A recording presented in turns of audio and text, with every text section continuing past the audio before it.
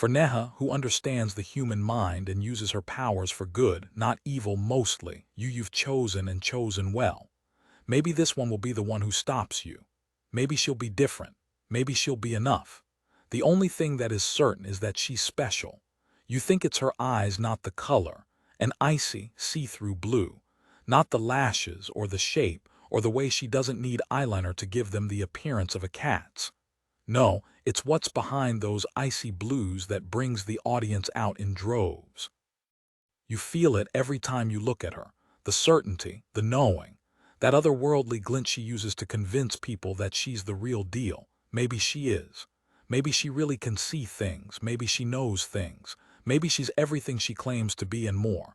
But watching her, counting her breaths, you smile because deep down you know that she isn't going to stop you. You don't really want her to stop you. She's fragile, perfect, marked. And the one thing this so-called psychic won't see coming is you. The hours were bad. The tips were worse. And the majority of my coworkers definitely left something to be desired. But c'est la vie, que sera sera, insert foreign language cliché of your choice here. It was a summer job, and that kept Nana off my back. It also prevented my various aunts, uncles, and kitchen sink cousins from feeling like they had to offer me temporary employment in their restaurant, butcher shop, legal practice boutique. Given the size of my father's very large, very extended, and very Italian family, the possibilities were endless, but it was always a variation on the same theme. My dad lived half a world away. My mother was missing, presumed dead. I was everyone's problem and nobody's. Teenager presumed troubled. Order up. With practiced ease, I grabbed a plate of pancakes, side of bacon with my left hand and a two-handed breakfast burrito, jalapenos on the side with my right.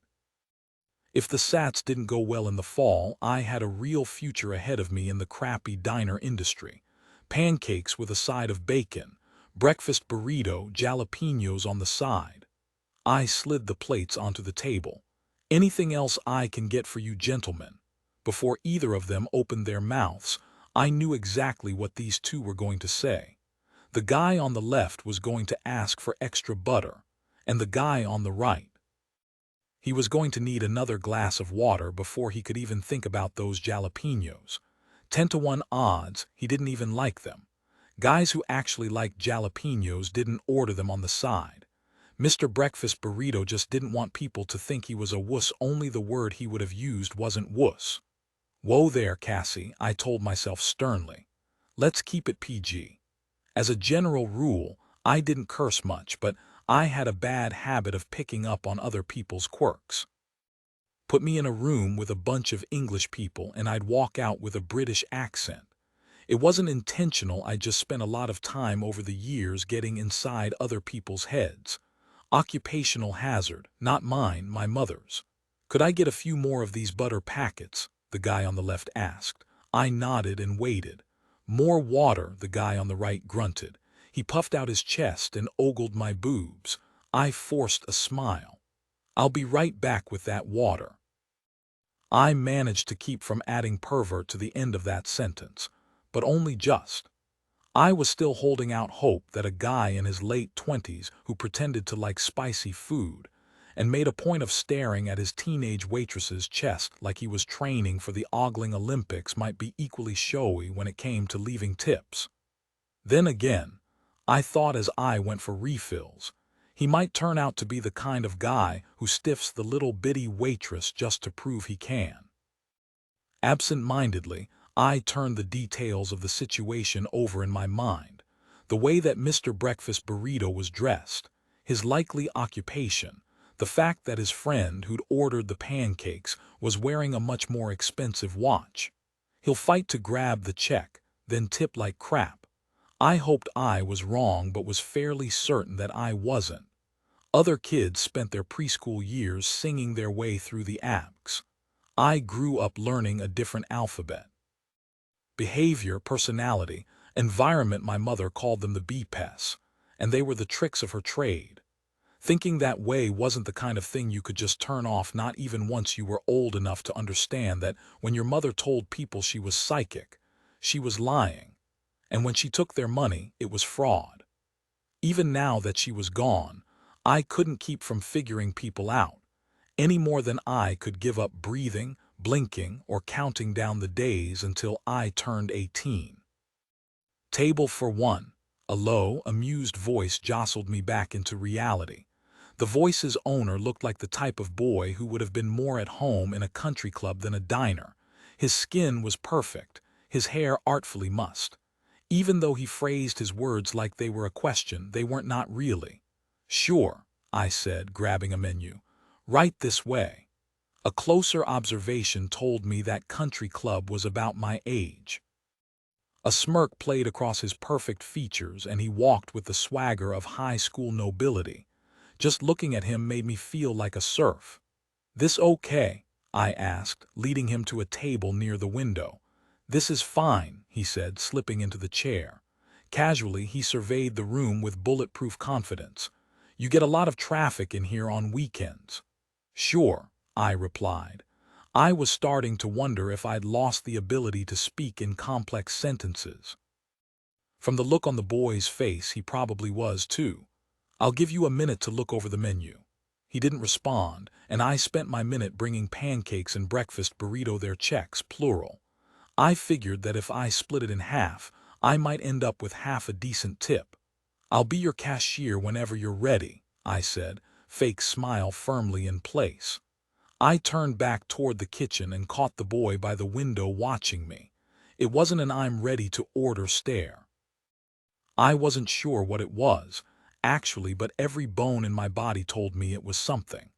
The niggling sensation that there was a key detail that I was missing about this whole situation about him wouldn't go away. Boys like that didn't usually eat in places like this. They didn't stare at girls like me. Self-conscious and wary, I crossed the room. "Did you decide what you'd like?" I asked. There was no getting out of taking his order, so I let my hair fall in my face, obscuring his view of it. "3 eggs," he said, hazel eyes fixed on what he could see of mine. "Side of pancakes, side of ham." I didn't need to write the order down, but I suddenly found myself wishing for a pen just so I'd have something to hold on to. "What kind of eggs?" I asked. "You tell me." The boy's words caught me off guard. "Excuse me." "Guess," he said. I stared at him through the wisps of hair still covering my face. "You want me to guess how you want your eggs cooked?" He smiled. "Why not?" And just like that, the gauntlet was thrown. "Not scrambled," I said, thinking out loud. Scrambled eggs were too average, too common, and this was a guy who liked to be a little bit different. Not too different, though, which ruled out poached, at least in a place like this. Sunny side up would have been too messy for him. Over hard wouldn't be messy enough. Over easy. I was as sure of the conclusion as I was of the color of his eyes. He smiled and closed his menu. "Are you going to tell me if I was right?" I asked, not because I needed confirmation, but because I wanted to see how he would respond. The boy shrugged. Now, where would the fun be in that? I wanted to stay there staring until I figured him out, but I didn't. I put his order in. I delivered his food. The lunch rush snuck up on me, and by the time I went back to check on him, the boy by the window was gone. He hadn't even waited for his check, he just left $20 on the table. I had just about decided that he could make me play guessing games to his heart's content for a $12 tip when I noticed the bill wasn't the only thing he'd left. There was also a business card. I picked it up. Stark white, black letters, evenly spaced. There was a seal in the upper left-hand corner, but relatively little text. A name, a job title, a phone number. Across the top of the card there were 4 words, 4 little words that knocked the wind out of me as effectively as a jab to the chest. I pocketed the card and the tip. I went back to the kitchen. I caught my breath, and then I looked at it again. Tanner Briggs, the name, special agent, job title, Federal Bureau of Investigation. 4 words, but I stared at them so hard that my vision blurred and I could only make out 3 letters. What in the world had I done to attract the attention of the FBI? After an 8-hour shift, my body was bone tired, but my mind was whirring. I wanted to shut myself in my room, collapse on my bed, and figure out what the Hello Kitty had happened that afternoon. Unfortunately, it was Sunday. There she is. Cassie, we were just about to send the boys out looking for you. My Aunt Tasha was among the more reasonable of my father's various siblings, so she didn't wink and ask me if I'd found myself a boyfriend to occupy my time. That was Uncle Rio's job. Our little heartbreaker, eh? You out there breaking hearts. Of course she is. I'd been a regular fixture at Sunday night dinners ever since social services had dropped me off on my father's doorstep metaphorically, thank God, when I was 12. After 5 years, I still hadn't ever heard Uncle Rio ask a question that he did not immediately proceed to answer himself. I don't have a boyfriend, I said. This was a well-established script and that was my line. Promise. What are we talking about? One of Uncle Rio's sons asked, plopping himself down on the living room sofa, dangling his legs over the side. Cassie's boyfriend, Uncle Rio replied. I rolled my eyes. I don't have a boyfriend. Cassie's secret boyfriend, Uncle Rio amended. I think you have me confused with Sophia and Kate, I said.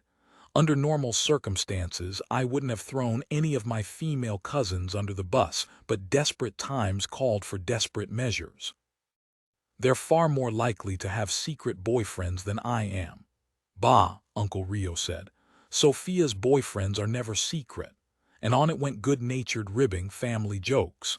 I played the part, letting their energy infect me, saying what they wanted me to say, smiling the smiles they wanted to see. It was warm and safe and happy, but it wasn't me. It never was. As soon as I was sure I wouldn't be missed, I ducked into the kitchen. Cassandra, good. My grandmother, elbow-deep in flour, her gray hair pulled into a loose bun at the nape of her neck, gave me a warm smile. How was work? Despite her little old lady appearance, Nana ruled the entire family like a general directing her troops. Right now, I was the one drifting out of formation. Work was work, I said. Not bad. But not good either, she narrowed her eyes. If I didn't play this right, I'd have 10 job offers within the hour. Family took care of family even when family was perfectly capable of taking care of herself. Today was actually decent, I said, trying to sound cheerful. Someone left me a $12 tip. And also, I added silently, a business card from the FBI. Good, Nana said. That is good, you had a good day. Yeah, Nana, I said, crossing the room to kiss her cheek because I knew it would make her happy. It was a good day. By the time everyone cleared out at 9, the card felt like lead in my pocket. I tried to help Nana with the dishes, but she shooed me upstairs. In the quiet of my own room, I could feel the energy draining out of me like air out of a slowly wilting balloon. I sat down on my bed and then let myself fall backward. The old springs groaned with the impact and I closed my eyes. My right hand found its way to my pocket and I pulled out the card. It was a joke. It had to be. That was why the pretty country club boy had felt off to me. That was why he'd taken an interest to mock me, but he didn't really seem the type. I opened my eyes and looked at the card. This time I let myself read it out loud. Special Agent Tanner Briggs, Federal Bureau of Investigation. A few hours in my pocket hadn't changed the text on the card. FBI? Seriously, who was this guy trying to kid? He'd looked 16, 17 max. Not like a special agent, just special. I couldn't push that thought down, and my eyes flitted reflexively toward the mirror on my wall. It was one of the great ironies of my life that I'd inherited all of my mother's features, but none of the magic with which they'd come together on her face. She'd been beautiful. I was odd-looking, oddly quiet, always the odd one out. Even after 5 years, I still couldn't think of my mother without thinking of the last time I'd seen her, shooing me out of her dressing room, a wide smile on her face. Then I thought about coming back to the dressing room, about the blood on the floor, on the walls, on the mirror. I hadn't been gone long. I'd opened the door, snap out of it, I told myself. I sat up and pushed my back up against the headboard, unable to quit thinking about the smell of blood and that moment of knowing it was my mother's and praying it wasn't. What if that was what this was about? What if the card wasn't a joke? What if the FBI was looking into my mother's murder? It's been 5 years, I told myself, but the case was still open. My mother's body had never been found. Based on the amount of blood, that was what the police had been looking for from the beginning. A body. I turned the business card over in my hands. On the back there was a handwritten note. Cassandra, it said, please call. That was it. My name and then the directive to call in capital letters.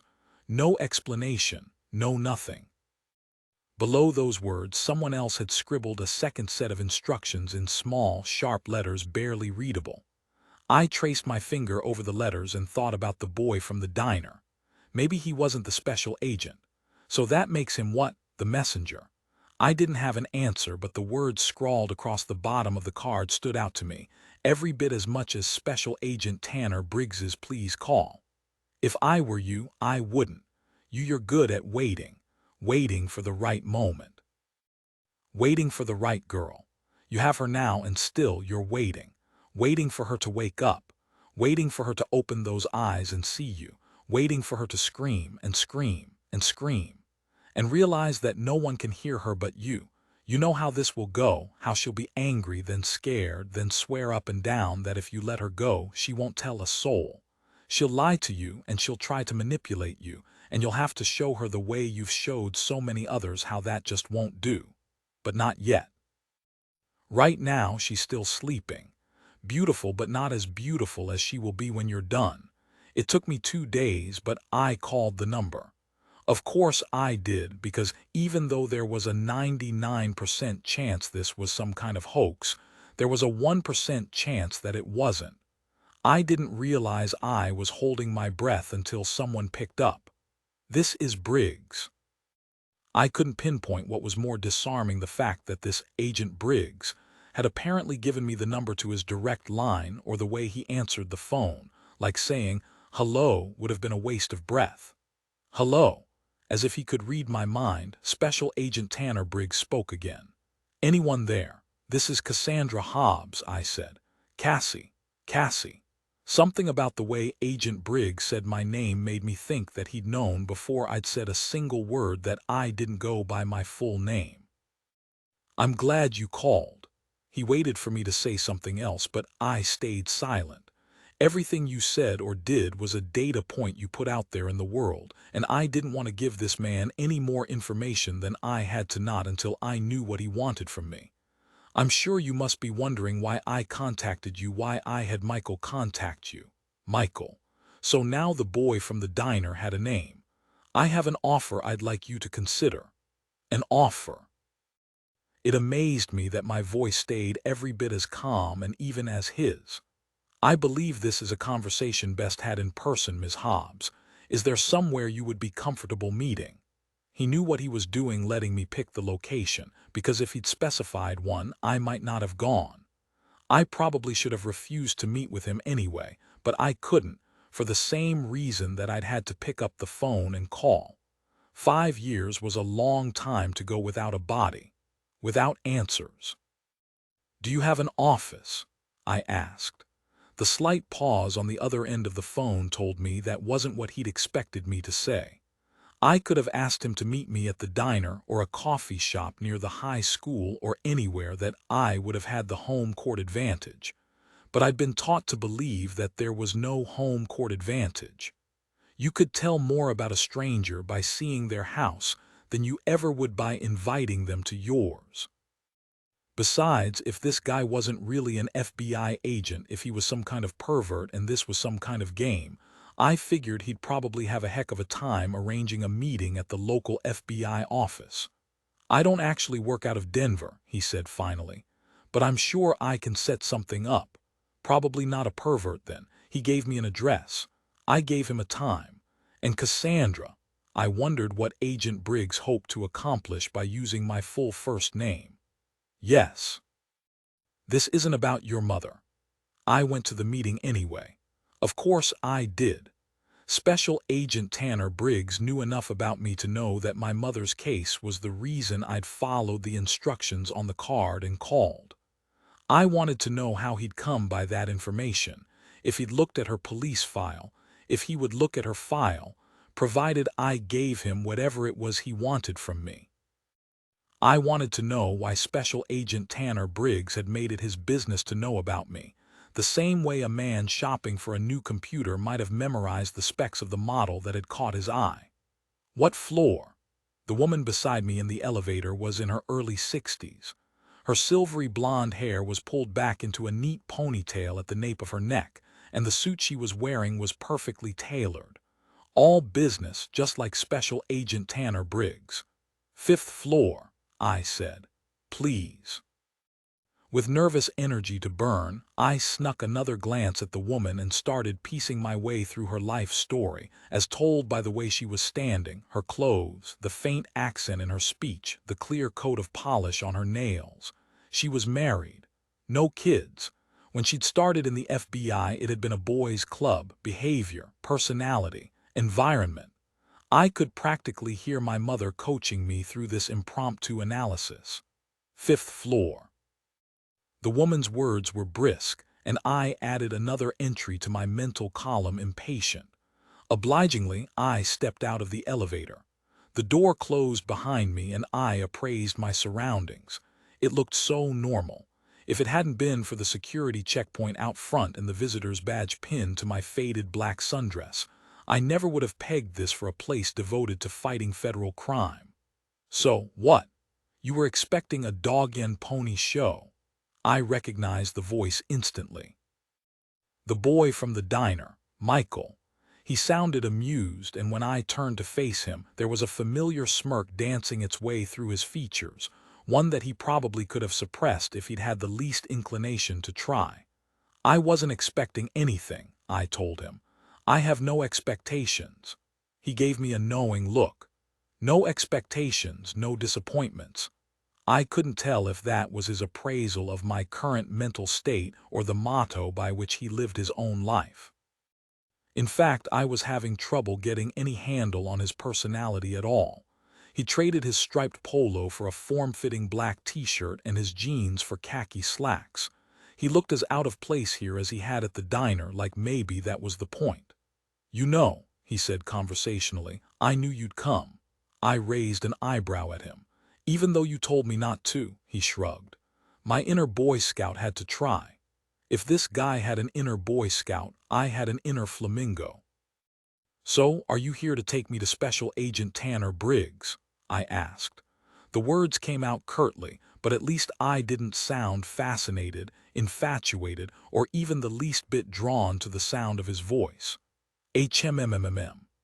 In response to my question, Michael made a non-committal noise under his breath and inclined his head as close to a yes as I was going to get. He led me around the bullpen and down a hallway.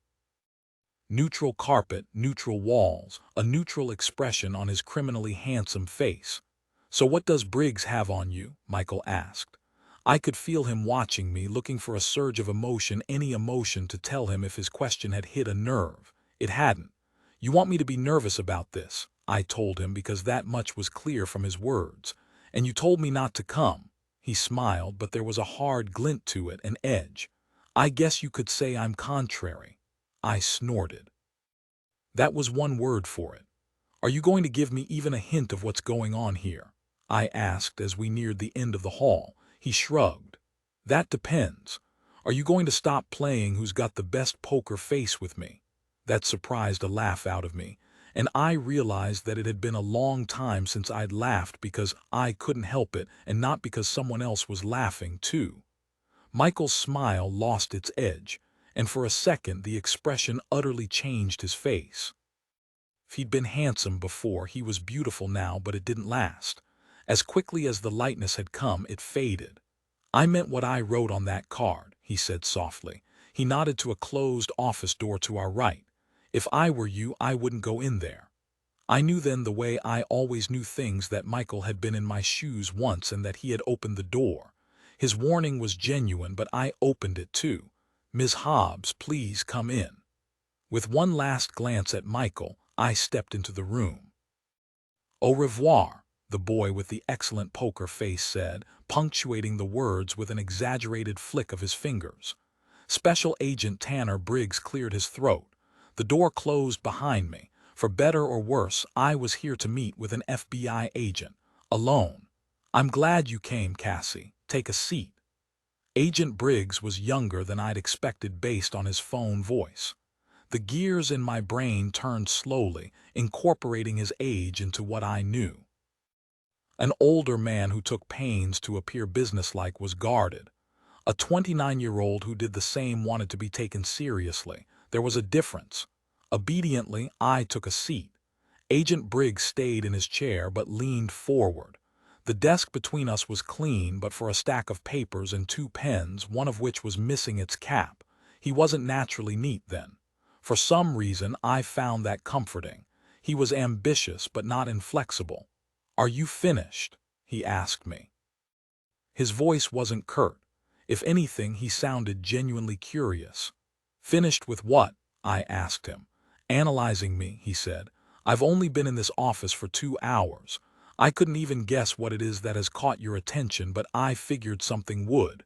With naturals, something almost always does. Naturals." He said the word like he was expecting me to repeat it with a question mark in my tone. I didn't say anything.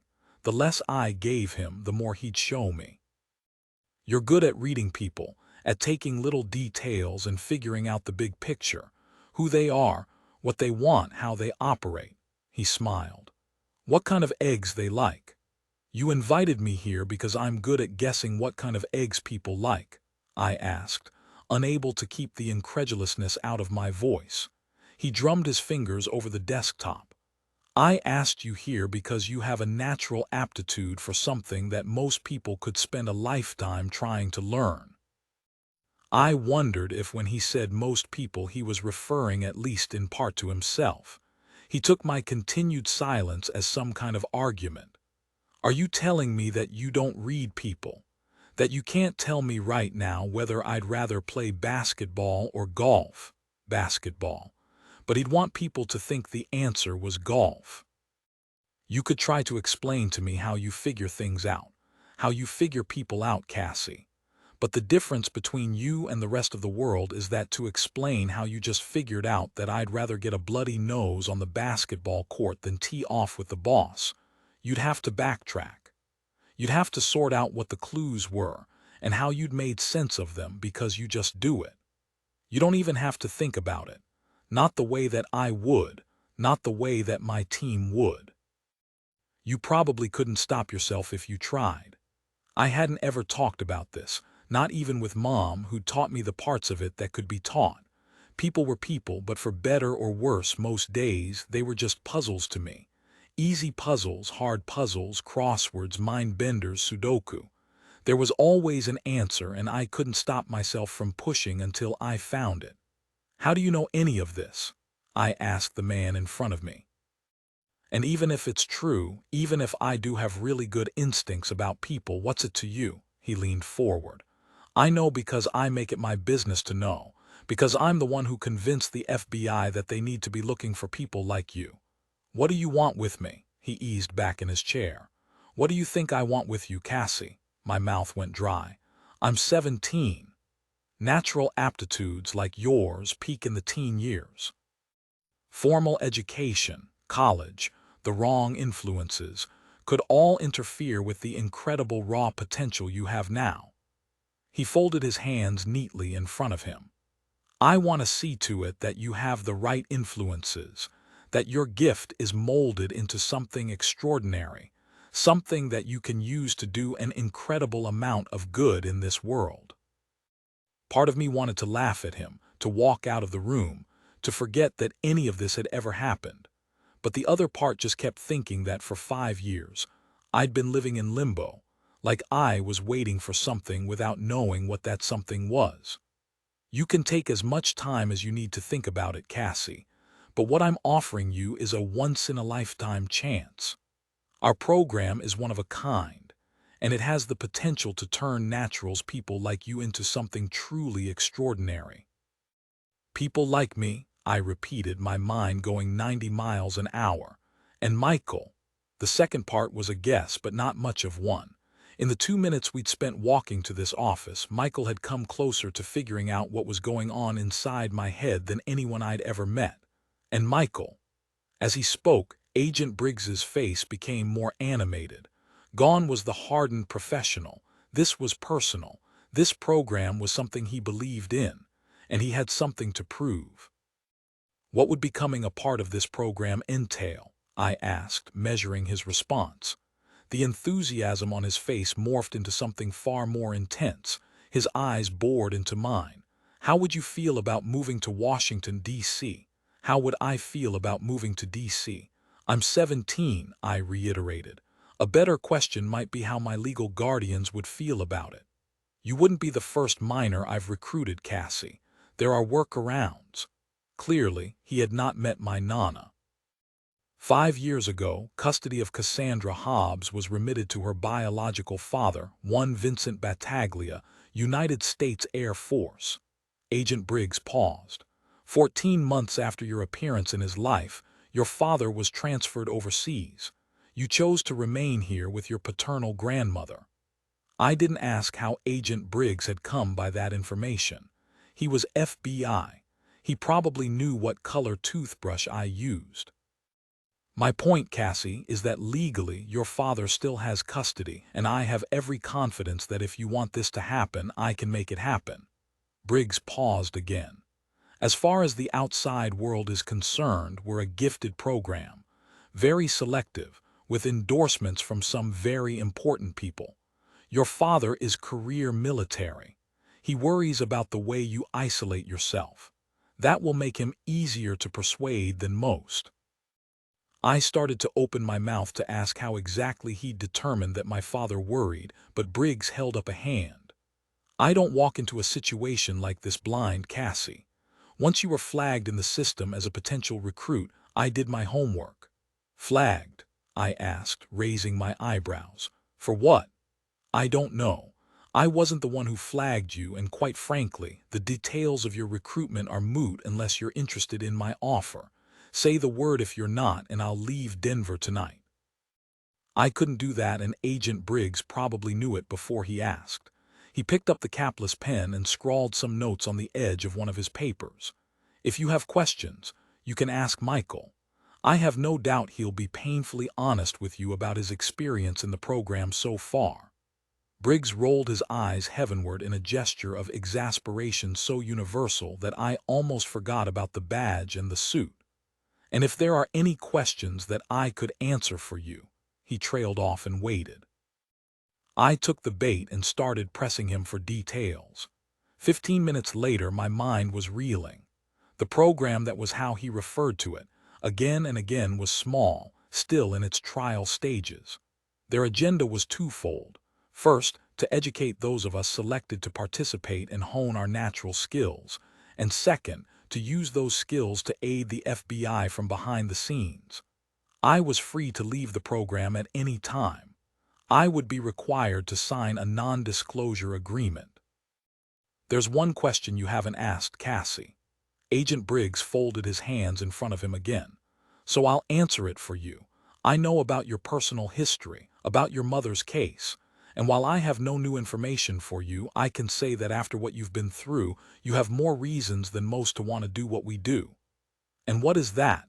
I asked, my throat tightening at the mere mention of the M word. You said that you'll provide training, and that in exchange I'll be consulting for you. Consulting on what exactly? Training for what? He paused, but whether he was assessing me or adding emphasis to his answer, I wasn't sure. You'll be helping on cold cases, ones the Bureau hasn't been able to close. I thought of my mother, the blood on the mirror and the sirens, and the way I used to sleep with a phone, hoping so desperately that it would ring. I had to force myself to keep breathing normally, to keep from closing my eyes and picturing my mom's impish, smiling face. What kind of cold cases? I asked, my voice catching in my throat. My lips felt suddenly dry. My eyes felt wet. Agent Briggs had the decency to ignore the emotion now evident on my face. The exact assignments vary depending on your specialty. Michael's a natural at reading emotions, so he spends a great deal of time going over testimony and interrogation tapes. With his background, I suspect he'll ultimately be a good fit for our white-collar crime division, but a person with his skill set can be useful in any kind of investigation. One of the other recruits in the program is a walking encyclopedia who sees patterns and probabilities everywhere she looks. We started her out on crime scene analysis. "And me?" I asked. He was silent for a moment, measuring. I glanced at the papers on his desk and wondered if any of them were about me. "You're a natural profiler," he said finally. "You can look at a pattern of behavior and figure out the personality of the perpetrator, or guess how a given individual is likely to behave in the future. That tends to come in handy when we have a series of interrelated crimes but no definite suspect." I read in between the lines of that statement but wanted to be sure. "Interrelated crimes. Serial crimes," he said, choosing a different word and letting it hang in the air around us. "Abductions, arson, sexual assault." He paused, and I knew what the next word out of his mouth was going to be before he said it. "Murder." The truth he'd been dancing around for the past hour was suddenly incredibly clear. He and his team, this program, they didn't just want to teach me how to hone my skills. They wanted to use them to catch killers, serial killers. You look at the body and feel a rush of anger, rage. It's supposed to be sublime. You're supposed to decide. You're supposed to feel the life go out of her. She isn't supposed to rush you. She shouldn't be dead yet, but she is. She should be perfect now, but she's not. She didn't scream enough, and then she screamed too much, and she called you names. Names that he used to call you, and you got angry. It was over too fast, too soon, and it wasn't your fault, damn it. It was hers. She's the one who made you angry. She's the one who ruined it. You're better than this. You're supposed to be looking at her body and feeling the power, the rush. She's supposed to be a work of art, but she's not. You drive the knife into her stomach again and again, blinded to anything else. She's not perfect. She's not beautiful. She's nothing. You're nothing. But you won't stay nothing for long. I gave Agent Briggs the go-ahead to talk to my father. My father called me. Less than a week after I told my dad this was what I wanted, I got word that Briggs had obtained the necessary permissions. My paperwork had gone through. That night, I quit my job at the diner. I took a shower, changed into my pajamas, and prepared for World War III. I was going to do this. I'd known that from almost the moment that Agent Briggs had started speaking. I cared about my grandmother. I did. And I knew how hard she and the rest of the family had tried to make me feel loved, no matter how I'd come to them or how much of my mother there was in me. But I'd never really belonged here. A part of me had never really left that fateful theater. The lights, the crowd, the blood. Maybe I never would, but Agent Briggs was offering me a chance to do something about it. I might never solve my own mother's murder, but this program would turn me into the kind of person who could catch killers, who could make sure that another little girl, in another life, with another mother, would never have to see what I had seen. It was morbid and horrifying, and the very last life the family would have imagined for me, and I wanted it more than I had ever wanted anything. I combed my fingers through my hair. Wet, it looked dark enough to pass for brown instead of auburn. The steam from the shower had brought some color into my cheeks. I looked like the type of girl who could belong here with this family. With wet hair, I didn't look so much like my mother. Chicken. I leveled the insult at my own reflection and then pushed back from the mirror. I could stay here until my hair dried, in fact. I could stay here until my hair went gray, and that wouldn't make the conversation I was about to have any easier. Downstairs, Nana was curled up in a recliner in the living room, reading glasses perched on her nose and a large print romance novel open in her lap. She looked up the second I stepped in the room, her eagle eyes sharp. "You are ready for bed early," she said, no small amount of suspicion in her voice. Nana had successfully raised 8 children. If I'd been the type to make trouble, there would have been none that I could have stirred up that she hadn't already seen. "I quit my job today," I said, and the sparkle in her eyes told me those had been the wrong words to lead with. "I don't need you to get me a new one," I added hastily. Nana made a dismissive sound under her breath. "Of course not. You are independent. You do not need anything from your old Nana. You do not care if she worries." Well, this was going well.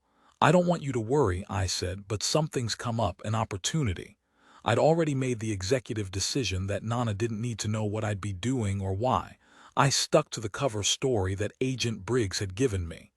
"There's a school," I said, "a special program. The director came to see me last week." Nana harumphed. "He talked to Dad." "The director of this program talked to your father," Nana repeated. "And what did my son say to this man who could not be bothered to introduce himself to me?" I explained as much as I could. I gave her a pamphlet that Agent Briggs had given me, one that didn't mention words like profiling or serial killers or FBI. "It's a small program," I said, "at a kind of group home. And your father, he said you could go." Nana narrowed her eyes at the smiling kids on the front of the pamphlet, like they were personally responsible for leading her precious granddaughter astray. "He already signed the papers, Nana." I looked down at my hands, which had woven themselves together at my waist. "I'm going to go." There was silence, then a sharp intake of breath, and then an explosion. I didn't speak Italian, but based on the emphatic gestures and the way she was spitting out the words, I was able to make an educated guess at a translation. Nana's granddaughter was moving cross-country to enroll in a government-sponsored gifted program over her dead and rotting corpse. Nobody stages an intervention like my father's family stages an intervention. The bat signal had nothing on the Battaglia signal, and less than 24 hours after Nana sent out the distress call, the family had gathered in force. There was yelling and screaming and crying and food. Lots of food. I was threatened and cajoled, browbeaten and clasped to multiple bosoms. But for the first time since I'd met this half of my family tree, I couldn't just temper my reactions to theirs. I couldn't give them what they wanted. I couldn't pretend. The noise built to a crescendo, and I drew into myself and waited for it to pass. Eventually, they'd notice that I wasn't saying anything. "Cassie, sweetheart, aren't you happy here?" one of my aunts asked finally. The rest of the table fell silent. I couldn't say any more than that. I saw the realization pass over their faces. "It's not that I'm not happy," I interjected quickly. "It's just," for once, they heard what I wasn't saying. From the moment they'd learned of my existence, I'd been family to them. They hadn't realized that in my own eyes I'd always been and maybe always would be an outsider. "I need to do this," I said, my voice as quiet as theirs had been loud. "For my mom." That was closer to the truth than I'd ever meant to tell them. "You think your mother would have wanted you to do this?" Nana asked. "To leave the family that loves you, that will take care of you, to go off to the other side of the country alone to do God knows what?" It was meant as a rhetorical question, but I answered it, vehemently, decisively. "Yes." I paused, expecting an argument, but I didn't get one. "I know you don't like it, and I hope you don't hate me for it, but I have to do this." I stood up. "I leave in 3 days. I'd really like to come back for Christmas, but if you don't want me here, I'd understand." Nana crossed the room in a second, surprisingly spry for someone her age. She poked a vicious finger into my chest. "You come home for Christmas," she said in a manner that made it quite clear she considered it an order. "You even think about not coming home." She narrowed her eyes and drew her poking finger across her neck in a menacing fashion. "Capus." A smile tugged at the edge of my lips and tears burned in my eyes. "Capus." 3 days later, I left for the program. Michael was the one who came to pick me up. He parked out at the curb and waited. "I do not like this," Nana told me for maybe the 1,000th time. "I know." I brushed a kiss against her temple and she cupped my head in her hands. "You be good," she said fiercely. "You be careful. Your father, she added as an afterthought. I am going to kill him. I glanced back over my shoulder and saw Michael standing with his back to a gleaming black Porsche. From a distance, I couldn't make out the expression on his face, but I had a suspicion that he wasn't having any trouble interpreting my feelings. I'll be careful, I told Nana, turning my back on the boy with the discerning eye. Promise. She said finally. How much trouble can you get into? There are only a few students in the entire school. A few students who were being trained to analyze crime scenes, pore over witness testimony, and track serial killers. What trouble could we possibly get into? Without another word, I hauled my bag out to the car. Nana followed, and when Michael opened the trunk but made no move to help me with my bag, she shot him a disapproving look. You are just going to stand there? She asked. With an almost imperceptible smirk, Michael took the bag from my hand and hoisted it effortlessly into the trunk. Then he leaned close into my personal space and whispered, "And here I'd pegged you as the kind of girl who'd want to do the heavy lifting herself." Nana eyed me. She eyed Michael. She eyed what little space there was between the two of us. And then she made a harumphing sound. "Anything happens to her," she told Michael, "this family we know how to dispose of a body." Instead of giving in to the mortification and burying my head in my hands, I said goodbye to Nana and climbed into the car. Michael followed suit. "Sorry about that," I said. Michael arched one eyebrow. "About the death threat or the imaginary chastity belt she's fitting you with as we speak. Shut up." "Oh, come on, Cassie. I think it's nice you have a family that cares." Maybe he thought that was nice and maybe he didn't. "I don't want to talk about my family." Michael grinned, completely undeterred. "I know." I thought back to what Agent Briggs had told me about Michael's gift. "You read emotions," I said. "Facial expressions, posture, gestures, the works," he said. "You nibble on the inside of your lip when you're nervous, and you get this little wrinkle at the corner of your right eye when you're trying not to stare." He said all of this without ever taking his eyes off the road. My gaze flitted to the speedometer and I realized how fast we were going. "Do you want to get pulled over?" I squeaked. He shrugged. "You're the profiler," he said. "You tell me." He eased off the accelerator ever so slightly. "That's what profilers do, isn't it? You look at the way a person is dressed or the way a person talks, every little detail, and you put that person in a box. You figure out what kind of individual you're dealing with, and you convince yourself that you know exactly what everyone else wants." Okay, so he'd had an experience and not a good one with a profiler in the past. I took that to mean that the difficulty I'd been having getting a read on him was no accident. He liked keeping me guessing. "You wear a different style of clothing every time I see you," I said. "You stand differently, you talk differently, you never say anything about yourself." "Maybe I like being tall, dark, and mysterious," Michael replied, taking a turn so quickly that I had to remind myself to breathe. "You're not that tall," I gritted out. He laughed. "You're annoyed with me," he said, wiggling his eyebrows, "but also intrigued. Would you stop that?" I'd never realized how irritating it was to be the one under the microscope. "I'll make you a deal," Michael said. "I'll stop trying to read your emotions if you stop trying to profile me." I had so many questions about the way he'd grown up, about his ability, about why he'd warned me to stay away, but unless I wanted him making an intense study of my emotions, I'd have to get my answers the normal way.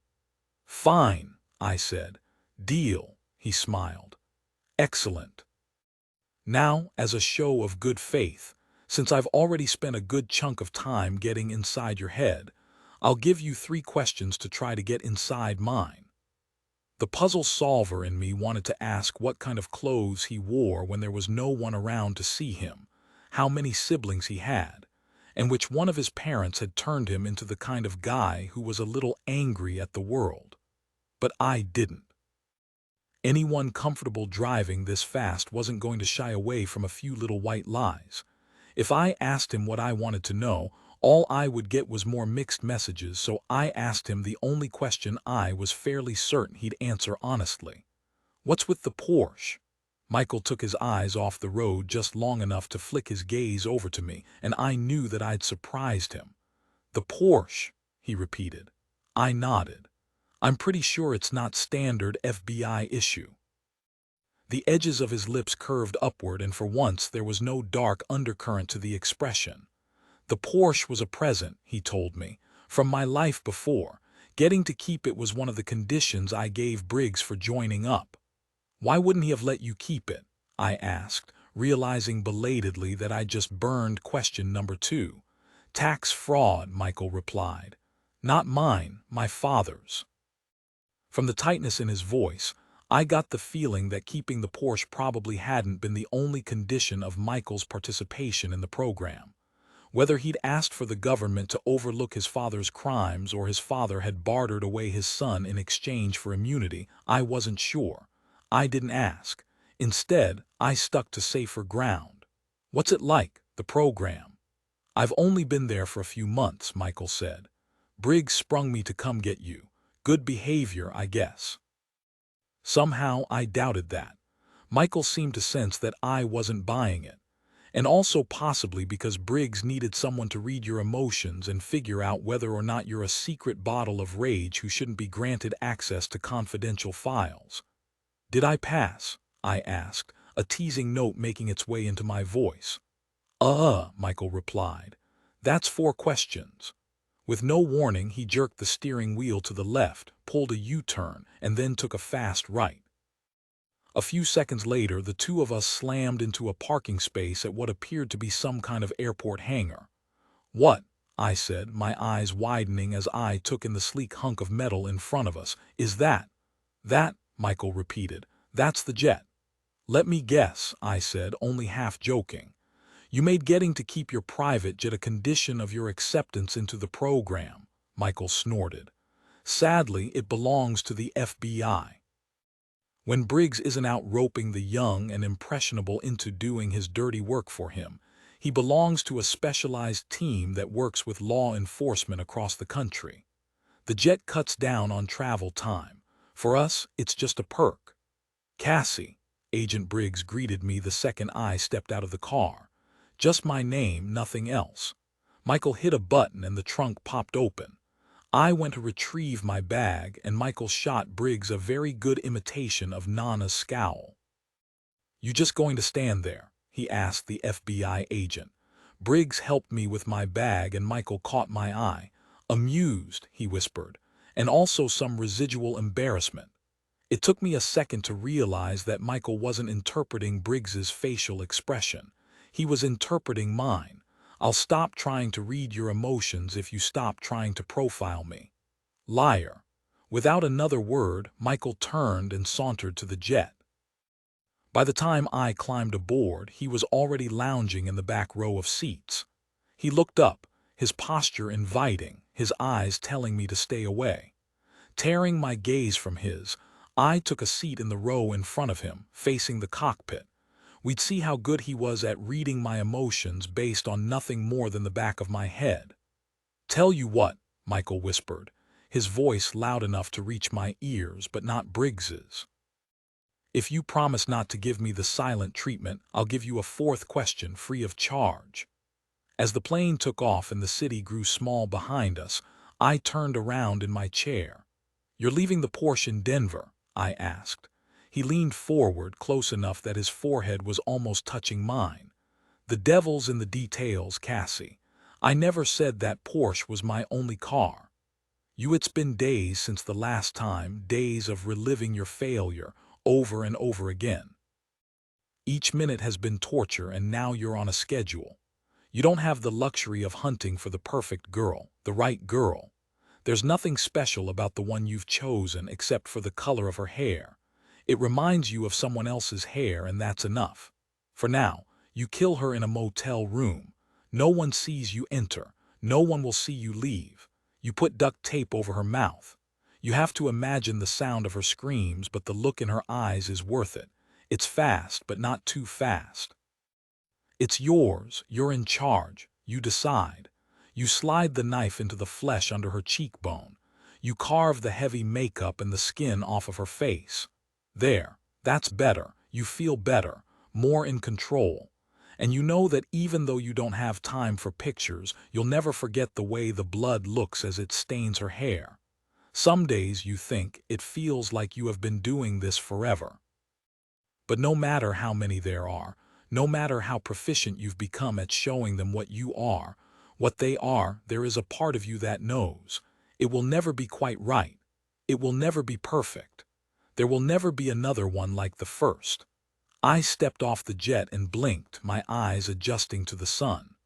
A woman with bright red hair strode toward the plane. She was wearing a gray suit and black sunglasses, and she walked like she had someplace to be. "I heard a rumor we were getting in around the same time," she called out to Briggs. "Thought I'd come to greet you in person." Without waiting for a reply, she turned her attention to me. "I'm Special Agent Lacey Locke. Briggs is my partner and you're Cassandra Hobbs." She timed this speech to end just as she closed the space between us. She held out a hand, and I was struck by the fact that she looked somehow impish despite the sunglasses and the suit. I took her hand. "It's nice to meet you," I said. "Most people just call me Cassie." "Cassie it is then," she replied. "Briggs tells me you're one of mine." "One of hers," Michael filled in the blank. "A profiler." "Don't sound so enthusiastic about the science of profiling, Michael," Locke said lightly. "Cassie might mistake you for a 17-year-old boy without a strong sense of derision for the rest of the world." Michael held a hand to his chest. "Your sarcasm wounds me, Agent Locke," she snorted. "You're home early," Briggs cut in, aiming the comment at Agent Locke. "Nothing in Boise," Locke gave a brief jerk of her head. "Dead end." An unspoken communication passed between the two of them, and then Briggs turned to me. "As Michael so obligingly pointed out, Agent Locke is a profiler. She'll be in charge of your training." "Lucky you," Locke said with a grin. "Are you—" I wasn't sure how to ask. "A natural," she said. "No. There's only one thing I've ever been a natural at, and sadly, I can't tell you about that until you're 21. But I did go through the FBI Academy and took every class they offered in behavioral analysis. I've been a part of the behavioral science unit for almost 3 years." I wondered if it would be rude to ask how old she was now. 29, she said. "And don't worry, you'll get used to it." "Used to what?" She grinned again. "People answering questions before you ask them." The program's base of operations was a looming Victorian-style house in the tiny town of Quantico, Virginia, close enough to FBI headquarters on Marine Corps Base Quantico to be handy, but not so close that people were going to start asking questions. Living room, media room, library, study.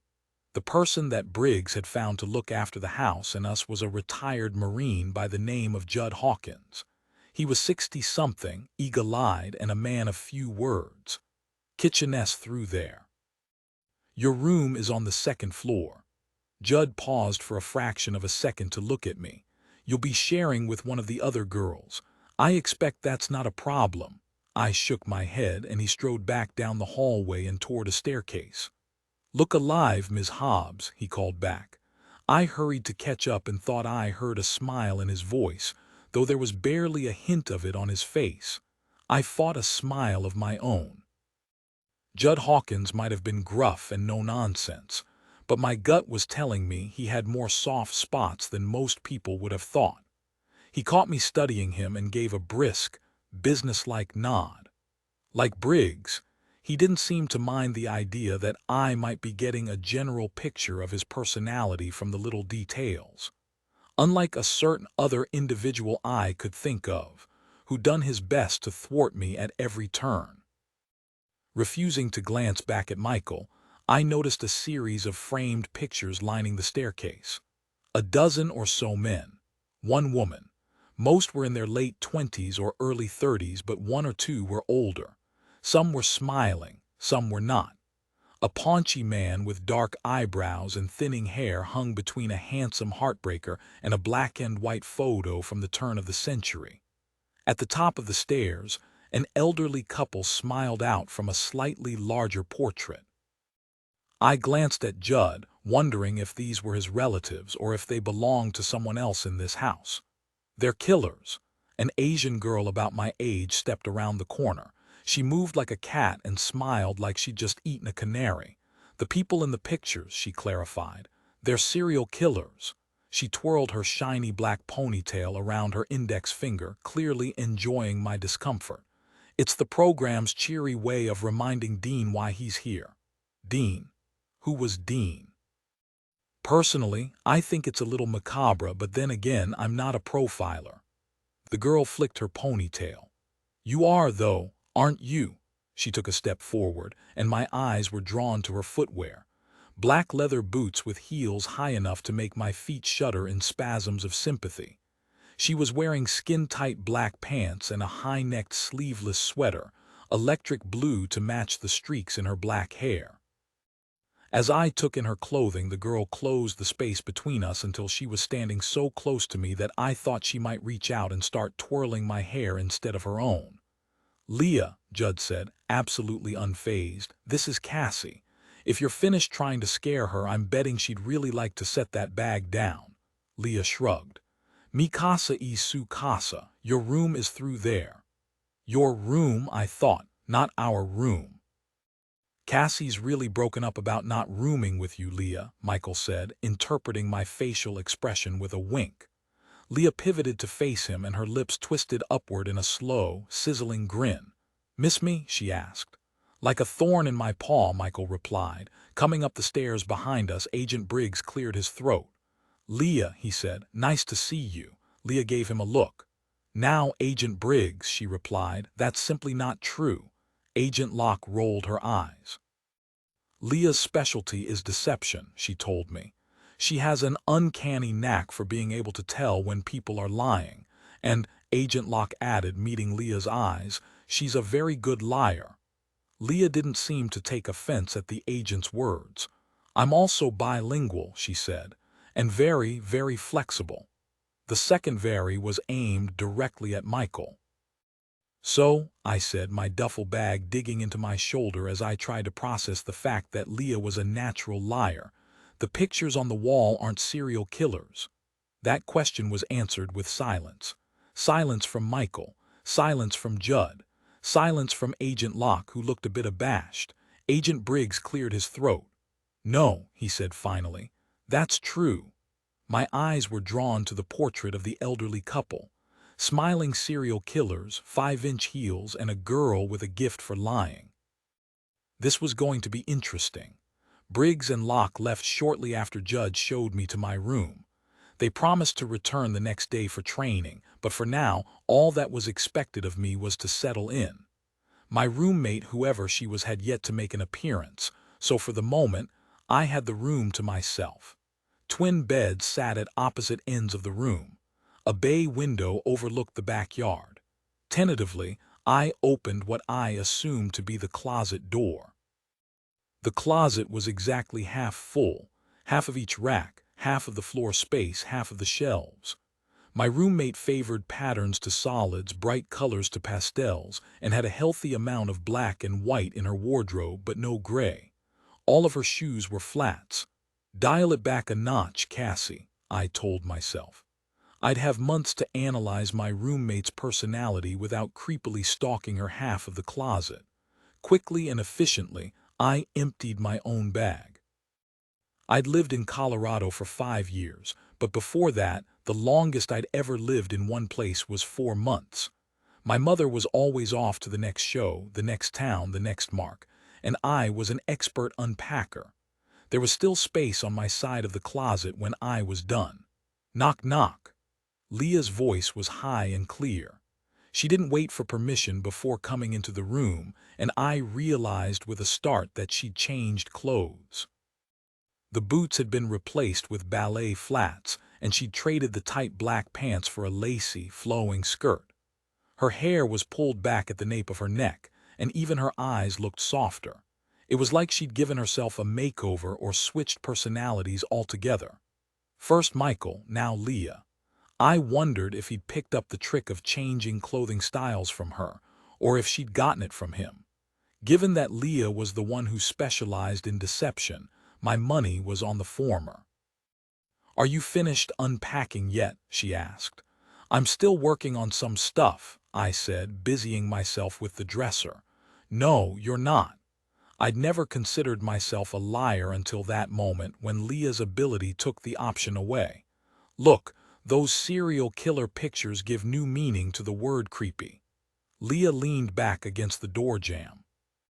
I was here for 6 weeks before someone told me that Grandma and Gramps were actually Faye and Ray Copeland, who were convicted of killing 5 people and made a cozy little quilt out of their clothes. Trust me, it's better that you know now. Thanks, I said dryly. Anyway, Leah said, dragging out the word, Judd gives crappy tour. He's a surprisingly decent cook, and he's got eyes in the back of his head, but he's not exactly what one would call chatty, and unless we're about to burn the place down, he's pretty hands-off. I thought you might want a real tour, or that you might have some questions. I wasn't sure that a person renowned for her skill at lying was the ideal information source or tour guide, but I wasn't about to turn down a peace offering, and I did have one question. Where's my roommate? Where she always is, Leah replied innocently. The basement. The basement ran the length of the house and stretched out underneath the front and back yards. From the bottom of the stairs, all I could see was 2 enormous white walls that ran the width of the space but didn't quite reach the 14-foot ceilings. There was a small space between where one wall ended and the next began. An entrance. I walked toward it. Something exploded and I jumped backward, my hands flying up in front of my face. Glass, I thought belatedly, shattering glass. A second later, I realized that I couldn't see the source of the sound. I lowered my hands and looked back at Leah, who hadn't so much as flinched. Is that normal? I asked her. She gave a graceful little shrug. Define normal. A girl poked her head out from behind one of the partitions. Conforming to a type, standard, or regular pattern. The first thing I noticed about the girl, other than the chipper tone in her voice, and the fact that she had literally just defined normal, was her hair. It was blonde, glow-in-the-dark pale, and stick-straight.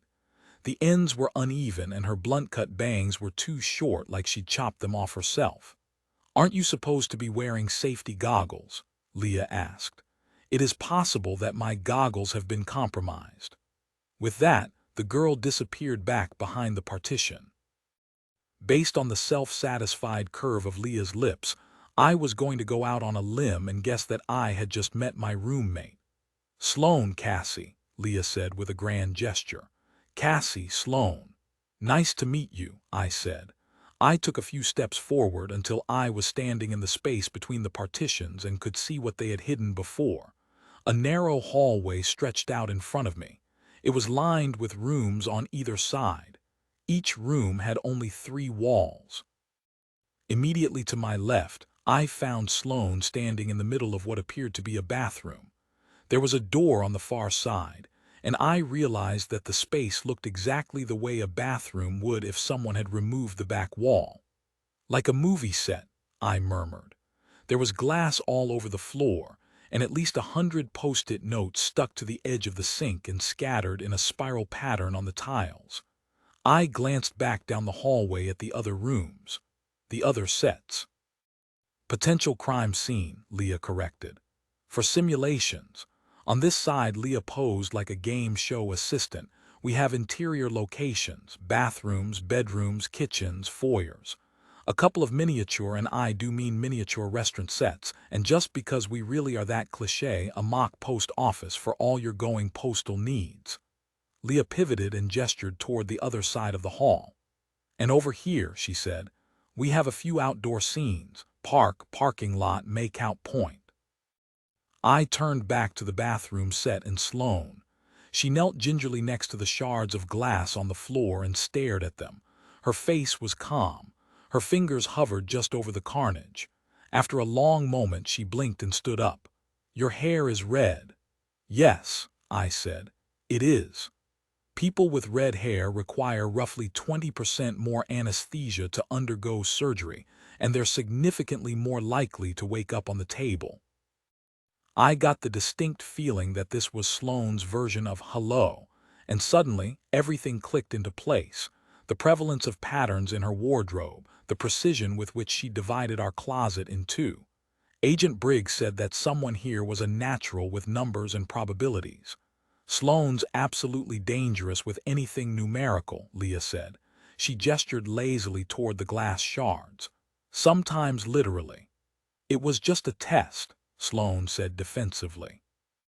The algorithm that predicts the scatter pattern of the shards is really quite fascinating, a voice behind us suggested. Leah dragged one long manicured nail over her bottom lip. I turned around. Michael smiled. You should see her when she's had caffeine, he told me, nodding at Sloane. Michael, Sloane said darkly, hides the coffee. Trust me, Michael drawled, it's a kindness to us all. He paused and then gave me a long, slow smile. These two have you nice and traumatized yet Colorado. I processed the fact that he'd just given me a nickname and Leah stepped in between us. Traumatized, she repeated. It's almost like you don't trust me, Michael. Her eyes widened and her lower lip poked out. Michael snorted, wonder why. An emotion reader, a deception specialist, a statistician who could not be allowed to ingest coffee, and me. Is this it? I asked. Just the four of us. Hadn't Leah mentioned someone else? Michael's eyes darkened. Leah's mouth curved slowly into a smile. Well, Sloane said brightly, completely unaware of the changing undercurrent in the room. There's also Dean. We found Dean in the garage. He was lying on a black bench facing away from the door. Dark blonde hair was plastered to his face with sweat, his jaw clenched as he executed a series of slow and methodical bench presses.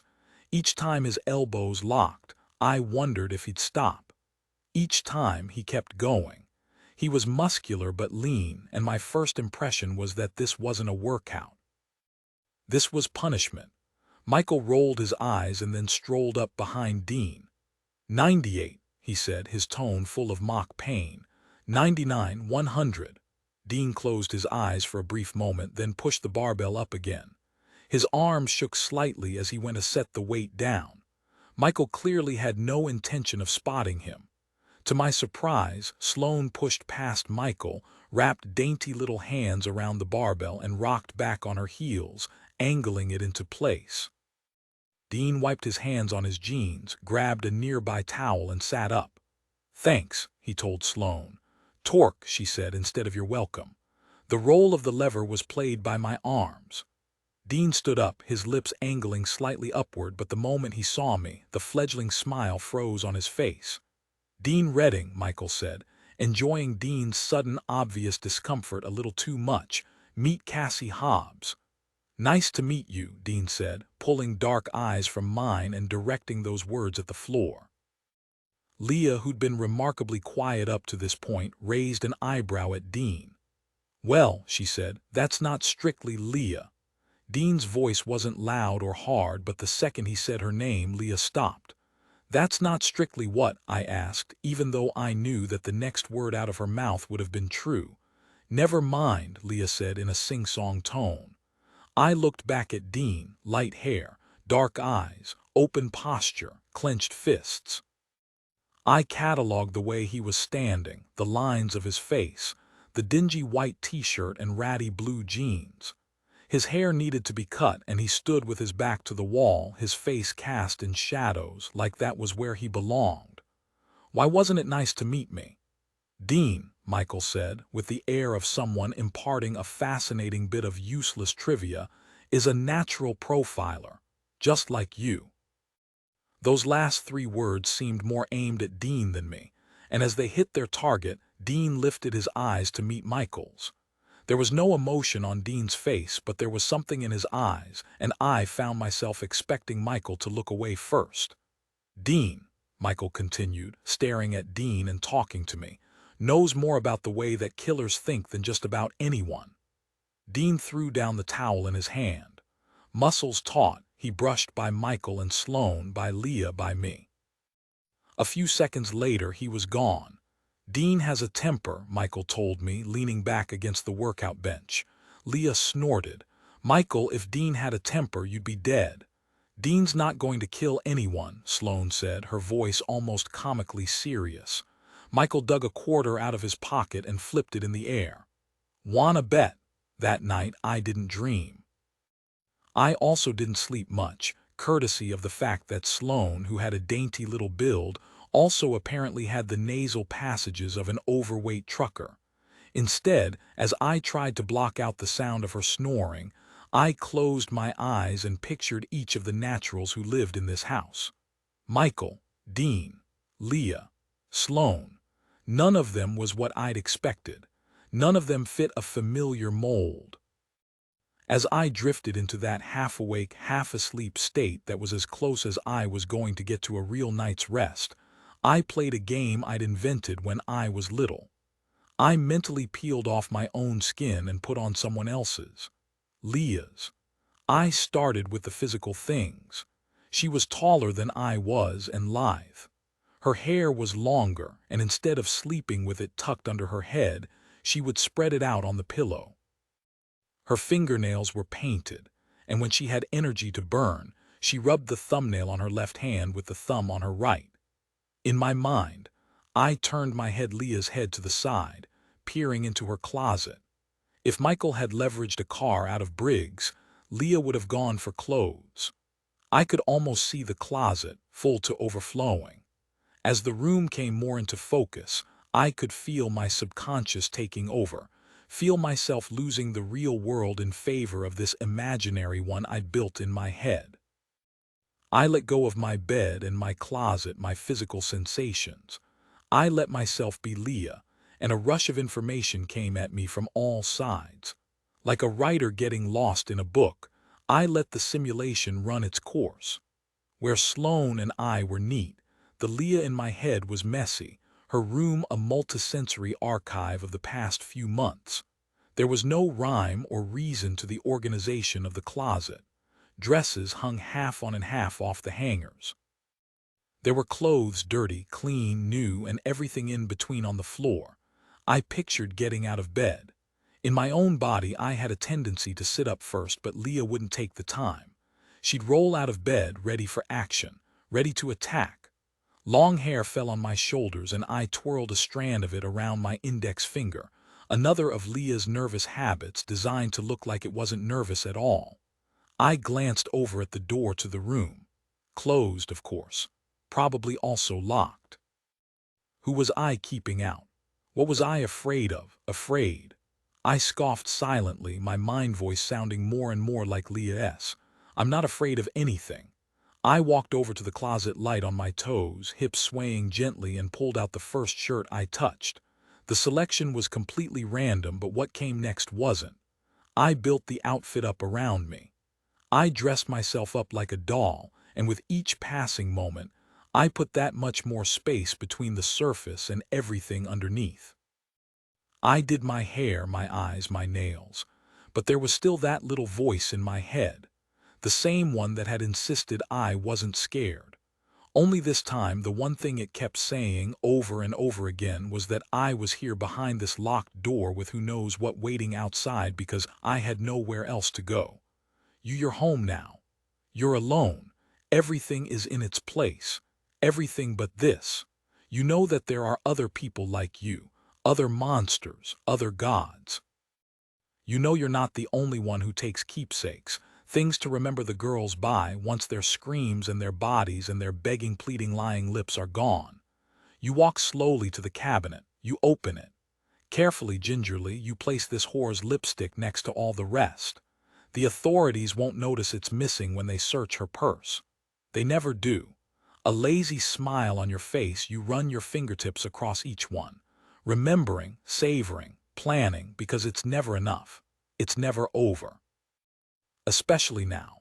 The next day, I could barely look at Leah. The game I'd played the night before was one my younger self had played with strangers. Children I'd met in diners, people who had come to my mother's shows. They were never real to me, and neither were the things I'd imagined once I'd mentally tried on their shoes. But now I had to wonder how much of it was really imagination, and how much of it was my subconscious working its way through Leah's BPE. Had I imagined that Leah was messy, or had I profiled it? There's cereal in the cabinet and eggs in the fridge. Judd greeted me from behind a newspaper as I wandered into the kitchen, still debating that question. I'm making a grocery run at 0900. If you've got requests, speak now or forever hold your peace. No requests, I said. Low maintenance, Judd commented. I shrugged. I try. Judd folded his paper, carried an empty mug to the sink, and rinsed it out. A minute later, at 9 o'clock on the dot, I was alone in the kitchen.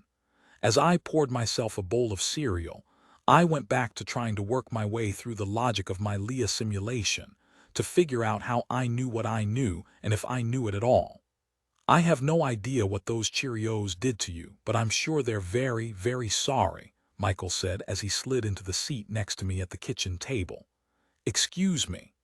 You've been stirring them into submission for a good 5 minutes, Michael told me. Spoon violence is what it is. I picked up a Cheerio and flicked it at him.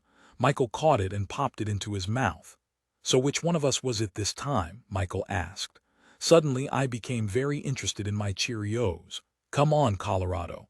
When your brain starts profiling, your face starts broadcasting a mix of concentration, curiosity, and calm. Michael paused. I took a big bite of cereal. The muscles in your neck relax, he continued. Your lips turn ever so subtly down. Your head tilts slightly to one side and you get crow's feet at the corners of your eyes. I set my spoon calmly in my bowl. I do not get crow's feet. Michael helped himself to my spoon and a bite of cereal. Anyone ever tell you you're cute when you're annoyed? I hope I'm not interrupting. Leah came in, stole the cereal box, and started eating right out of the carton. Actually, that's not true. Whatever's going on here, I am absolutely delighted to interrupt it. I tried to keep myself from studying Leah, and I definitely tried to keep from wrinkling the corners of my eyes, but it was hard to ignore the fact that she was wearing barely their silk pajamas. And pearls. So, Cassie, are you ready for your first day of How to Crawl into the Skulls of Bad Guys 101? Leah set the cereal box down and headed for the fridge. Her head disappeared into the refrigerator as she started digging around. Her pajama bottoms left very little to the imagination. I'm ready, I said, averting my eyes. Cassie was born ready, Michael declared. Over in the refrigerator, Leah stopped rummaging for a moment. Besides, Michael continued, whatever Agent Locke has her doing, it has to be better than watching foreign language films, without the subtitles. I bit back a smile at the aggrieved tone in Michael's voice. Is that what they had you do on your first day? That, Michael said, is what they had me do for my first month. Emotions aren't about what people say, he mimicked. They're about posture, facial expressions, and culture-specific instantiations of universal phenomenological experiences. Leah exited the refrigerator with empty hands, shut the door, and opened the freezer. Poor baby, she told Michael. I've been here for almost 3 years, and the only thing they've taught me is that psychopaths are really good liars and FBI agents are really bad ones. Have you met many? I asked. FBI agents. Leah feigned ignorance as she retrieved a carton of mint chocolate chip ice cream from the freezer. I gave her a look. Psychopaths. She grabbed a spoon out of the drawer and brandished it like a magic wand. The FBI hides us away in a nice little house in a nice little neighborhood in a nice little town. Do you really think Briggs is going to let me tag along on prison interviews, or go into the field where I might actually get to do something? Michael put Leah's words in slightly more diplomatic terms.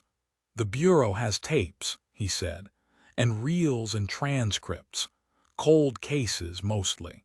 Things that other people haven't ever been able to solve, and for every cold case they bring us, there are dozens of cases that they've already solved. Tests to see if we really are as good as Agent Briggs says we are. Even when you give them the answer they're looking for, Leah continued, picking up right where Michael left off, even when the powers that be know that you're right, they want to know why. Why what this time I didn't ask the question out loud, but Michael answered it anyway. Why we can do it and they can't. He reached over and snagged another bite of my Cheerios. They don't just want to train us. They don't just want to use us. They want to be us. Absolutely, a new voice concurred. Deep down, in my heart of hearts, all I really want is to be Michael Townsend. Agent Locke strolled into the kitchen and went straight for the fridge. Clearly she was at home here, even if she lived somewhere else. Briggs left files for you too, Agent Locke gestured to Michael and Leah in his study. He's going to run a new simulation with Sloane today, and I'm going to start catching Cassie up to speed. She heaved a larger-than-life sigh. It's not as glamorous as being a jaded 17-year-old boy with parental issues and a hair gel dependency, but c'est la vie. Michael reached up to scratch the side of his face and oh so subtly flipped Agent Locke off in the process. Leah twirled her spoon around her finger, a tiny, ice cream-laden baton. "Lacey Locke, everybody," she said, like the FBI agent was a comedian and Leah the announcer. Locke grinned. "Doesn't Judd have a rule about you wearing lingerie in the kitchen?" she asked, eyeing Leah's pajamas. Leah shrugged, but something about Agent Locke's presence seemed to subdue her. Within minutes, my fellow naturals had scattered. Neither Leah nor Michael seemed anxious to spend time in the company of an FBI profiler. "I hope they're not making life too difficult on you," Locke said. "No." In fact, for a moment there, eating with the two of them, talking to them, had felt natural. No pun intended. Neither Michael nor Leah was given much of a choice about joining the program. Locke waited for that to sink in. That tends to put a chip on a person's shoulder. "They're not the type to respond well to being strong-armed," I said slowly. "No," Agent Locke replied. "They aren't. I've made a lot of mistakes, but that wasn't one of mine. Briggs lacks a certain amount of finesse. Guy never met a square peg he didn't want to pound into a round hole." That description fit with my impression of Agent Briggs exactly. Agent Locke was speaking my language, but I didn't have time to relish that fact. Because Dean was standing in the doorway, Agent Locke saw him and nodded. "Right on time." "On time for what?" I asked. Dean answered on Agent Locke's behalf, but unlike the red-haired agent, he wasn't smiling. He wasn't friendly. He didn't want to be there, and unless I was mistaken, he didn't like me. "For your first lesson." If Dean was unhappy at the prospect of spending the morning with me, he was even less pleased when Agent Locke's plan for my first day required us to take a little field trip. Clearly, he'd expected a pen and paper lesson, or possibly a simulation in the basement, but Agent Locke just tossed him the keys to her SUV. "You're driving." Most FBI agents wouldn't have insisted a 17-year-old boy drive, but it was becoming increasingly clear to me that Lacey Locke wasn't most agents. She took the front passenger seat and I slid into the back. "Where to?" Dean asked Agent Locke as he backed out of the driveway. She gave him an address and he murmured a reply. I tried to diagnose the slight twinge of an accent I heard in his voice. Southern. He didn't say a single word for the rest of the drive. I tried to get a read on him. He didn't seem shy. Maybe he was the type of person who saved his words for those rare occasions when he really had something to say. Maybe he kept to himself and used silence as a way of keeping other people at arm's length. Or maybe he just had zero desire to converse with Locke and me.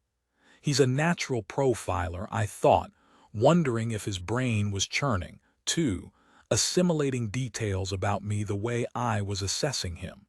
He was a careful driver. His shoulders tensed when someone cut him off. And when we arrived at our destination, he got out of the car, shut the door, and held the keys out to Agent Locke, all without ever looking at me. I was used to fading into the background, but somehow, coming from Dean, it felt like an insult. Like I wasn't worth profiling, like he didn't have the slightest interest in figuring me out. "Welcome to Westside Mall," Agent Locke said, snapping me out of it. "I'm sure this isn't what you were expecting for your first day, Cassie, but I wanted to get a sense of what you can do with normal people before we dive into the abnormal end of the spectrum." Dean flicked his eyes sideways. Locke called him on it. "Something you'd like to add?" Dean stuffed his hands into his pockets. "It's just been a long time," he said, "since someone asked me to think about normal." 5 minutes later, we had a table in the food court. "The woman in the purple fleece," Agent Locke said. "What can you tell me about her, Cassie?" I sat and followed her gaze to the woman in question. Mid-twenties. She was wearing running shoes and jeans in addition to the fleece. Either she was sporty and she'd thrown on the jeans because she was coming to the mall, or she wasn't but wanted people to think that she was. I said as much out loud. "What else can you tell me?" Agent Locke asked. My gut told me that Agent Locke didn't want details.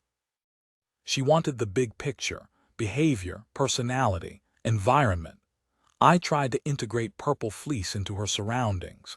She'd chosen a seat near the edge of the food court, even though there were plenty of tables available closer to the restaurant where she'd purchased her meal. There were several people sitting near her, but she stayed focused on her food. "She's a student," I said finally. "Graduate school of some kind. My money's on med school. She's not married but has a serious boyfriend. She comes from an upper-middle-class family, heavy emphasis on the upper. She's a runner but not a health nut. She most likely gets up early, likes doing things that other people find painful, and if she has any siblings, they're either younger than she is or they're all boys." I waited for Agent Locke to reply. She didn't. Neither did Dean. To fill the silence, I added one last observation. "She gets cold really easily." There was no other excuse for wearing a fleece even indoors in July. "What makes you think she's a student?" Agent Locke asked finally. I met Dean's eyes and knew suddenly that he saw it too. "It's 10:30 in the morning," I said, "and she's not at work. It's too early for a lunch break and she's not dressed like someone who's on the job." Agent Locke raised an eyebrow. "Maybe she works from home, or maybe she's between jobs. Maybe she teaches elementary school and she's on summer vacation." Those objections were perfectly valid, but somehow to me they still felt wrong. It was hard to explain.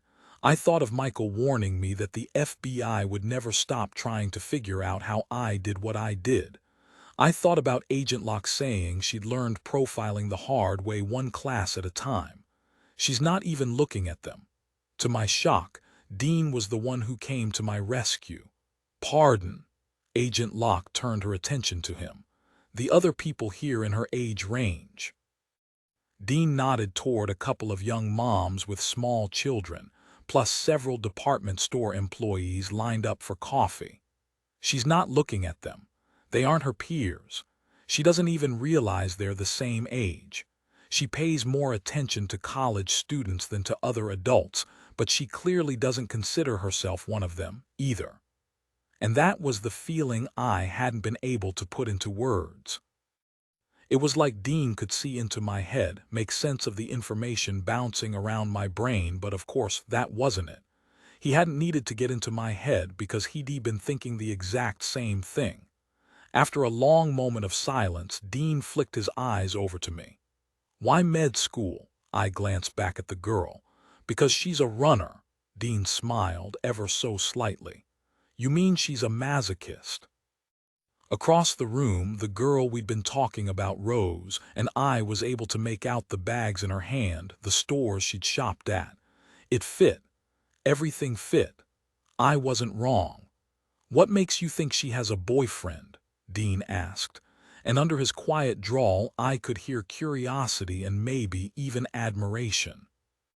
I shrugged in response to his question, mainly because I didn't want to tell him that the reason I'd been sure this girl wasn't single was the fact that the entire time we'd been there, she hadn't so much as glanced at Dean. From a distance, he would have looked older. Even in jeans and a faded black t-shirt, you could see the muscles tensing against the fabric of his sleeves. And the muscles not covered by his sleeves. His hair, his eyes, the way he stood, and the way he moved. If she'd been single, she would have looked. "New game," Agent Locke said. "I point to the car, you tell me about the person who owns it." We'd been at the mall for 3 hours. I'd thought coming out to the parking lot had signaled the end of today's training, but apparently I was wrong. "That one, Cassie, go." I opened my mouth, then shut it again. I was used to starting with people. Their posture, the way they talked, their clothes, their occupations, their gender. The way they arranged a napkin on their lap that was my language. Starting with a car was like flying blind. In our line of work, Agent Locke told me as I stared at a white Acura, debating whether it belonged to a shopper or someone who worked at the mall, you don't get to meet the suspect before you profile the crime. You go to the scene and you rebuild what happened. You take physical evidence, you turn it into behavior, and then you try to narrow down the range of suspects. You don't know if you're looking for a man or a woman, a teenager or an old man. You know how they killed, but you don't know why. You know how they left the body, but you have to figure out how they found the victim. She paused. So Cassie, who owns this car? The make and model weren't telling me much.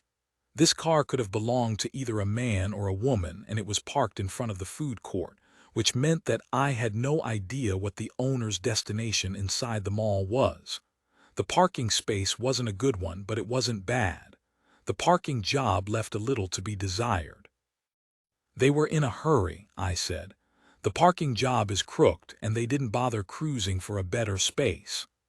That also told me that the driver didn't have the kind of ego that would push a person to hunt for a prime spot, as if getting a great parking place at the mall was an indicator of personal worth. No car seat, so no young children. No bumper stickers, relatively recently washed. They're not here for food, no reason to hurry for that, but they parked at the food court.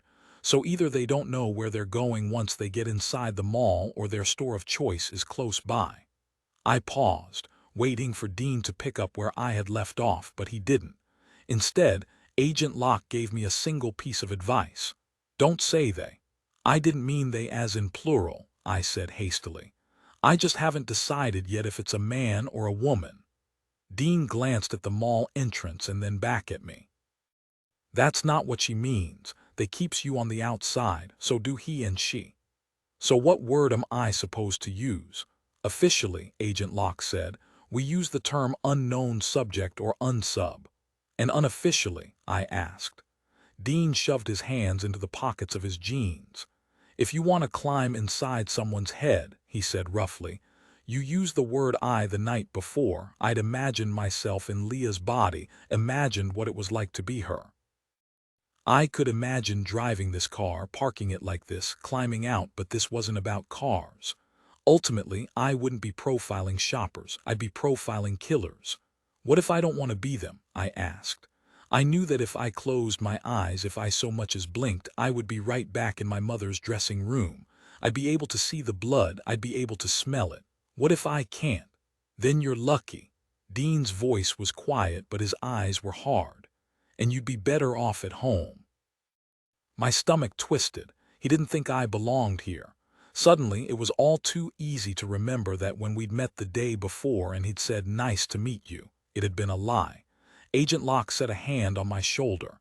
If you want to get close to an unsub but you don't want to put yourself in their shoes, there's another word you can use.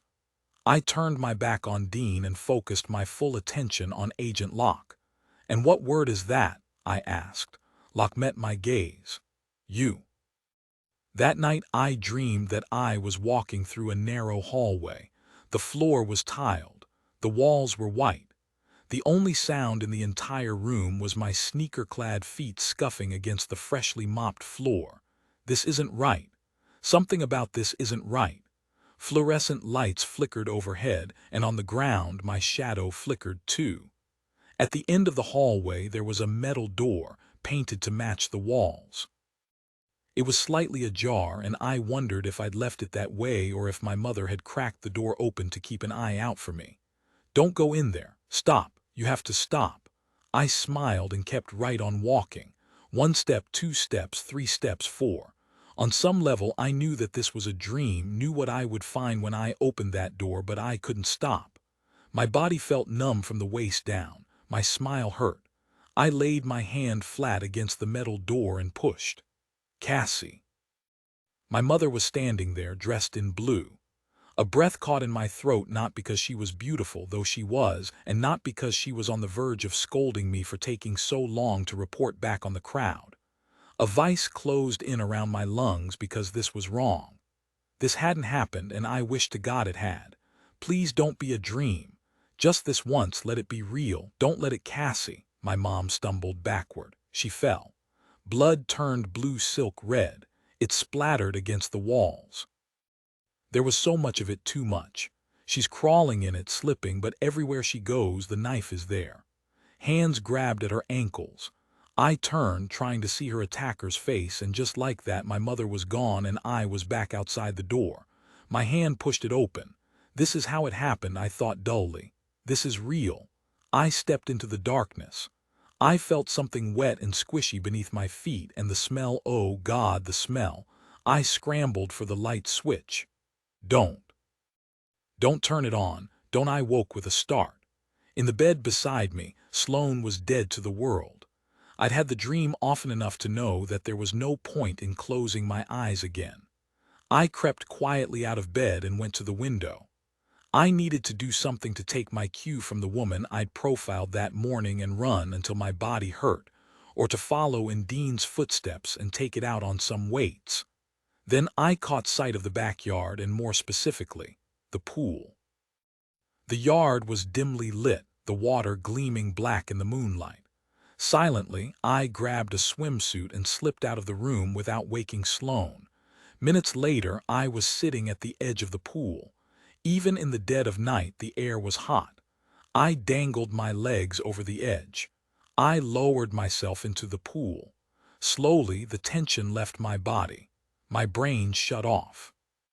For a few minutes, I just treaded water, listening to the sounds of the neighborhood at nighttime, crickets and the wind, and my hands moving through the water. Then I stopped treading water, stopped fighting the pull of gravity, and let myself sink. I opened my eyes underwater but couldn't see anything. There was darkness all around me, and then suddenly there was a flicker of light at the pool's surface. I wasn't alone. You don't know that, I told myself, but I saw the faintest blur of motion, and that protest died a quick and brutal death. There was someone up there, and I couldn't stay underwater indefinitely.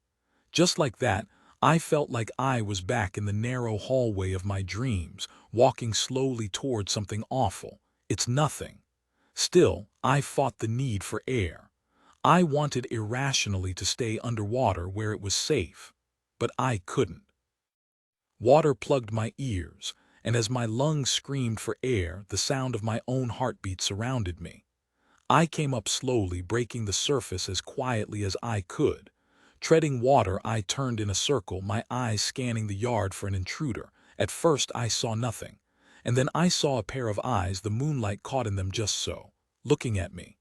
"I didn't know you were out here," the owner of those eyes said. "I should go."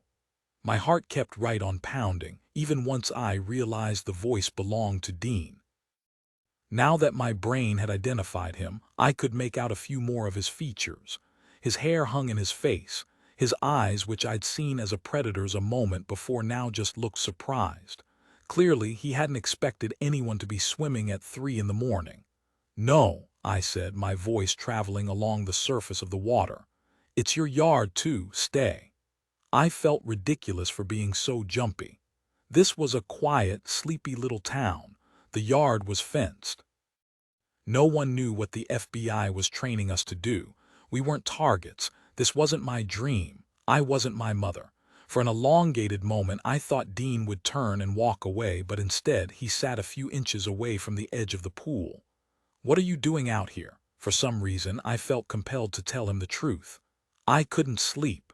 Dean gazed out at the yard. "I stopped sleeping a long time ago. Most nights I get 3 good hours, maybe 4. I'd given him a truth, and he'd given me one. We fell into silence then, him at the edge of the pool and me treading water at the center. "It wasn't real, you know." He spoke to his hands, not to me. "What wasn't real?" "Today." Dean paused. "At the mall with Locke, playing games in parking lots. That's not what this is." In the scant light of the moon, his eyes looked so dark they were nearly black, and something about the way he was looking at me made me realize he wasn't criticizing me. He was trying to protect me. "I know what this is," I said. I knew better than anyone. Turning away from him, I stared up at the sky, all too aware of the fact that he was staring at me. "Briggs shouldn't have brought you here," he said finally. This place will ruin you. Did it ruin Leah, I asked, or Sloane? They're not profilers. Did this place ruin you? Dean didn't pause, not even for a second. There was nothing to ruin. I swam over to the edge right next to him. You don't know me, I said, pulling myself out of the water. I'm not scared of this place. I'm not afraid to learn how to think like a killer, and I am not afraid of you. I wasn't even sure why I'd added on those last 6 words, but they were the ones that made his eyes flash. I was halfway to the house when I heard him stand up. I heard him walk across the grass to the tiny, shack-like pool house. I heard him throw a switch. Suddenly, the yard wasn't dark anymore. It took me a moment to realize where the light was coming from. The pool was glowing. There was no other word for it. It looked like someone had splattered glow-in-the-dark paint across the edge. There was a drop of fluorescent color here, a drop there. Long streaks of it, blobs, 4 parallel smears across the tile on the side of the pool. I glanced at Dean. Black light, he said, as if that were all the explanation I'd need. I couldn't help myself. I moved closer. I squatted to get a better look. And that was when I saw the glow-in-the-dark outline of a body at the bottom of the pool. Her name was Amanda, Dean said. I realized then what the smears and streaks of paint on the concrete and the side of the pool were supposed to be. Blood. The color had fooled me, even though the pattern was all too familiar. She was stabbed 3 times. Dean wouldn't look at me, wouldn't even look at the pool. She cracked her head on the cement when she slipped in her own blood. And then he wrapped her fingers around her throat. He forced her upper body over the side of the pool. I could see it happening, see the killer standing over a girl's body. She would have kicked. She would have clawed at his hands, tried to use the side of the pool for leverage. He held her under. Dean knelt next to the pool and demonstrated, acting out the motion. He drowned her, and then he set her free. He let go of his imaginary prey and sent her off toward the center of the pool. This is a crime scene, I said finally. One of the fake crime scenes that they used to test us, like the sets in the basement. Dean stared out at the center of the pool where the victim's body would have been. It's not fake, he said finally. It really happened, it just didn't happen here. I reached out to touch Dean's shoulder. He shrugged off my touch, turning to face me, his body close to mine. Everything about this place, the house, the yard, the pool, was constructed with one thing in mind. Full immersion, I said, holding his gaze, like those schools where they only speak French. Dean jerked his head toward the pool. This isn't a language people should want to learn. Normal people, that was what Dean meant, but I wasn't normal. I was a natural, and this mock crime scene wasn't the worst thing I'd seen. I turned to walk back to the house. I heard Dean walk across the lawn. I heard him flip the switch. And when I glanced back over my shoulder, the pool was just a pool. The yard was just a yard, and the outline of the body was gone. I overslept the next morning and woke up to the feeling that I was being watched. Knock, knock. Based on the greeting and the fact that the person speaking had opened my door, knocked on it, and said those words at the exact same time I expected Leah. Instead, I opened my eyes to find Agent Locke standing in my doorway, a cup from Starbucks in one hand and car keys in the other. I glanced over at Sloane's bed, but it was empty. Late night, my newly acquired mentor asked, eyebrows arched. I thought of Dean and the pool and decided that was not an area of discussion I wanted to pursue. Really, Agent Locke said, eyeing the look on my face. I was just kidding, but you've got "I was up late with a boy last night" face. Maybe we should have some girl talk. I didn't know what was worse, the fact that Locke thought my late night had something to do with a stupid teenage crush, or the fact that she sounded suspiciously like my female cousins. No girl talk, I said. As a general rule, ever. Agent Locke nodded. So noted. She eyed my pajamas and then jerked her head toward the closet. Get up, get dressed. She tossed me the car keys. I'll get Dean, you're driving. I wasn't exactly happy when Agent Locke's directions ended up taking us right back to the mall and specifically to Mrs. Field's cookies. After seeing the mocked-up blood spatter on the pool's edge the night before, profiling shoppers seemed senseless. It seemed silly. If she makes us guess what kind of cookies people are going to order. 3.5 years ago, Sandy Harrison was here with her husband and their 3 children. Her husband took their 8-year-old son to the bookstore, and she was left with the 2 younger girls. Agent Locke said all of this in a perfectly normal voice. Not a single shopper turned to look at us, but her words froze me to the spot. Sandy and the girls were in line for lemonade. 3-year-old Madeline made a beeline for the cookies, and Sandy had to pull her back. It was Christmas time, and the mall was crammed full of people. Madeline was desperately in need of a nap and on the verge of a meltdown. The line was moving. Sandy made it to the counter and turned to ask her older daughter, Annabelle, whether she wanted regular lemonade or pink. I knew what was coming. Annabelle was gone. It was easy to picture the mall at Christmas time, to see the young family splitting up, the father taking the son and the mother juggling 2 young girls. I saw the smaller one on the verge of a tantrum, saw the mother's attention diverted. I imagined her looking down and realizing that even though she just looked away for a few seconds, even though she was always so careful, mall security was called immediately. Within half an hour, they'd alerted the police. They stopped traffic into and out of the mall. The FBI was called on board, and we issued an Amber Alert. If a child isn't recovered in the first 24 hours, then chances are good that he or she will never be recovered alive. I swallowed hard.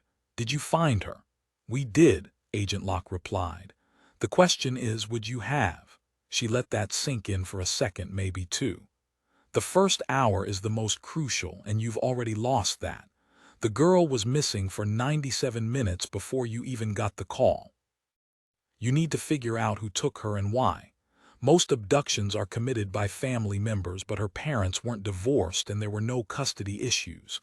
You need to know this family's secrets. You need to know them inside and out, and you need to figure out how someone got that little girl out of this mall. What do you do? I looked around at the mall, at the people here. Security footage, I asked.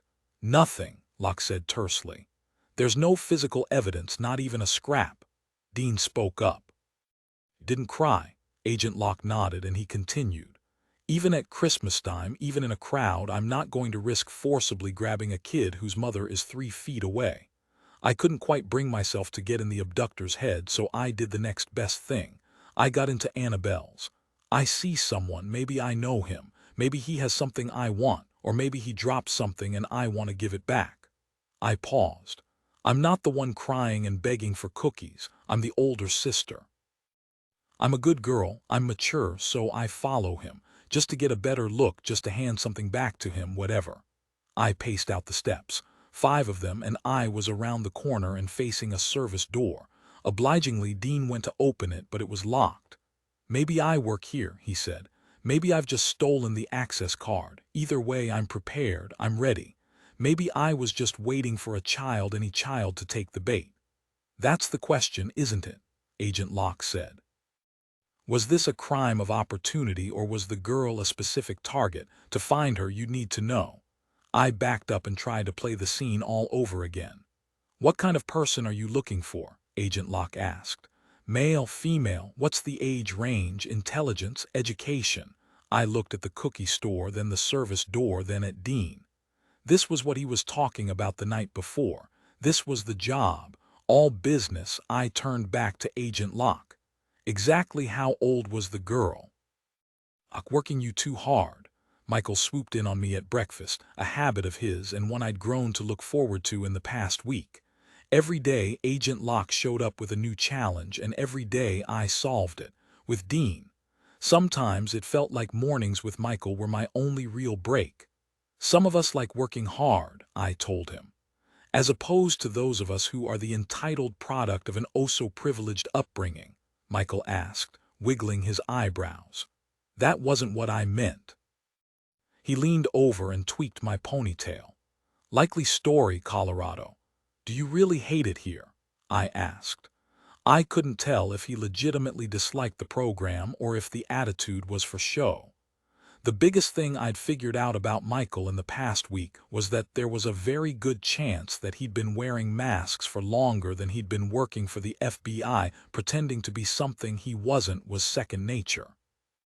Let's just say that I have the rare ability to be dissatisfied wherever I am, Michael said, although I'm starting to think this place has its perks.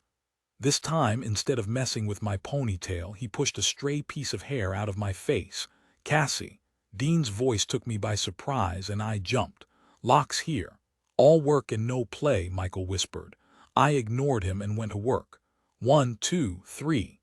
Agent Locke set the pictures down one at a time. 4, 5, 6, and 7. 2 rows of pictures, 3 in one row and 4 in the other, stared up at me from the kitchen table. Each picture contained a body, glassy eyes, limbs splayed every which way. Am I interrupting? Locke, Dean, and I turned to see Judd in the doorway. Yes, Locke said with a smile. You are. What can we do for you, Judd? The older man bit back a smile of his own. You young lady can point me in Briggs's direction. Briggs is out doing some legwork on a case, Locke replied. It's just me today. Judd was silent for a moment. His eyes fell on the pictures on the kitchen table and he raised an eyebrow at Locke. Clean up when you're done. With that, Judd left us to our own devices and I turned my attention back to the photographs. The 3 on the top row featured women lying lifeless on pavement. The 4 on the bottom were indoors, 2 on beds, 1 on the kitchen floor, 1 in a bathtub. 3 of the victims had been stabbed, 2 had been shot, 1 had been bludgeoned, and 1 had been strangled. I forced myself to stare at the pictures. If I blinked, if I turned away, if I flinched, I might not be able to look back. Beside me, Dean was looking at the pictures too. He scanned them left to right, up and down, like he was taking inventory, like the bodies in these pictures hadn't ever been people. Somebody's mother, somebody's love. 7 bodies, Agent Locke said. 5 killers. 3 of these women were killed by the same man. The remaining 4 were the work of 4 different killers. Agent Locke tapped lightly on the top of each photo, bringing my eyes from one to the next. Different victims, different locations, different weapons. What's significant, what's not? As profilers, a large part of our job is identifying patterns. There are millions of unsolved cases out there. How do you know if the killer you're tracking is responsible for any of them? I could never tell when Agent Locke was asking a rhetorical question and when she expected an answer. A few seconds of keeping my mouth shut told me that this was an instance of the first. Agent Locke turned to Dean. Care to explain to Cassie the difference between a killer's MO and their signature? Dean tore his attention away from the photos and forced himself to look at me. Studying mutilated bodies was routine. Talking to me, apparently, that was hard. O stands for modus operandi, he said. And that's as far as he got before he shifted his gaze from my face to a spot just over my left shoulder. Mode of operation. It refers to the method used by the killer. Location, weapon, how they pick victims, how they subdue them, that's a killer's MO. He looked down at his hands and I looked at them too. His palms were calloused, his fingernails short and uneven. A thin white scar snaked its way from the base of his right thumb to the outside of his wrist. A killer's MO can change, Dean continued, and I tried to focus on his words instead of his scar. An unsub might start off killing his victims quickly. He's not sure he'll be able to get away with it, but with time and experience, a lot of unsubs develop ways to savor the kill. Some killers escalate, taking more chances, spacing their kills closer together. Dean closed his eyes for a split second before opening them again. Anything about an unsub's MO is subject to change, so while it can be informative to track the MO, it's not exactly bulletproof. Dean fingered the closest picture again. That's where their signature comes in. Agent Locke took up the slack in the explanation. An unsub's MO includes all of the elements necessary to commit a crime and evade capture. As a killer, you have to select a victim. You have to have a means of executing the crime unnoticed. You have to have either physical prowess or some kind of weapon to kill them with. You have to dispose of the body in some way. Agent Locke pointed to the picture that had captured Dean's attention. But after you stab someone in the back, you don't have to roll them over and pose their arms, palms up at their sides.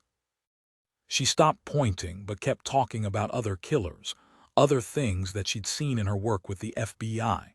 You don't have to kiss their foreheads or cut off their lips or leave a piece of origami next to the body. Agent Locke's expression was serious, but nowhere near as detached as Dean's. She'd been doing this job for a while, but it still got to her the way it would probably always get to me. Collectively, we refer to these extra actions and what they tell us about the unsub as a signature. An unsub signature tells us something about his or her underlying psychology, fantasies, deep-seated needs, emotions. Dean looked down at his hands. Those needs, those fantasies, those emotions, he said, they don't change. A killer can switch weapons, they can start killing on a quicker schedule, they can change venues, they can start targeting a different class of victims, but their signature stays the same. I turned my attention back to the pictures. 3 of the women had been stabbed, 2 in back alleys, 1 in her own kitchen. The woman in the kitchen had fought. From the looks of the pictures, the other 2 had never had a chance. These 2, I said, pulling out the first 2 stabbing pictures. The killer surprised them. You said the unsub stabbed this one from behind. I indicated the girl on the left. After she was dead or close enough to it that she couldn't put up much of a fight, he turned her over, so she could see him. This was what Agent Locke was talking about when she used the phrase deep-seated need. The killer had attacked this girl from behind, but it was important to him for whatever reason that she see his face and that he see hers. Don't say he, Dean said. He shifted, and suddenly I could feel the heat from his body. Say you, Cassie, or say I. Fine, I said. I stopped talking about the killer and started talking to him.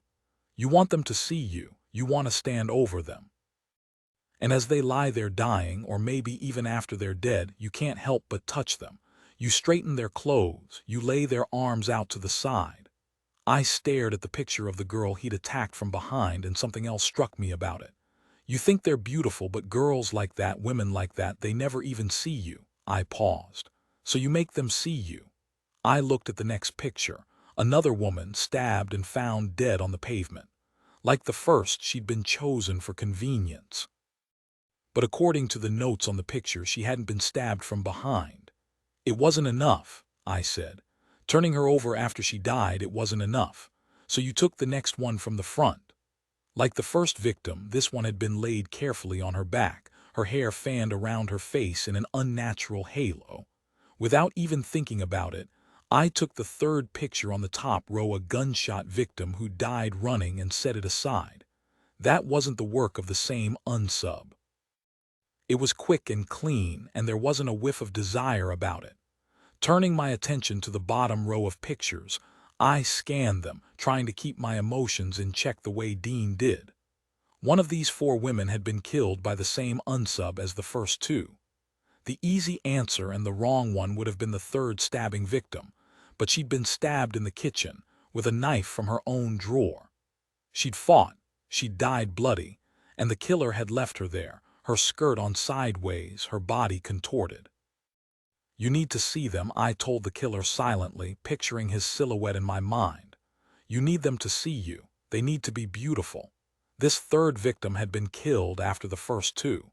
The unsub's mo had changed, different weapon, different location, but deep down the killer hadn't changed. He was still the same person with the same sick underlying needs. Every time you kill, you need more. You need to be better. She needs to be better. Killing women on the street wasn't enough anymore. You didn't want a quickie in a back alley. You wanted a relationship, a woman, a home. I zeroed in on the 2 women who'd been killed in their bedrooms. Both had been found lying on their beds. One had been shot, the other had been strangled. You catch her at night, in her house, in her bedroom. She doesn't look through you now, does she? She's not too good for you now. I tried to imagine the unsub shooting a woman, but the math on that one just did not compute. You want her to see you. You want to touch her. You want to feel the life going out of her little by little. This was the last one, I said, pointing to the woman who'd been strangled in her own bed. Different Mo, same signature. This woman had died watching him, and he'd posed her, propped her head up on a pillow, fanning her brown hair out around her death-still face. Suddenly, I was nauseous.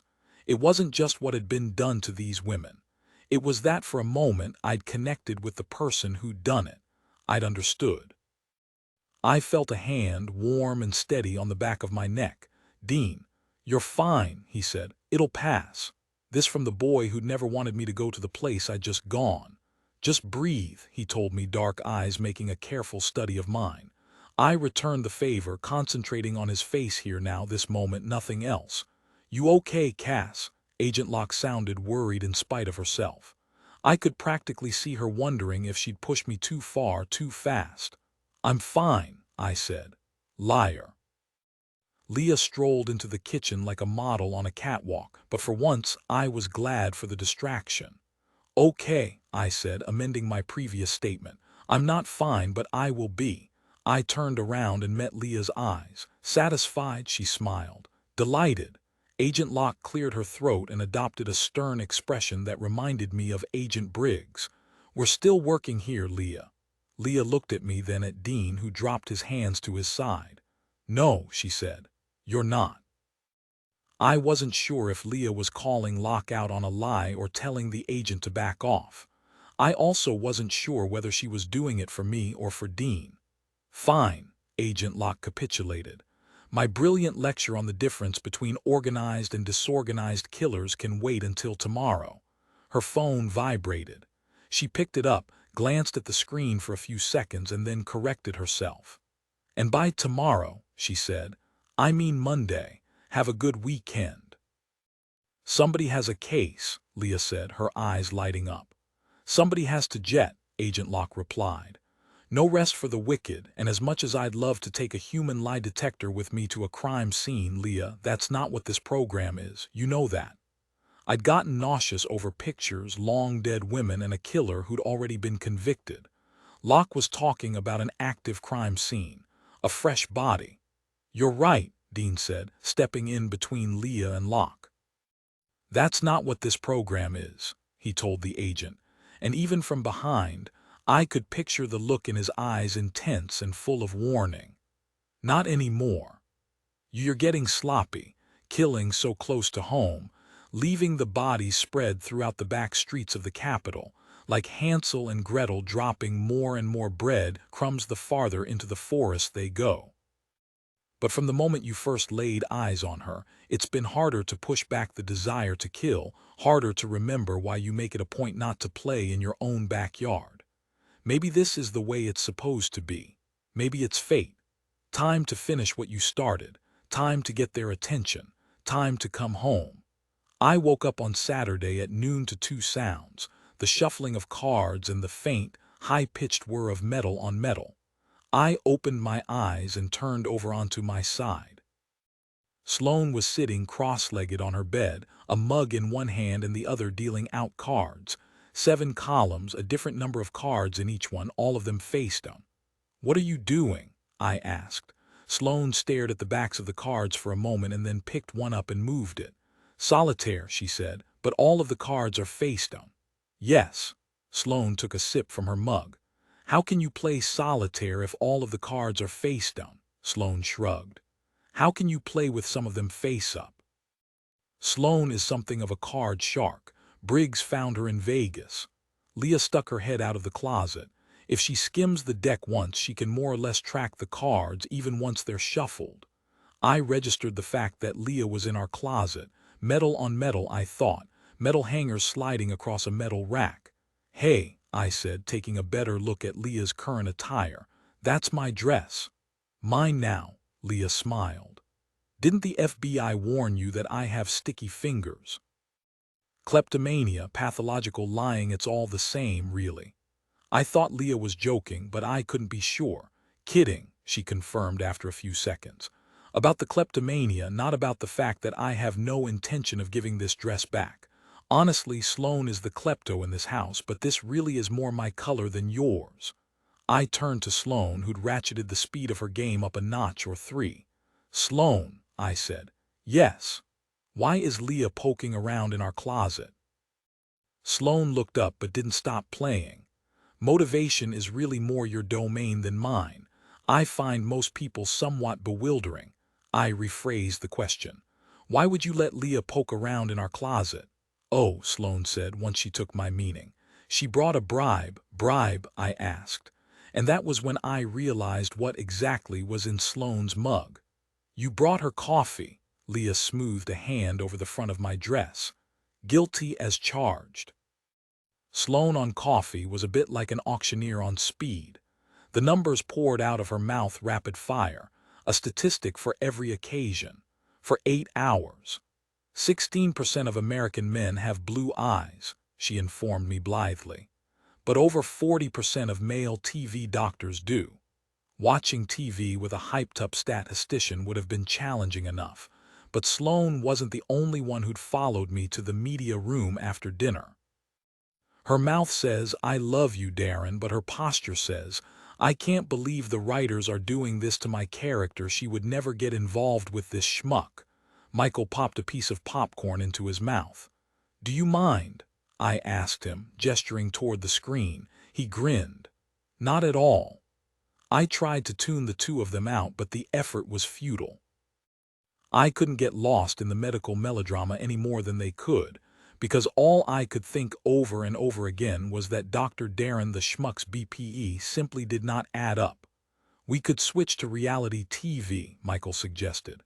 "Roughly 1% of the population are considered to be psychopaths," Sloane announced. "Recent estimates suggest that over 14% of reality television stars are." "Whose estimates?" Michael asked. Sloane smiled like a Cheshire cat. "Mine." Michael put his hands behind his head and leaned back. "Forget studying killers. Let's arrest 14% of all reality television stars and call it a day." Sloane slouched in her chair and toyed with the end of her ponytail. "Being a psychopath isn't a crime," she said. "Are you defending psychopaths?" Michael asked, arching one eyebrow to ridiculous heights.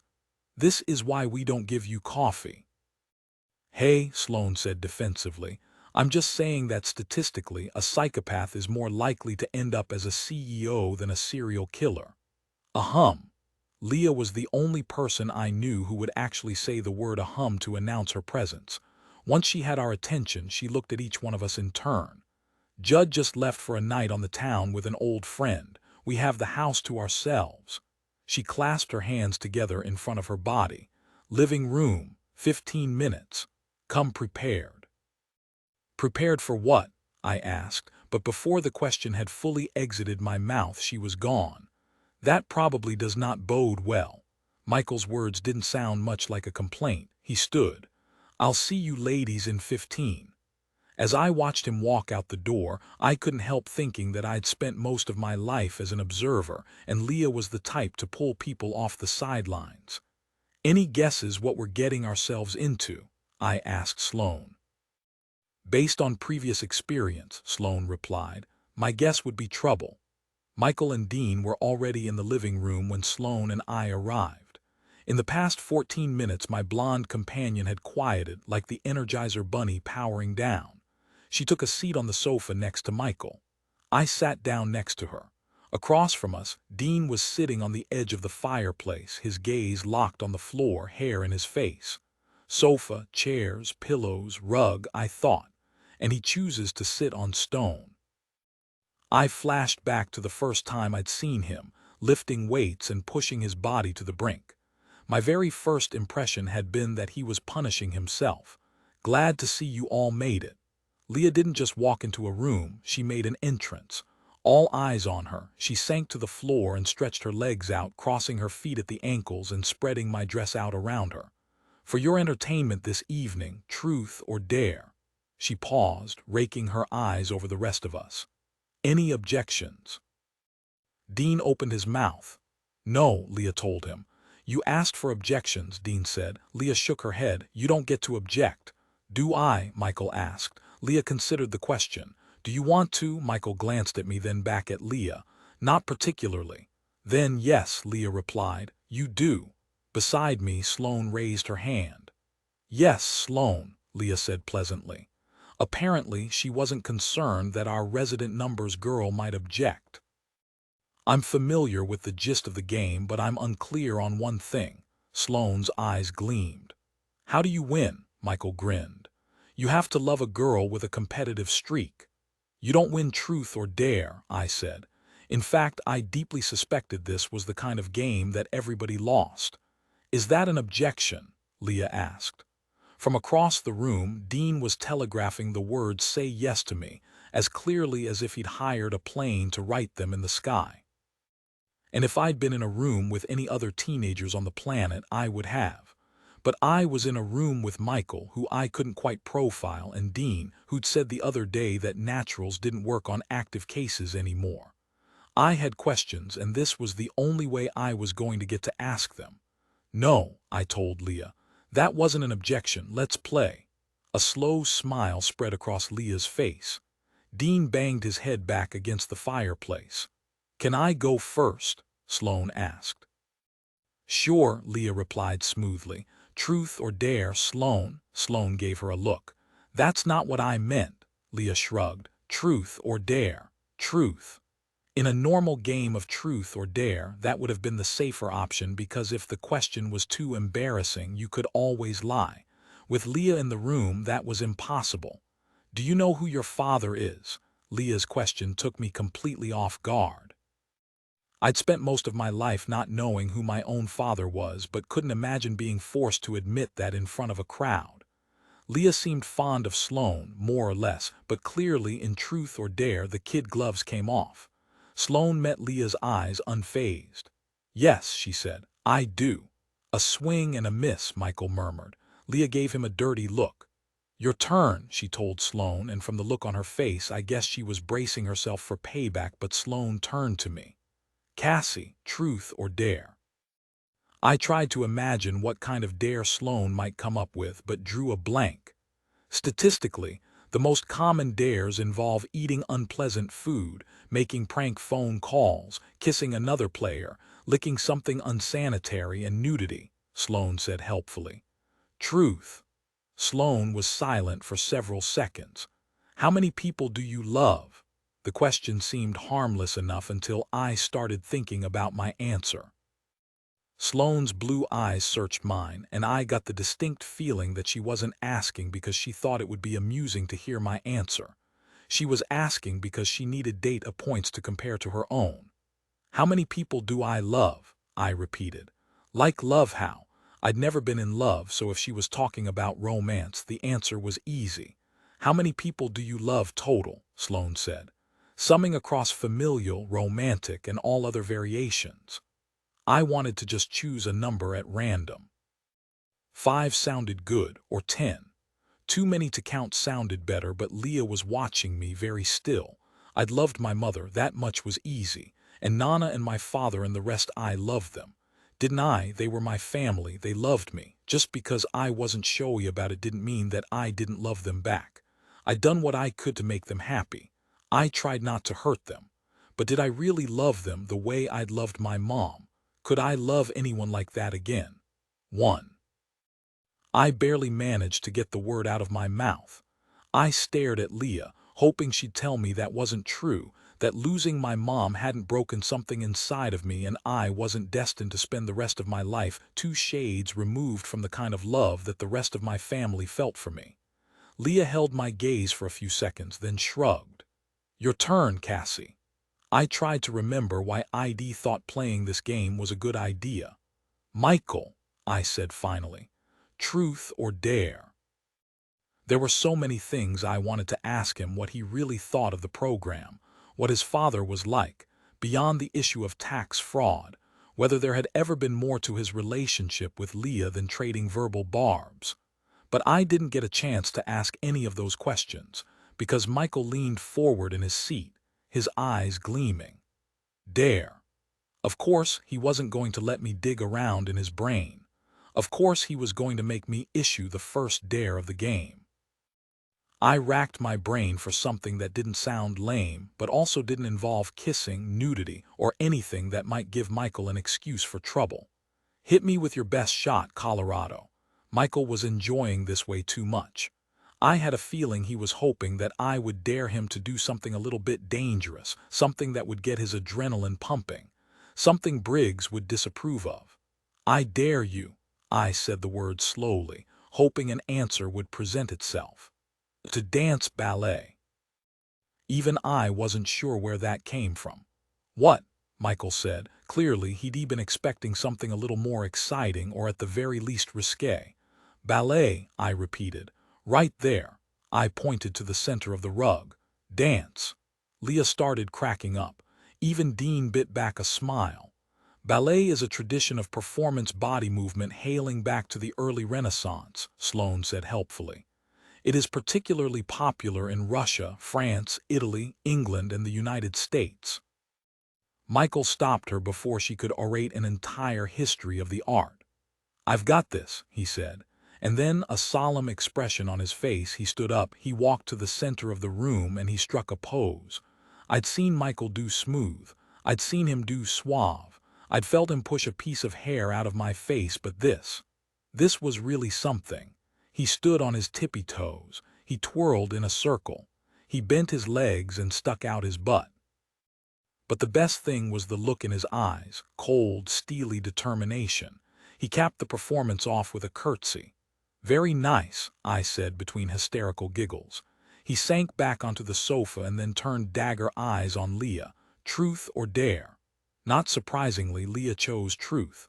Of all of us, she was probably the only one here who could lie and get away with it. Michael smiled, as genial as Leah had been when she'd started this whole thing. What's your real name?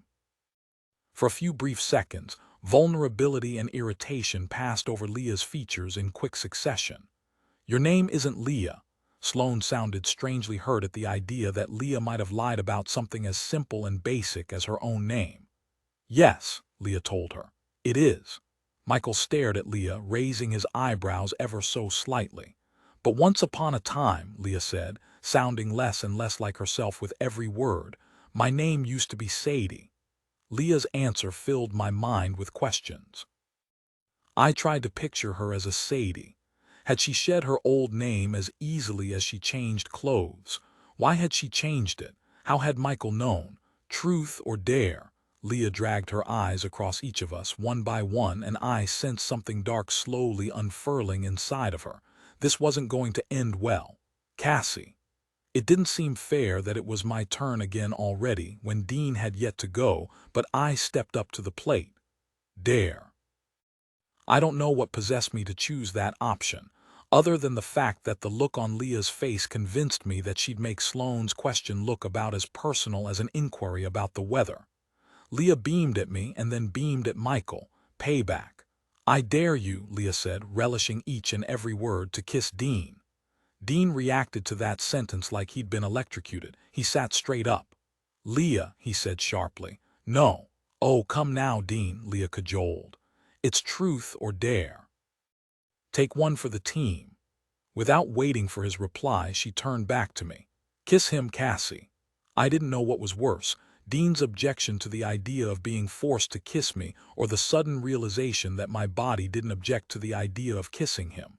I thought of our lessons with Locke, the feel of his hand on the back of my neck.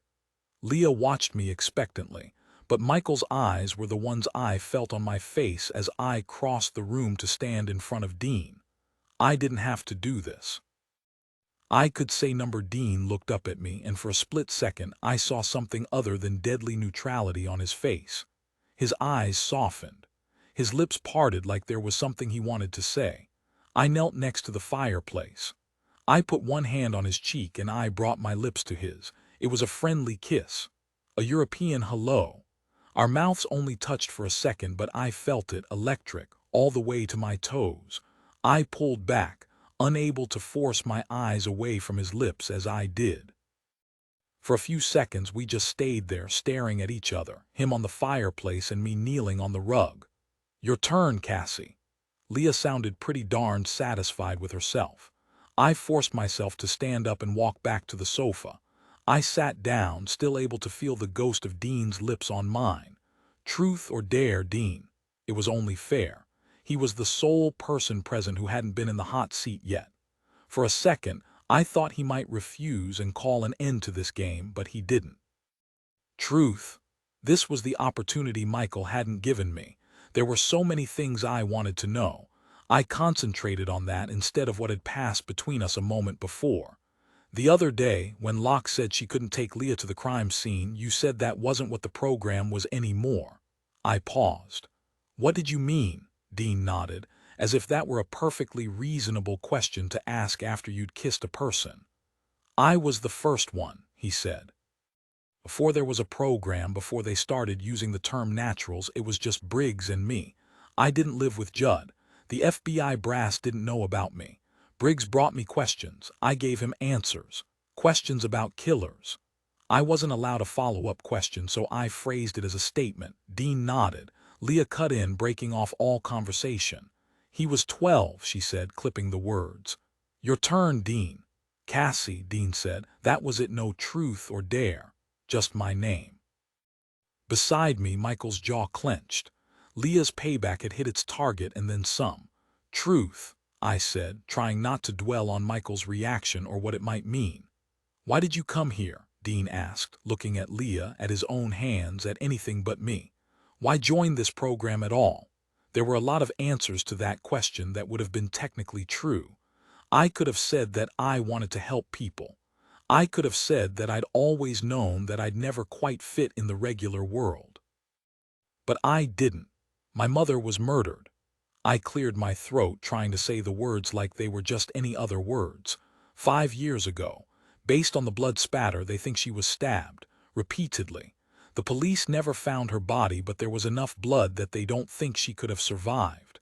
I used to think that maybe she had. I don't anymore. Dean didn't react visibly to that confession, but Leah went unnaturally still, and Sloane's mouth dropped open as she averted her eyes. Michael had known about my mother, but I'd never said a word to any of the others. Truth or dare, Dean? I wanted to say the words, but I couldn't keep asking Dean questions. Already we'd kept this game between the two of us for too long. Truth or dare, Leah? Truth.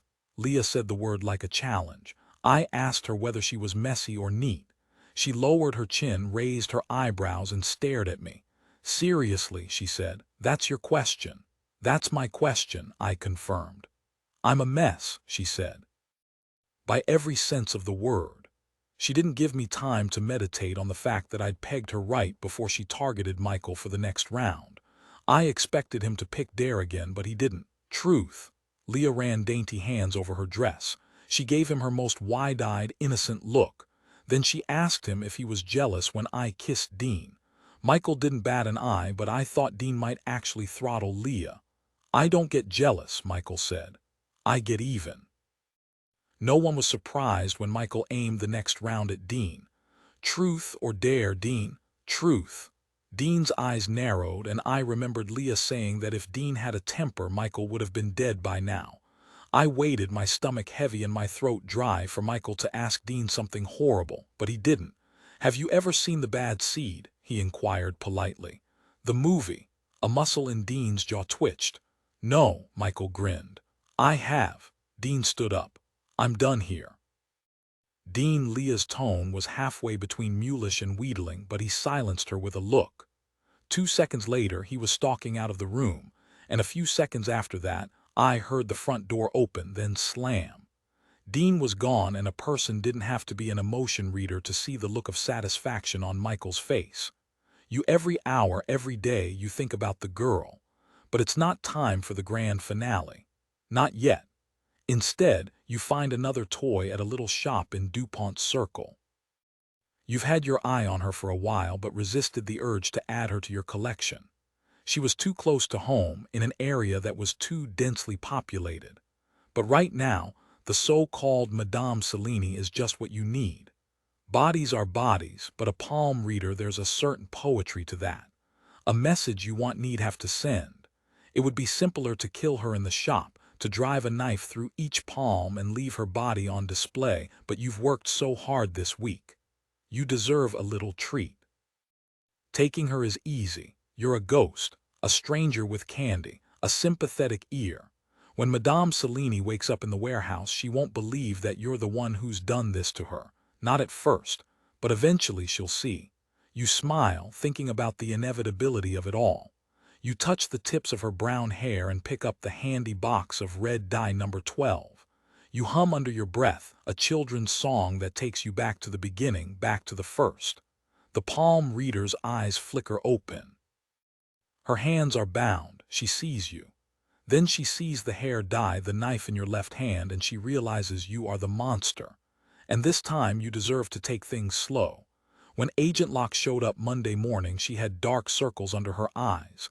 Belatedly, I remembered that while we'd been watching TV and playing Truth or Dare, she and Briggs had been out working a case.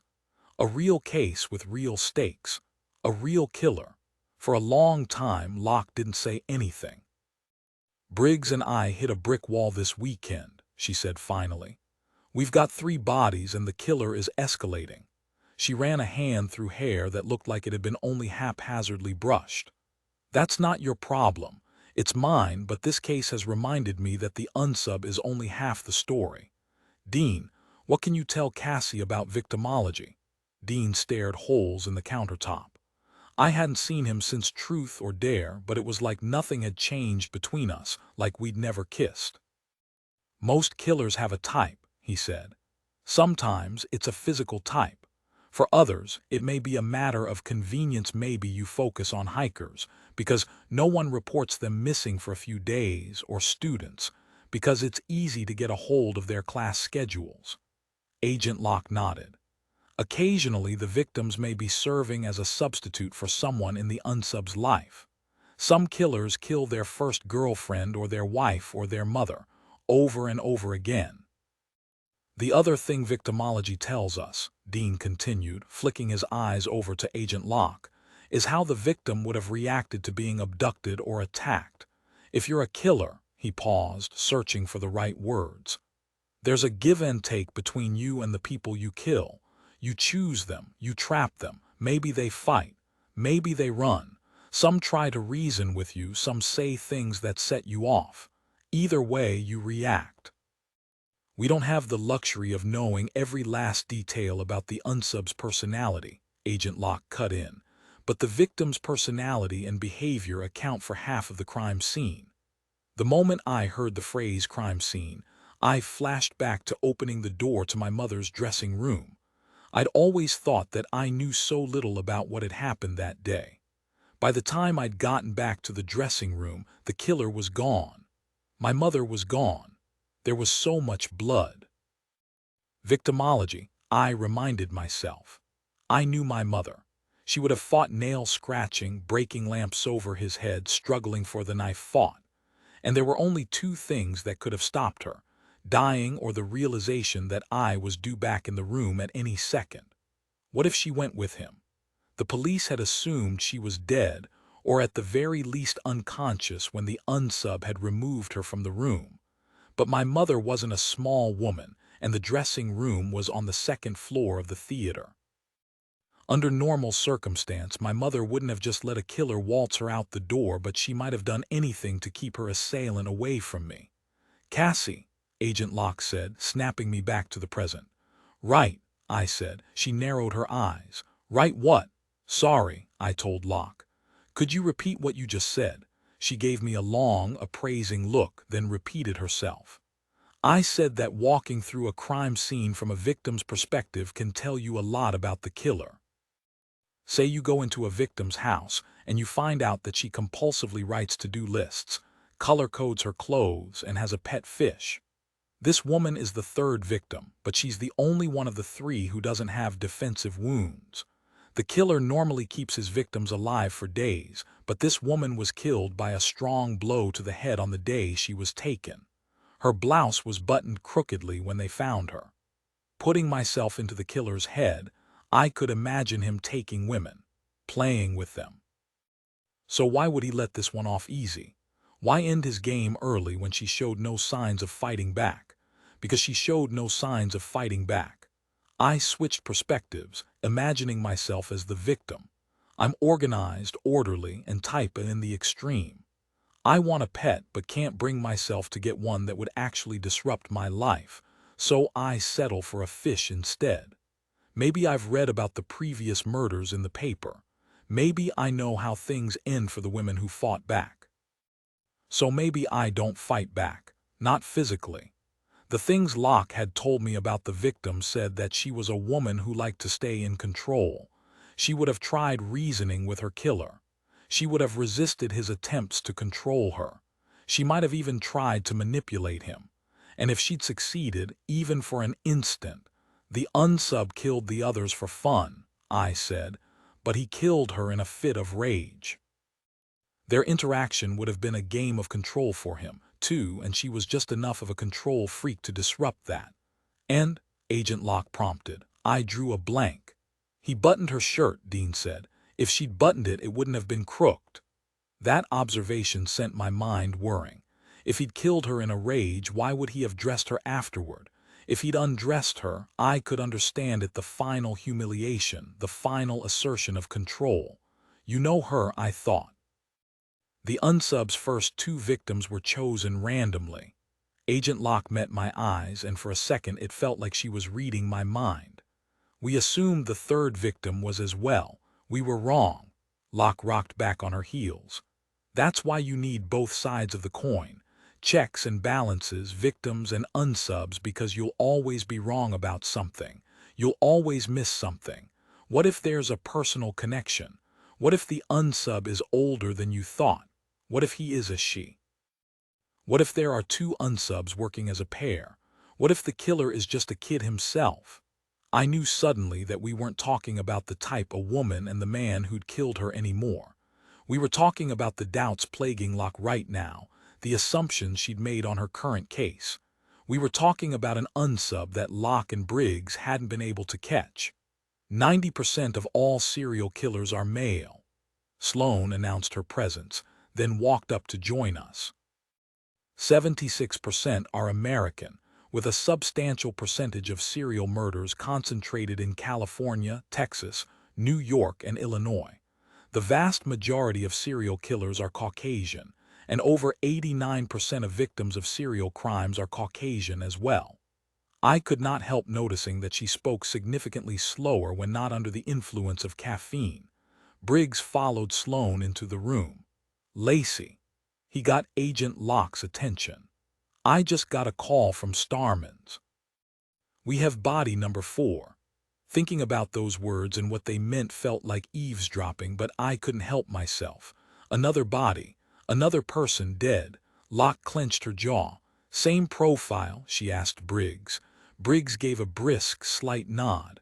A palm reader in DuPont's circle, and the national database search we ran came back with more than one match for our killer's Mo. What Mo? I couldn't shake the question, any more than I could stop wondering who this new victim was, if she'd had a family who had told them that she was dead. That bad? Locke asked, reading Briggs's face. I wished Michael were there to help me do the same. This case was none of my business, but I wanted to know. We should talk elsewhere, Briggs said. Elsewhere. As in somewhere that Sloane, Dean, and I weren't.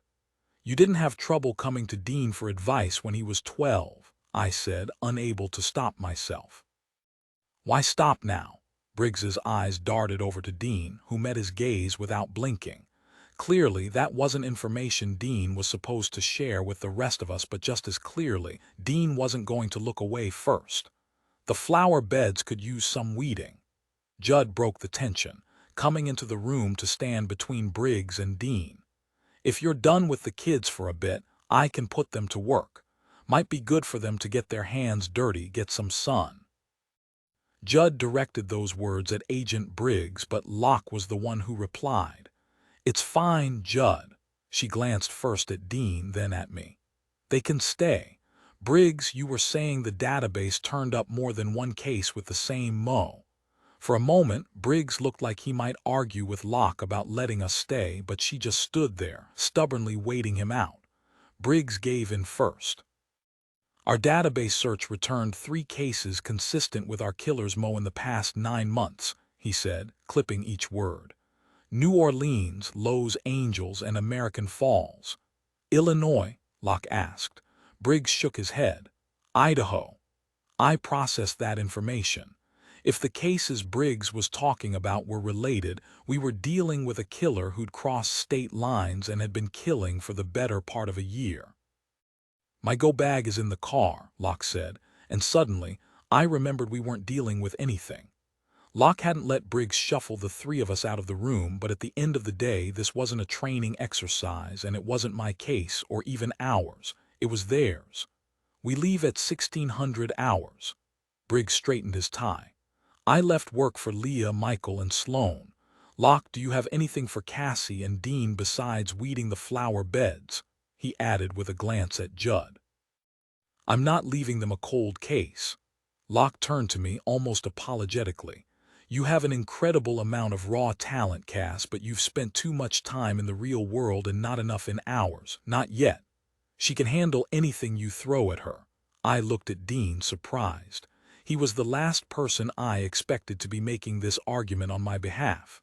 Thank you for that glowing endorsement, Dean, Locke said, but I'm not going to rush this. Not with her. She paused. Library, she told me. Third shelf from the left. There's a series of blue binders, prison interviews. Make your way through those and we'll talk about getting you started on cold cases when I get back. I don't think that's a good idea. Dean's voice was curiously flat. Locke shrugged. You're the one who said she was ready. That night, when I snuck out to the pool for a midnight swim, Dean wasn't the one who joined me. I would have pegged you for a no-nonsense one-piece, Michael said as I came up for air after swimming laps. He dangled his legs over the side of the pool. Something sporty. I was wearing a two-piece bathing suit halfway between sporty and a bikini. Should I be insulted? I asked, swimming to the opposite side of the pool and pulling myself up onto the ledge. No, Michael replied. But you are. He was right, of course. In the dim light of the moon, I wondered how he could even see my face, let alone read an emotion I was trying to hide. You like it here. Michael lowered himself into the pool, and for the first time, I registered the fact that his chest was bare. You like Agent Locke, you like all of her little lessons, and you like the idea of helping out with real cases even more. I didn't say anything. Clearly, Michael was capable of having this conversation all by himself. What? You aren't even going to try to profile me. Michael flicked water at my knees. Where's the girl from the diner? He asked me, tit for tat. You don't want to be profiled, I told him. You don't want people to know you. I paused. You don't want me to know you. He was silent for 1 second, 2, 3, and then truth. Yeah, I said wryly. I speak the truth. No, Michael replied. Truth. Isn't that what you wanted me to say last night instead of dare? I don't know, I told him, grinning. I wouldn't trade the memory of your ballet man dance for anything. Michael pushed off from the ledge and started treading water. I also excel at synchronized swimming. I laughed and he made his way over to my ledge. I mean it, Cassie, truth. He paused 2 feet away from me. You ask, I'll tell you anything. I waited for the catch, but there wasn't one. Fine, I said, considering my questions carefully. Why don't you want to be profiled? What is it you're so afraid that people are going to find out? I got into a fight once, Michael said, sounding oddly at ease. Right before I came here, put the other guy in the hospital. I just kept hitting him over and over again, even once he was down. I don't lose it often, but when I do, it's bad. I take after the old man in that. We Townsends don't do anything halfway. Michael paused. He'd answered my second question, but not my first. Maybe I don't want to be profiled because I don't want to know what you'd see, what little box I fit in, who I really am. There's nothing wrong with you, I said. He gave me a lazy smile. That's a matter of some debate. I'd been planning on asking about his father, but now I couldn't bring myself to ask if the old man had ever lost it with him. Your family's wealthy. As sin, Michael replied. My past is a long string of boarding schools, excess, and the finest fill-in-the-blank that money can buy. Does your family know you're here? Michael pushed off the side and started treading water again. I couldn't make out the expression on his face, but I didn't need to see him to know that his trademark smirk held more than a hint of self-loathing. A better question might be if they care. 3 questions. 3 honest answers. Just because he'd offered to show me his scars didn't mean I had to tear them open. You and Leah? I asked, changing the subject. Yes, Michael replied, catching me off guard because I hadn't considered it a yes or no question. On again, off again. Never for very long, and it was never a good call for either of us. If I didn't want to know the answer, I shouldn't have asked. I stood up and cannonballed back into the pool, sending a small tsunami of water Michael's way. The moment I came back up, he flicked water at my face. You know, of course, he said solemnly, that this means war. 1 second there was a good 3 feet of space between us, and the next we were wrestling, each trying to outdunk and outsplash the other, neither of us fully aware of just how close together our bodies were. I got a mouthful of water. I sputtered. Michael dunked me, and I came up gasping for air and saw Dean standing on the patio. He was standing perfectly, horribly still. Michael dunked me again before he realized I'd stopped fighting. He turned around and saw Dean. You got a problem, Redding? Michael asked. No, Dean replied, no problem. I gave Michael a sharp look and trusted that he'd be able to read me well enough for it to be effective, even in the dark. Michael got the message. Care to join us? He asked Dean overly politely. No, Dean replied just as politely. Thank you. He paused, and the silence swelled around us. You two have a good night. As Dean disappeared back into the house, I couldn't help feeling that I'd taken something from him the place he came to think. The moment we'd shared the night, he'd shown me the black lights. Truth or dare? Michael's voice cut into my thoughts. What? Your turn, Michael told me. Truth or dare? Truth. Michael reached out to push my wet hair out of my face. If Leah had dared you to kiss me, would you have done it? Leah wouldn't have dared me to kiss you. But if she had, I could feel heat rising in my cheeks. It was just a game, Michael. Michael leaned forward and brushed his lips against mine. Then he pulled back and studied my face. Whatever he saw there, he liked.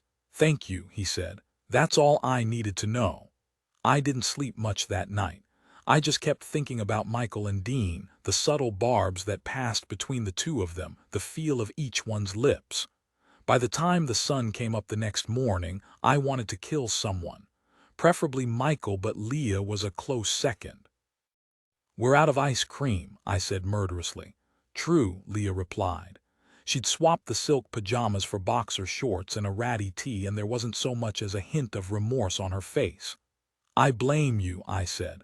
Also true, Leah studied my face. And unless I'm mistaken, you're not just blaming me for the ice cream, and that makes me terribly curious, Cassie. Care to share? It was impossible to keep a secret in this house, let alone two. First Dean, then Michael. I hadn't signed up for this. If Leah hadn't dared me to kiss Dean, Michael never would have kissed me in the pool, and I wouldn't be in this mess, unsure what I felt, what they felt, what I was supposed to do about it. No, I said out loud. I was here for one reason and one reason alone. Forget breakfast, I said, slamming the freezer door shut. I have work to do. I turned to leave, but not before I caught sight of Leah twirling her gleaming black ponytail around her index finger, her dark eyes watching me a little too closely for comfort. I made my way to the library to drown my sorrows in serial killer interviews. Wall-to-wall, ceiling-to-floor bookshelves bulged with carefully organized titles. Textbooks, memoirs, biographies, academic journals, and the oddest assortment of fiction I'd ever seen. Old-fashioned dime store mysteries, romance novels, comic books, Dickens, Tolkien, and Poe. The third shelf from the left was full of blue binders. I picked up the first one and opened it. Friedman, Thomas, October 22-28, 1993, Florida State Prison. Stark, F.L. Thomas Friedman. Such a normal-sounding name. Gingerly, I flipped through the transcript. A bare-bones play with a limited cast of characters, no plot and no resolution. Supervisory Special Agent Cormac Kent was the interviewer. He asked Friedman about his childhood, his parents, his fantasies, the 9 women he'd strangled with high-sheen dress hose. Reading Friedman's words black ink typed onto the page would have been bad enough, but the worst part was that after a few pages, I could hear the way he would have talked about the women he'd killed. Excitement, nostalgia, longing, but no remorse. You should sit down. I'd been expecting someone to join me in the library. I hadn't expected that someone to be Leah. Dean's not coming, Leah said. He read those interviews a long time ago. Have you read them? I asked. Some, Leah replied. Mostly I've heard them. Briggs gives me the audio. I play Spot the Lie. It's a real party. I realized suddenly that most people my age, most people any age, wouldn't be able to take reading these interviews. They wouldn't want to, and they certainly wouldn't lose themselves in it, the way I would. The way I already had. Friedman's interview was horrible and horrifying, but I couldn't turn off the part of my brain that wanted to understand. What's the deal with you and Dean? I asked Leah, forcing myself to think about anything other than the fact that part of me wanted to keep reading. Michael might have told me that he and Leah had hooked up more than once, but Dean was the one who could dial her back a notch just by saying her name. I've been in love with him since I was 12. Leah shrugged, like she hadn't just bared her soul to me, and then I realized she hadn't. Oh, God, she said, gasping for air between giggles. You should see your face. Really, Cassie, I'm not a fan of incest, and Dean is the closest thing to a brother I have. If I tried to kiss him, he might actually hurl on me. That was comforting, but the fact that it was comforting just sent me right back into the tailspin from that morning. Why should I care if there was anything between Leah and Dean, when Michael was the one who'd kissed me of his own free will? Look, as adorable as watching you angst is, Leah said, take a bit of friendly advice. There's not a person in this house who isn't really, truly, fundamentally screwed up to the depths of their dark and shadowy souls. Including you, including Dean, including Michael. That sounded more like an insult than advice. Dean would want me to tell you to stay away from him, Leah said. And Michael? I asked. Leah shrugged. I want to tell you to stay away from Michael. She paused. I won't, but I want to. I waited to see if she was finished. She didn't say anything else. As far as advice goes, that kind of sucked. Leah executed an elaborate bow. I try. Her eyes flitted back to the binder in my hand. Do me a favor. What kind of favor? Leah gestured to the binder. If you're going to read those, she said, don't say anything about them to Dean. For the next 4 days, Locke and Briggs were away working on their case, and other than avoiding Michael and Dean and weeding the flower beds for Judd, there was nothing for me to do but read, and read, and read. 1,000 pages of interviews later, I got sick of being cooped up in the library and decided to take a little field trip. I took a walk through town and ended up plopping down by the Potomac River, enjoying the view and reading interview 27, binder 12. The 1990s had given way to the 21st century, and SSA Kent had been replaced by a series of other agents, among them Agent Briggs.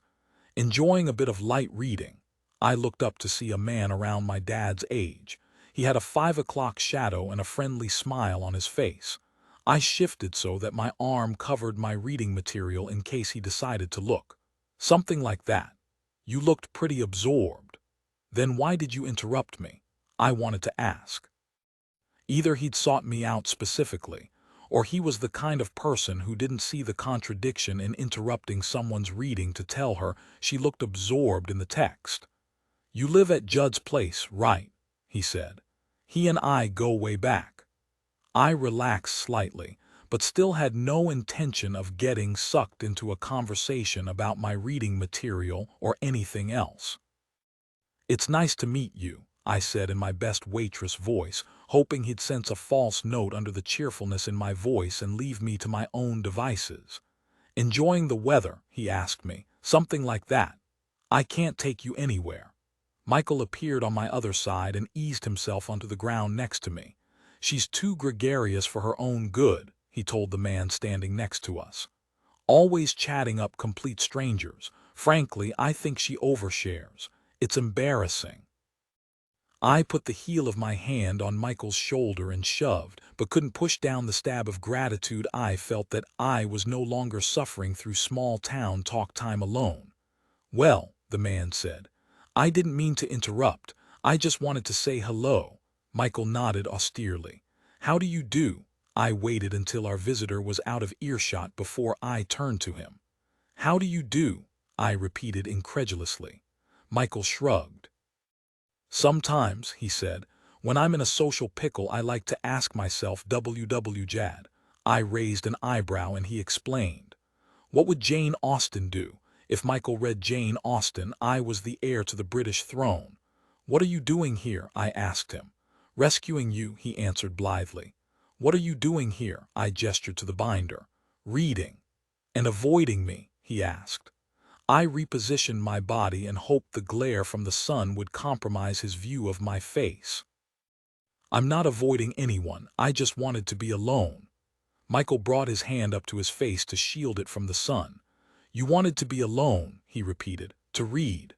That's why I'm here, I said defensively. That's why we're all here, to learn. Not to obsess over the fact that I've kissed more boys in the past week than I have in my entire life, I added silently. To my surprise, Michael didn't comment on the emotions I had to be broadcasting. He just reclined next to me and held up some reading material of his own. Jane Austen, I said, disbelieving. Michael gestured toward my binder.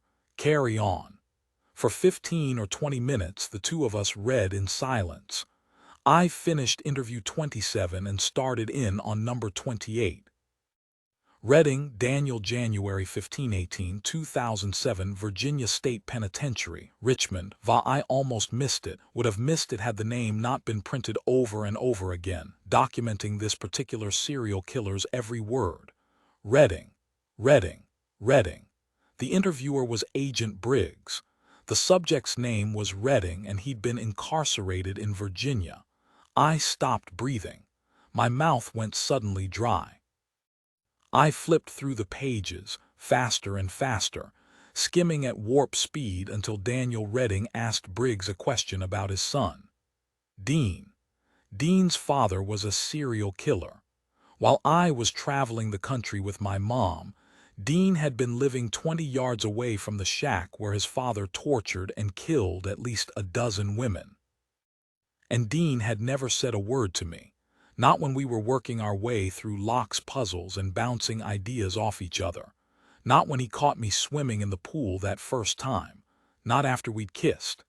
He told me that spending time inside the minds of killers would ruin me, but hadn't breathed a word about his past. Suddenly, everything fell into place. The tone in Leah's voice when she'd said the pictures on the stairwell were there for Dean's benefit. The fact that Agent Briggs had gone to Dean for help on a case when he was 12. Michael introducing Dean by telling me that he knew more about the ways that killers thought than just about anyone. Leah asking me, as a favor, not to say anything about these interviews to Dean. The bad seed. I stood up and shoved the binder back into my bag. Michael said my name, but I ignored him. I was halfway back to the house before I'd even registered the fact that I was running. What was I doing? I didn't have an answer to that question, and yet I couldn't turn around. I kept going until I reached the house. I climbed the stairs, heading for my room, but Dean was waiting for me at the top like he'd known today would be the day. You've been reading the interviews, he said. Yeah, I replied softly. I have. Did you start with Friedman? Dean asked. I nodded, waiting for him to name the awful unspoken something that hung in the air between us. That's the guy with the pantyhose, right? Did you get to the part where he talks about watching his older sister get dressed? Or what about that bit with the neighbor's dog? I'd never heard Dean sound like this, so flippant and cruel. I don't want to talk about Friedman, I said. Right, Dean replied. You want to talk about my father? Did you read the whole interview? On day 3, Briggs bribed him to talk about his childhood. You know what he bribed him with? Pictures of me. And when that didn't work, pictures of them, the women he killed. Dean, what, isn't this what you wanted, to talk about it? No, I said. I want to talk about you. Me. Dean couldn't have sounded more incredulous if he'd tried. What else is there to say? What was there to say? I don't care. My breath was still ragged from running. I was saying this wrong. Your father, it doesn't change who you are. What I am, he corrected. And yes, it does. Why don't you go ask Sloan what the statistics say about psychopathy and heredity? And then why don't you ask her what they say about growing up in an environment where it's the only thing you know? I don't care about the statistics, I said. We're partners. We work together. You knew I was going to find out. You could have told me. We're not partners. The words hurt me, and he meant for them too. We won't ever be partners, Dean said, his voice razor sharp and unrepentant. And do you want to know why? Because as good as you are at getting inside normal people's heads, I don't even have to work to get inside a killer's. Doesn't that bother you? Didn't you ever notice how easy it was for me to be the monster when we were working together? I'd noticed, but I'd attributed it to the fact that Dean had more experience at profiling killers. I hadn't realized that that experience was firsthand. Did you know about your father? I regretted the question the moment I asked it, but Dean didn't bat an eye. No, he said, not at first, but I should have. Not at first. I told you, Cassie, by the time Briggs started coming by with questions on cases, there was nothing left to ruin. That's not true, Dean. My father was in prison, I was in foster care, and even back then I knew that I wasn't like the other kids. The way my mind worked, the things that made sense to me. He turned his back on me. I think you should go. Go where? I don't care. He let out a shuddery breath. Just leave me alone. I don't want to leave you alone. And there it was, something I hadn't even let myself think since Truth or Dare. How exactly was I supposed to tell you? Dean asked, still facing away from me. Hey, guess what? Your mom was murdered and my dad is a killer. This isn't about my mom. What do you want me to say, Cassie? Dean finally turned back around to face me. Just tell me and I'll say it. I just want you to talk to me. Dean's fingers curled into fists at his sides. I could barely see his eyes behind the hair that fell in his face. I don't want to talk to you, he said. You're better off with Michael. Dean, a hand grabbed my shoulder and spun me around, hard. He said he didn't want to talk to you, Cassie. Leah's face was a mask of calm. Her tone was anything but. Don't turn back to look at him. Don't say another word to him, just go. And one more thing, she leaned forward to whisper in my ear. Remind me never to ask you for a favor again. I walked slowly back down the stairs, trying to figure out what had just happened. What was I thinking confronting Dean? He was allowed to have secrets. He was allowed to be angry that Locke had assigned me to read those interviews, knowing that one of them was his father's. I shouldn't have gone up there. I should have left him alone. Leah or Dean? I looked up and saw Michael standing near the front door. What? The look on your face, he replied. Leah or Dean? I shrugged. Both, Michael nodded, as if my answer were a foregone conclusion. You okay? You're the emotion reader, I said. You tell me. He took that as an invitation to come closer. He stopped a foot or two away and studied my face. You're confused, madder at yourself than you are at either of them. Lonely, angry, stupid. Stupid, I sputtered. Hey, I just call it like I see it. Michael was apparently in the mood to be blunt. You feel stupid doesn't mean you are. Why didn't you tell me? I sat down on the bottom step, and after a few seconds Michael sat down beside me, stretching his legs out on the hardwood floor. Why make thinly veiled comments about the bad seed instead of just telling me the truth? I thought about telling you. Michael leaned back on his elbows, his casual posture contradicting the tension unmistakable in his voice. Every time I saw the two of you hunched over one of Locke's little puzzles, I thought about telling you. But what would you have said if I did? I tried to imagine hearing about Dean's father from Michael, who could barely manage a civil word where Dean was concerned. Exactly. Michael reached forward to tap the edge of my lips like that was the precise spot that had tipped him off to what was going on inside my mind. You wouldn't have thanked me for telling you. You would have hated me for it. I swatted Michael's hand away from my face. I wouldn't have hated you. Michael gestured in the general direction of my forehead but refrained from actually touching my face this time. Your mouth says one thing but your eyebrows say another. He paused, and his own mouth twisted into a lazy grin. You might not realize this, Colorado, but you can be a little sanctimonious. This time, I didn't bother letting my face do the talking for me. I slugged him in the shoulder hard. Fine. Michael held his palms up in surrender. You're not sanctimonious, you're honorable. He paused and trained his eyes straight ahead. Maybe I didn't want to advertise the fact that I'm not.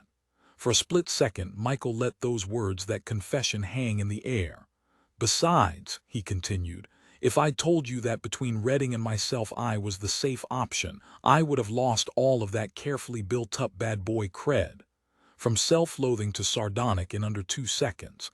Trust me, I said lightly, you don't have any cred. Oh, really? Michael said. When I nodded, he stood up and took my hand. Let's fix that then, shall we? A wiser person would have said no. I took a deep breath. What did you have in mind? Blowing stuff up was surprisingly therapeutic. Clear, Michael yelled. The two of us scuttled backward.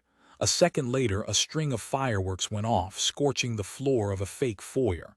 Somehow, I don't think this is what Agent Briggs had in mind when he built this basement, I said. Michael adopted an austere look. Simulation is one of our most powerful tools, he said, doing a passable imitation of Agent Briggs. How else are we to visualize the work of the infamous Boom Boom Bandit? Boom Boom Bandit, I repeated. He grinned. Too much. I held my index finger up an inch from my thumb. Just a little. Behind us, the door to the basement opened and slammed shut. I half expected it to be Judd, asking what precisely we thought we were doing down here, but Michael had assured me the basement was soundproof. I didn't know anyone was down here. Sloane looked at the two of us suspiciously. Why are you down here? Michael and I looked at each other. I opened my mouth to answer, but Sloane's eyes widened as she took in the evidence. Fireworks, she said, folding her arms over her middle. In the foyer, Michael shrugged. Cassie needed a distraction, and I needed to give Briggs a few more gray hairs. Sloane eyed him mutinously. Considering the amount of time she spent down here, I could see why she might take any misuse of the crime set seriously. Sorry, I said. You should be, she replied sternly. You're doing it all wrong. What followed was a 10-minute lecture on pyrodynamics and several more explosions. Well, Michael said, surveying our work, that'll teach Briggs and Locke to leave us to our own devices for too long. I shoved my hair out of my face with the heel of my hand. They're working a case, I said, remembering the look on Locke's face and the details I'd managed to glean about what she and Briggs were up to. I think that's a little bit of a higher priority than training us is. Sloane, Michael said suddenly, drawing out her name and narrowing his eyes. Nothing, Sloane replied quickly. Nothing what? I asked. Clearly, I was missing something here. When I said Locke's name, Sloane looked down and to the side and her eyebrows pulled up in the center. Michael paused, and when he spoke again, his voice was softer. What did you take, Sloane? Sloane made a careful study of her fingernails. Agent Locke doesn't like me. I thought back to the last time I had seen Sloane and Locke together. Sloane had come into the kitchen and rattled off some statistics about serial killers. Locke hadn't had a chance to reply when Briggs came into the room with an update on their case. In fact, I wasn't sure I'd ever seen Locke say anything to Sloane, though she traded barbs easily enough with Michael and Leah. There was a USB drive, Sloane admitted finally, in Agent Locke's briefcase. Michael's eyes lit up. Am I to infer that you have it now? Sloane shrugged. That's a distinct possibility. You took a USB drive out of Locke's briefcase. I processed that bit of information. When Leah had helped herself to the contents of my closet, she'd said that Sloane was the kleptomaniac in the house. I'd assumed she was joking. Apparently not. Let's concentrate on the important thing here, Michael said. What information do you lovely ladies think Locke would be carrying on her person while working a case? I glanced at Sloane, then back at Michael. You think it has something to do with their current case? I couldn't keep the surge of interest out of my tone. That is also a distinct possibility. Sloane was sounding distinctly more chipper. Michael threw an arm over her shoulder. Have I ever told you that you're my favorite? He asked her. Then he cast a wicked glance at me, still in need of distraction. This encryption is pathetic, Sloane said. It's like they want me to hack their files. She was sitting cross-legged on the end of her bed, her laptop balanced on her knees. Her fingers flew across the keys as she worked on breaking through the protection on the pilfered USB drive.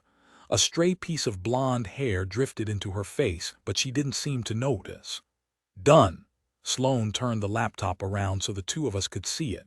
7 files, she said. The smile fell from her face. 7 victims. Locke's lecture on victimology came flooding back to me. Was that why my mentor had been carrying around a digital copy of these files? Had she been attempting to get inside the victims' heads? What if this is important? I asked, unable to push back a stab of guilt. What if Locke and Briggs need this information for their case? I'd come to the program to help, not to get in the way of the FBI's efforts. Cassie, Michael said, taking a seat against the foot of the bed and stretching his legs out in front of him. Is Briggs the type to keep backups? Agent Briggs was the type to keep backups of his backups. He and Locke had been gone for 3 days. If they'd needed this drive, they would have come back for it. Should I print out the files? Sloane asked. Michael looked at me and raised an eyebrow. Your call, Colorado. I should have said no. I should have told Sloane that the case Locke and Briggs were working on was none of our business, but I'd come here to help, and Locke had said that she and Briggs had hit a brick wall. Print it. A second later, the printer on Sloane's desk started spitting out pages. After 50 or so sheets, it stopped. Michael leaned over and grabbed the pages.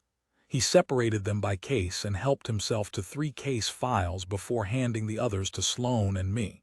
All 7 were homicides. 4 in D.C. in the past 2 weeks, and another 3 cases, all within the past year, from other jurisdictions. First D.C. victim disappeared from the street she was working 10 days ago and showed up the next morning with her face half carved off. Michael looked up from leafing through the file. This one's dated 3 days later, I said. Facial mutilation, numerous superficial cuts to the rest of the body. She died of blood loss. This would take time, Sloane said, her face pale. Hours, not minutes, and according to the autopsy reports, the tissue damage is severe. He's playing with them. Michael finished with his second file and started in on the third. He takes them, he cuts them, he watches them suffer, and then he cuts off their faces. Don't say he, I corrected absent-mindedly. Say I or you. Michael and Sloane both stared at me, and I realized the obvious. Their lessons were very different from mine. I mean, say unsub, I told them. Unknown subject. I can think of some better names for this guy, Michael murmured, looking through the last case file in his hands. Who has the file for the last victim? I do. Sloane's voice was quiet, and suddenly she looked very young. She was a palm reader in DuPont's circle. For a second, I thought Sloane might actually put the file down, but then her features went suddenly calm. A person is 10 times more likely to become a professional athlete than to make a living reading palms, she said, taking refuge in the numbers.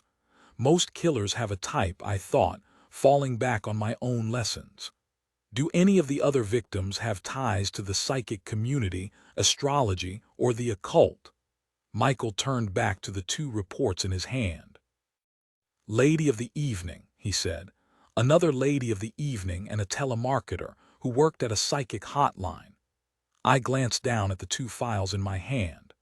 I've got a 19-year-old runaway and a medium working out of Lowe's Angels. 2 different kinds of victims, Michael observed. Prostitutes, drifters, and runaways in column A, people with a tie to the occult in column B. I fished before photos of the victims out of my files and gestured for the others to do the same. You pick them for a reason, I thought, looking at the women one by one. You cut their faces, slice your knife down through skin and tissue until you hit the bone. This is personal. They're all young, I said, studying them and searching for commonalities. Between 18 and 35. Those three have red hair. Michael separated out the victims with no ties to the psychic community. The palm reader had red hair, too, Sloane interjected. I was staring directly at the palm reader's before picture. The palm reader was a blonde. No, Sloane said slowly. She was a natural blonde, but when they found her, she looked like this. Sloane slid a second, gruesome picture toward us. True to Sloane's words, the corpse's hair was a deep, unmistakable red. A recent dye job, I thought. So did she dye her hair? Or did you? Two classes of victims, Michael said again, lining the redheads up in one column and the psychics in another, with the palm reader from DuPont's circle between the two. You think we're looking for two different killers? No, I said. We're only looking for one killer. My companions could make observations. Sloane could generate relevant statistics. If there'd been witness testimony, Michael could have told us who was exhibiting signs of guilt. But here now, looking at the pictures, this was my domain. I would have had to backtrack to explain how I knew, to figure out how I knew, but I was certain. The pictures, what had been done to these women, it was the same. Not just the details, but the anger, the urges. All of these women had been killed by the same person. You're escalating, I thought. Something happened and now you need more, faster. I stared at the photos, my mind whirring, picking up each detail of the pictures, the files, until only three things stood out. Knife, redhead, psychic. That was the moment that the ground disappeared from underneath me. I lost the ability to blink.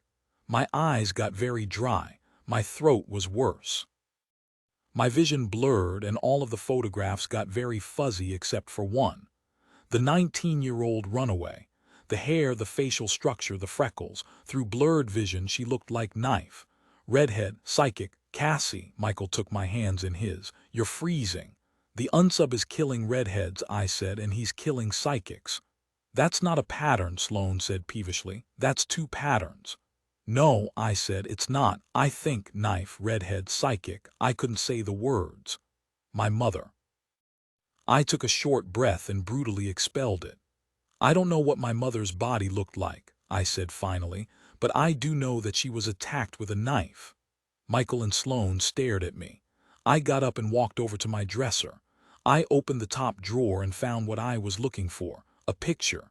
Don't look at it, I thought. Directing my gaze at anything but the picture in my hand, I stooped and tapped my fingers on the palm reader's photograph. I don't think she dyed her hair red, I said. I think the killer did. You kill psychics, you kill redheads, but one or the other isn't enough anymore. It's never enough.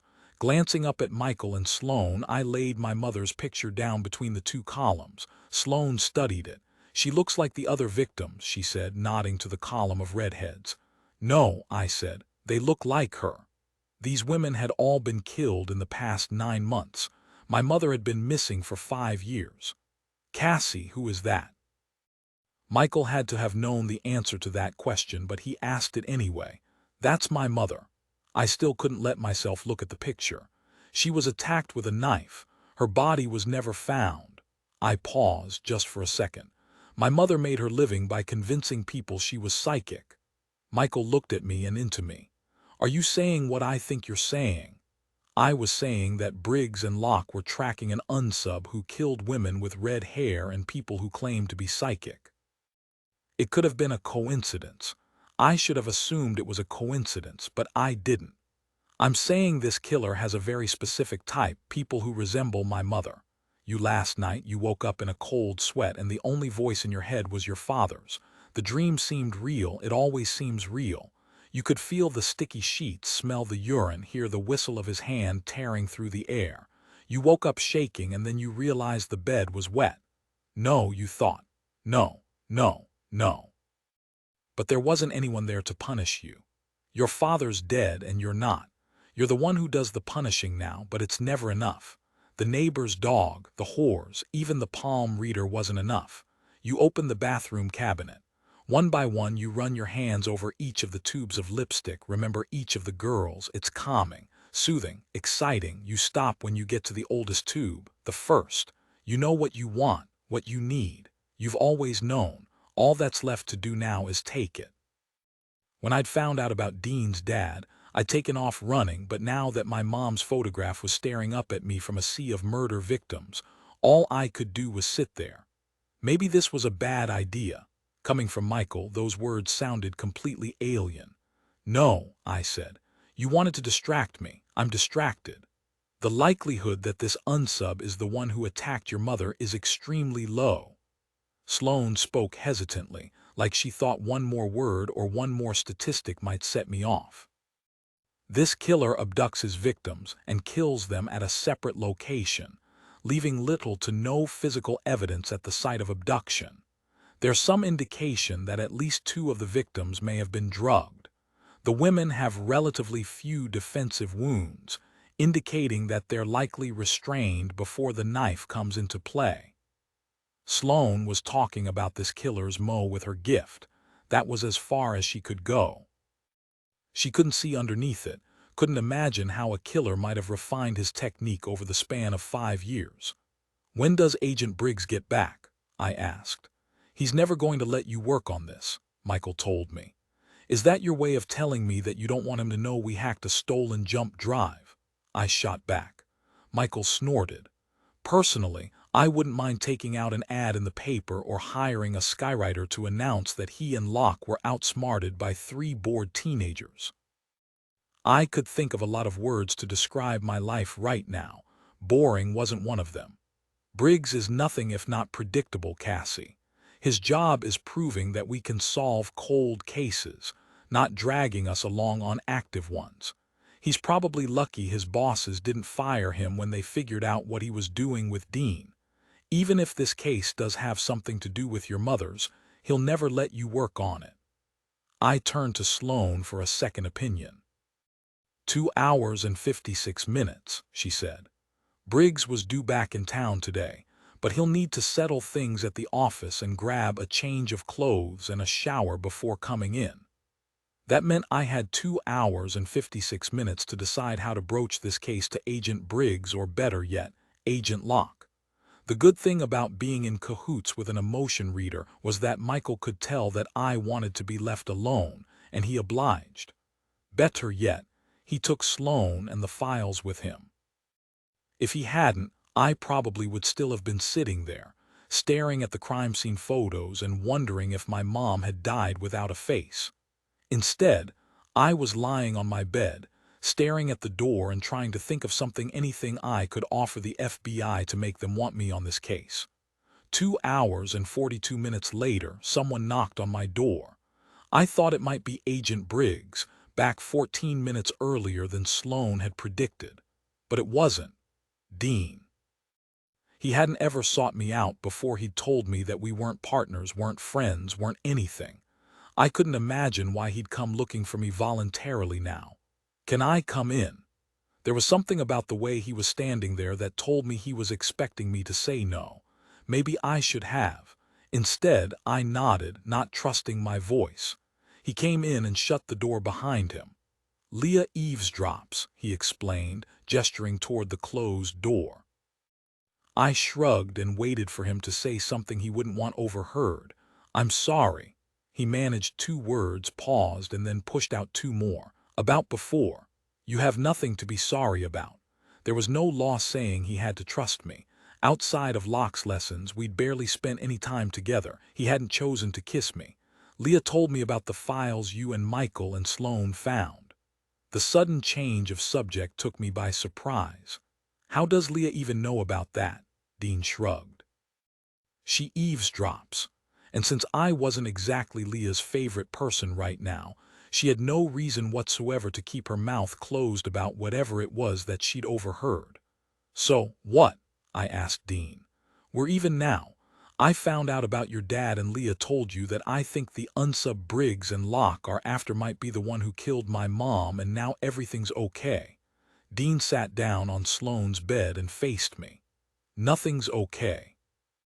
Why was it that I'd managed to hold on to my cool with Michael and Sloane? But now that Dean was here, I could feel myself starting to slip.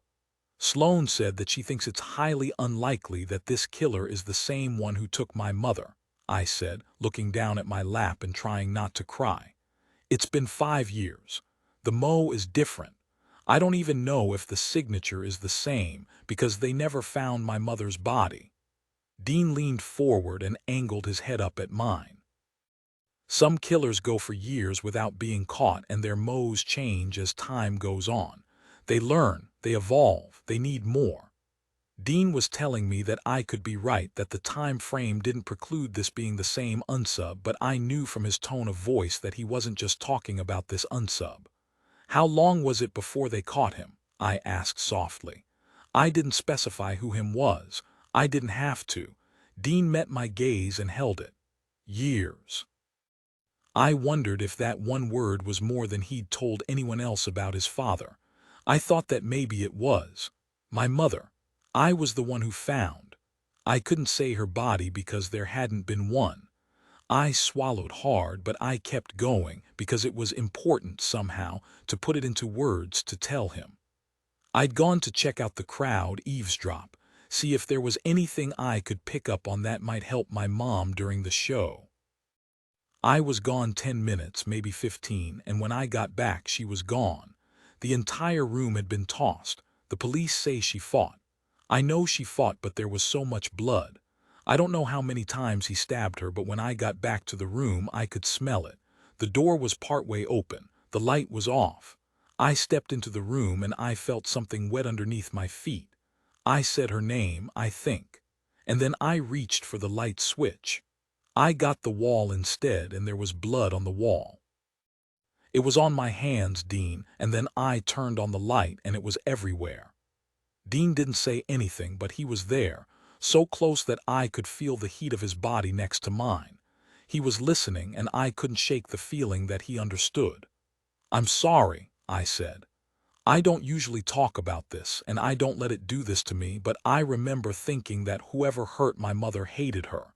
He knew her, and he hated her, Dean. It was there in the room, in the spatter, in the way she'd fought. It wasn't random. He knew her, and how could I explain that to anyone? Who would have believed me?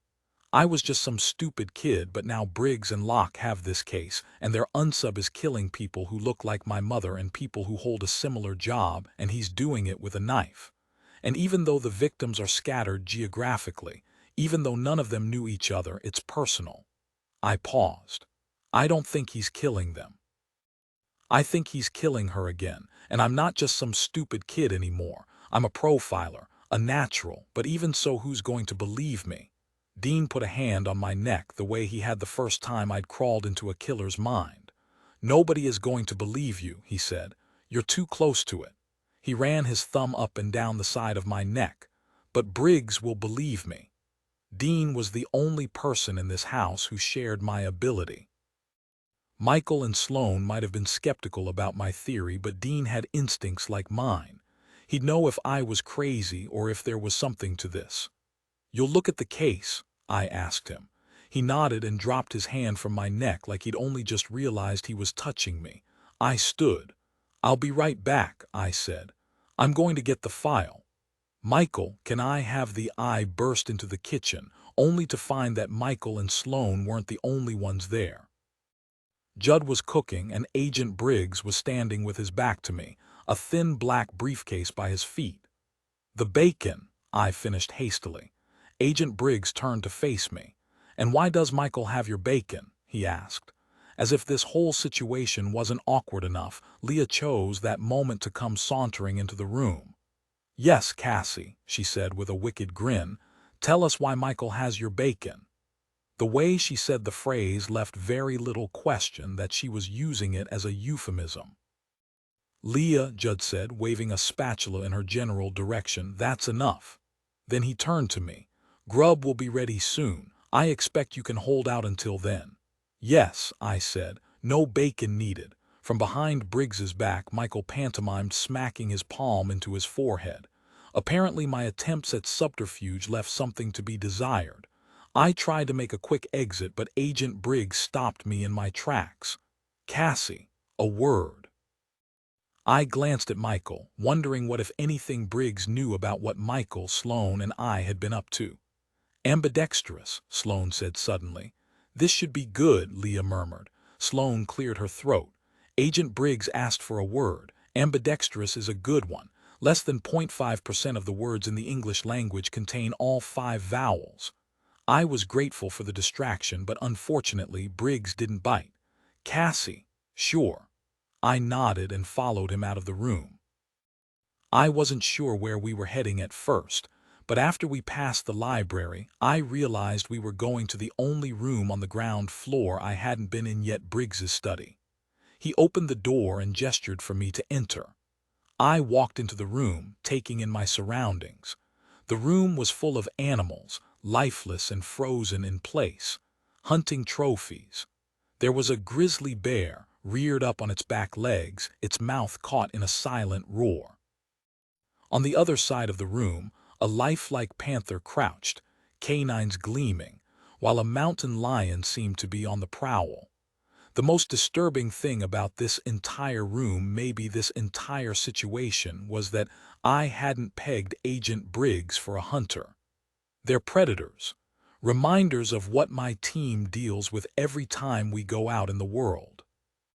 There was something about the way Agent Briggs said those words that made me realize, beyond a shadow of a doubt, that he knew what Michael, Sloane, and I had been up to in his absence. He knew that we knew the exact details of the case that he and Agent Locke were working now. "How did you find out?" I asked. "Judd told me." Briggs crossed the room and sat on the edge of the desk. He gestured for me to take a seat in a chair in front of him. "You know, Judd might fade into the background around here, but there's not much that goes on in this house that he doesn't know. Information gathering has always been a specialty of his." Keeping his eyes fixed on me, Briggs opened his briefcase and took out a file, all of the papers we'd printed out earlier. "I confiscated this from Michael. And this," he added, holding up the USB drive, "from Sloane. Her laptop will be making a trip to our tech lab to ensure that all traces of data have been wiped from the hard drive." I hadn't even had a chance to tell Agent Briggs my suspicions, and he was already shutting me down and shutting me out. Briggs ran one hand roughly over his chin, and I realized that he hadn't shaved in at least a day. "The case isn't going well." I paused. "Is it?" "I need you to listen to what I'm saying, Cassandra." That was only the second time he'd called me by my full name since I'd told him I preferred Cassie. "I was up front with you about what this program is and what it is not. The FBI isn't about to authorize teenagers to dive into the middle of active cases." His choice of words was more revealing than he knew.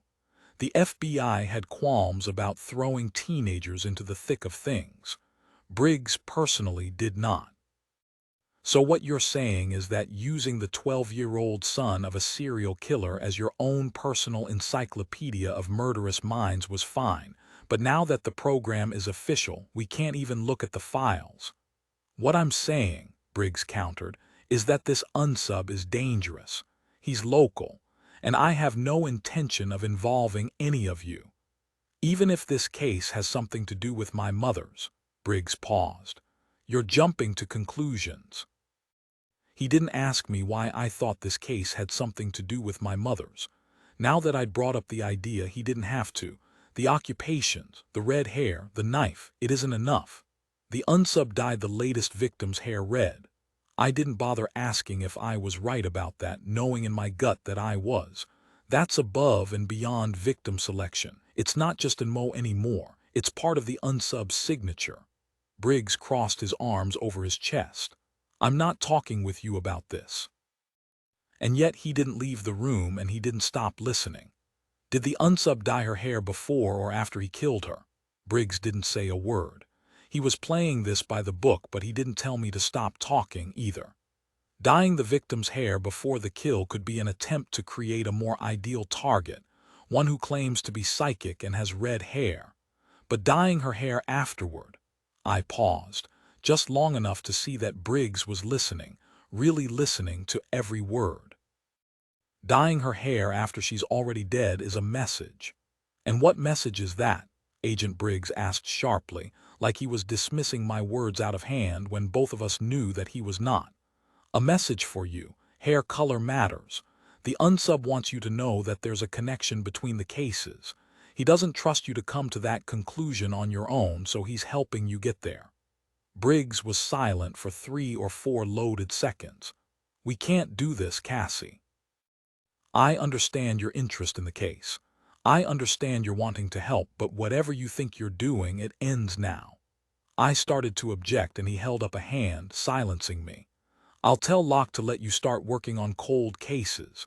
You're obviously ready, but if you so much as sniff in the direction of this case again, there will be consequences, and I can guarantee that you will find them unpleasant. He leaned forward, his posture unconsciously mimicking the roaring bears. Have I made myself clear? I didn't respond. If he was looking for a promise that I'd stay out of this, he was going to be disappointed. I already have a natural profiler in this program. Briggs looked me straight in the eye, his lips set in a thin, forbidding line. I'd prefer to have 2, but not at the risk of my job. There it was, the ultimate threat. If I pushed this, Briggs could send me home. Back to Nana and the aunts and the uncles and the constant awareness that I would never be like them, like anyone outside of these walls. You've made yourself clear, I said. Briggs closed his briefcase. Give it a couple of years, Cassie. They won't keep you out of the field forever. He waited for my reply, but I said nothing. He stood up and walked to the door. If he's dyeing their hair, the rules are changing, I called after him, not bothering to turn around to see if he'd stop to listen or not. And that means that before things get better, they're going to get a whole lot worse. You can't remember the last time you felt this way.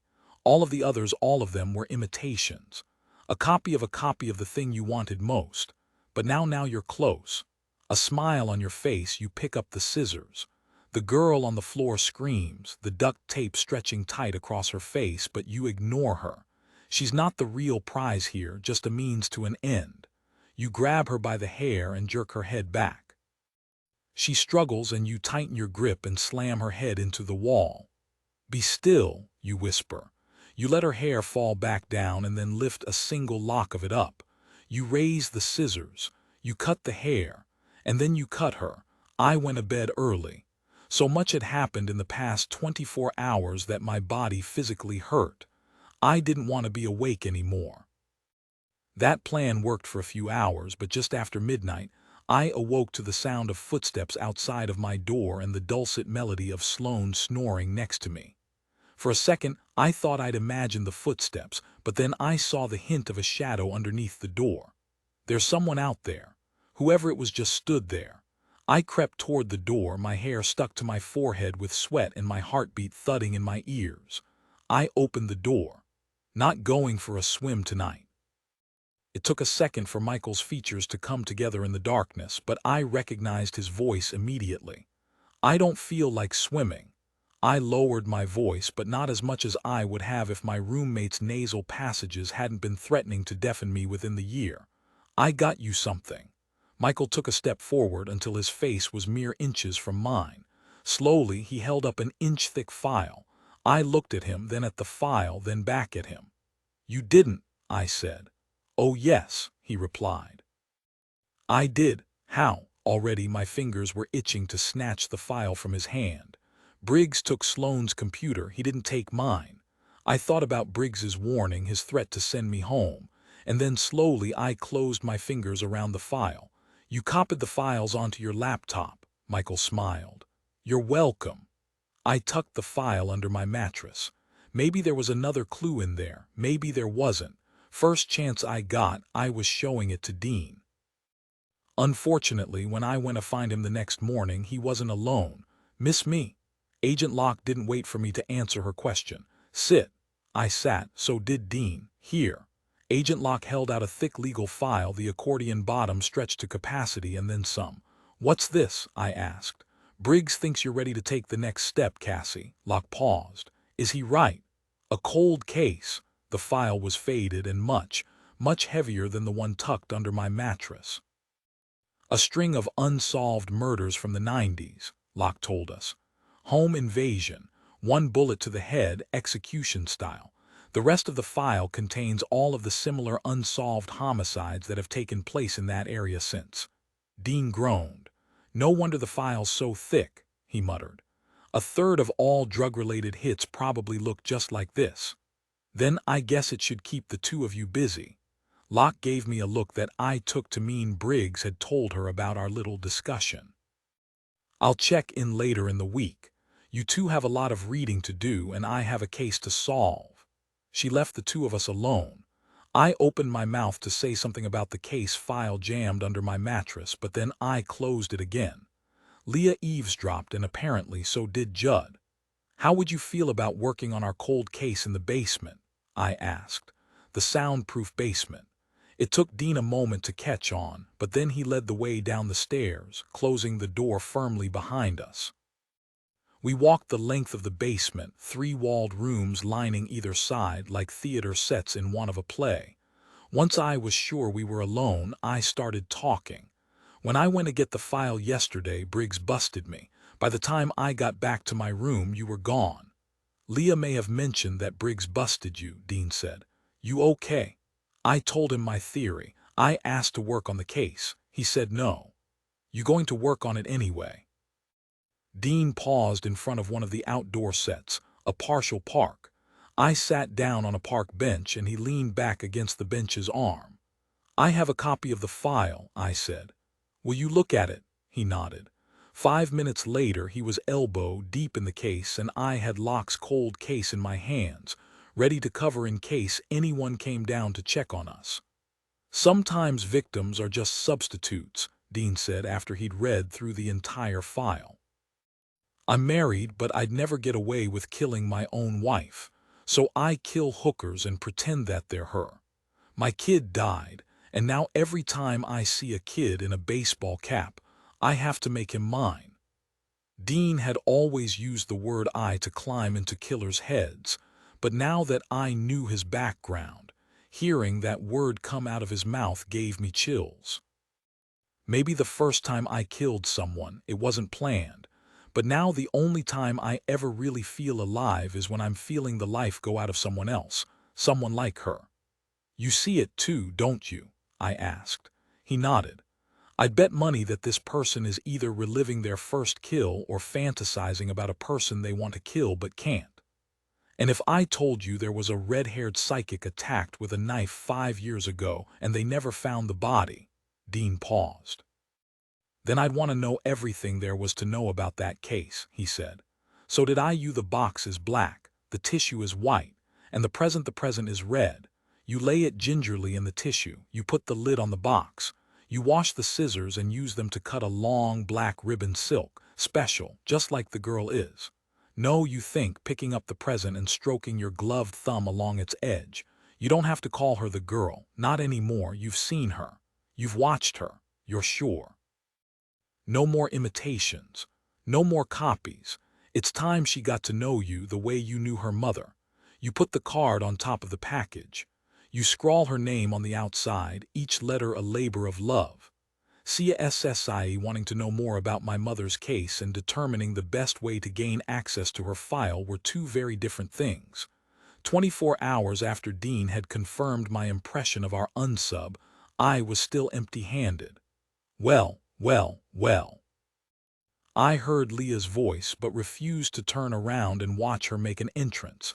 Instead, I focused on the grain of the kitchen table and the sandwich on my plate. Somebody got a package in the mail, Leah sing-songed.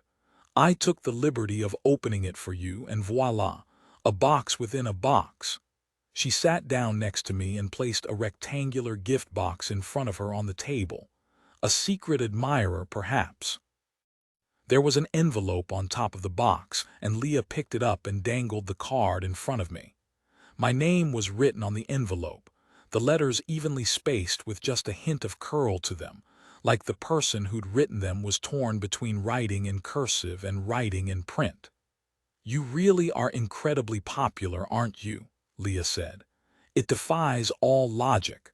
I assumed you were just the new shiny. In a program with so few students, it would be weirder if the new girl didn't draw attention from the opposite sex. But neither Michael nor Dean would have a reason to mail you a package, so I can only infer that your, shall we say, appeal isn't limited to people who live here. I tuned Leah out and looked at the box. It was matte black with a perfectly fitted lid. A black ribbon had been wrapped around the box twice, forming a cross shape on the front. In the center of the cross, the ribbon curled into a bow. Did I hear my name? Michael sauntered over to join us. Don't you just hate it when you walk into the room and everyone's talking about you? His eyes landed on the gift and the smile on his face turned plastic and sharp. Somebody's not fond of competition, Leah said. And somebody is a lot more vulnerable than she lets on, Michael replied without missing a beat. Your point. That shut Leah up temporarily. I looked back down at the box and ran my finger along the edge of the ribbon. Silk. You didn't send this? I asked Michael, my voice catching in my throat. No, Michael replied with a roll of his eyes. I really didn't. There wasn't a person in my family who would have sent me a package wrapped up in silk, and I couldn't think of anyone else who would want to send me a care package. Michael hadn't sent it. Dean wasn't the gift-giving type. I turned to Leah. You sent this. Not true. She stared at me for a second, then made a grab for the card. Don't I started to say. My words fell on deaf ears. She plucked a plain white note card from the envelope and cleared her throat. From me to you. Leah arched an eyebrow and tossed the card back on the table. How romantic. A chill crawled up my spine. My breath felt hot in my lungs, but my hands were freezing cold. The package, the ribbon, the bow tied just so. Something isn't right. Cassie. Michael must have seen it on my face. He leaned toward me. I glanced at Leah, but for once she had nothing to say. Slowly, I brought my hand up to the ribbon. I pulled, and it fell away into a graceful black heap on the table.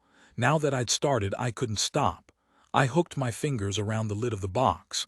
I pulled it off and set it gingerly to the side. White tissue paper, meticulously folded, lay inside. What is it? I ignored Leah's question. I reached into the box. I unwrapped the tissue paper, and then I screamed. Nestled in the tissue paper was a lock of red hair. It took Agent Briggs an hour to get to our house.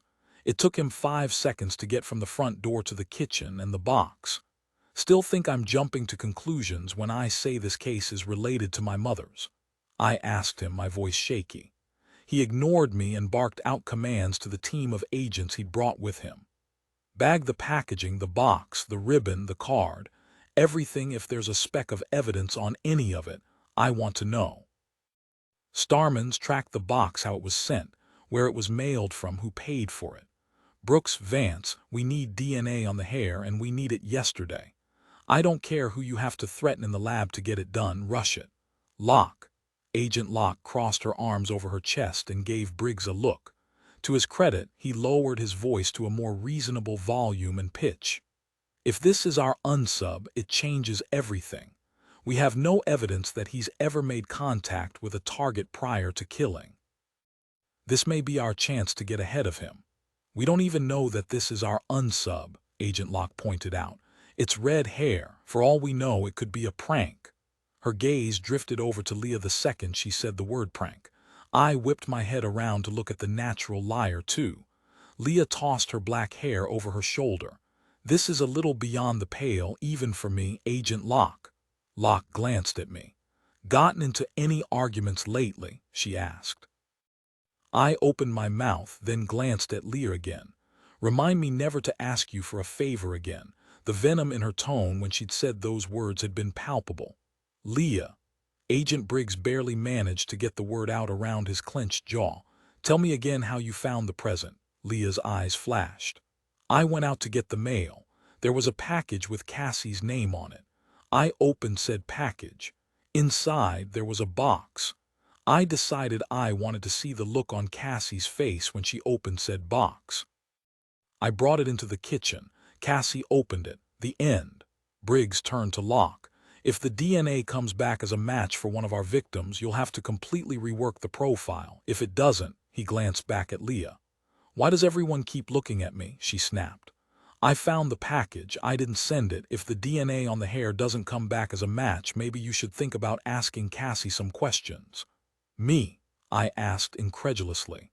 You wanted in on this case, Leah retorted. And now the killer contacts you out of the blue. How lucky for you. I couldn't tell if Leah believed what she was saying or not. It didn't matter because Briggs had already turned his diamond-hard gaze on me. Cassie didn't do this. I hadn't even realized that Dean was in the room until he spoke. Clearly, neither had the agents. Briggs actually jumped. Cassie's not the type to play games. Dean's voice brooked no doubt. The entire reason she wanted to work on this case is that she thinks it has something to do with her mother's murder.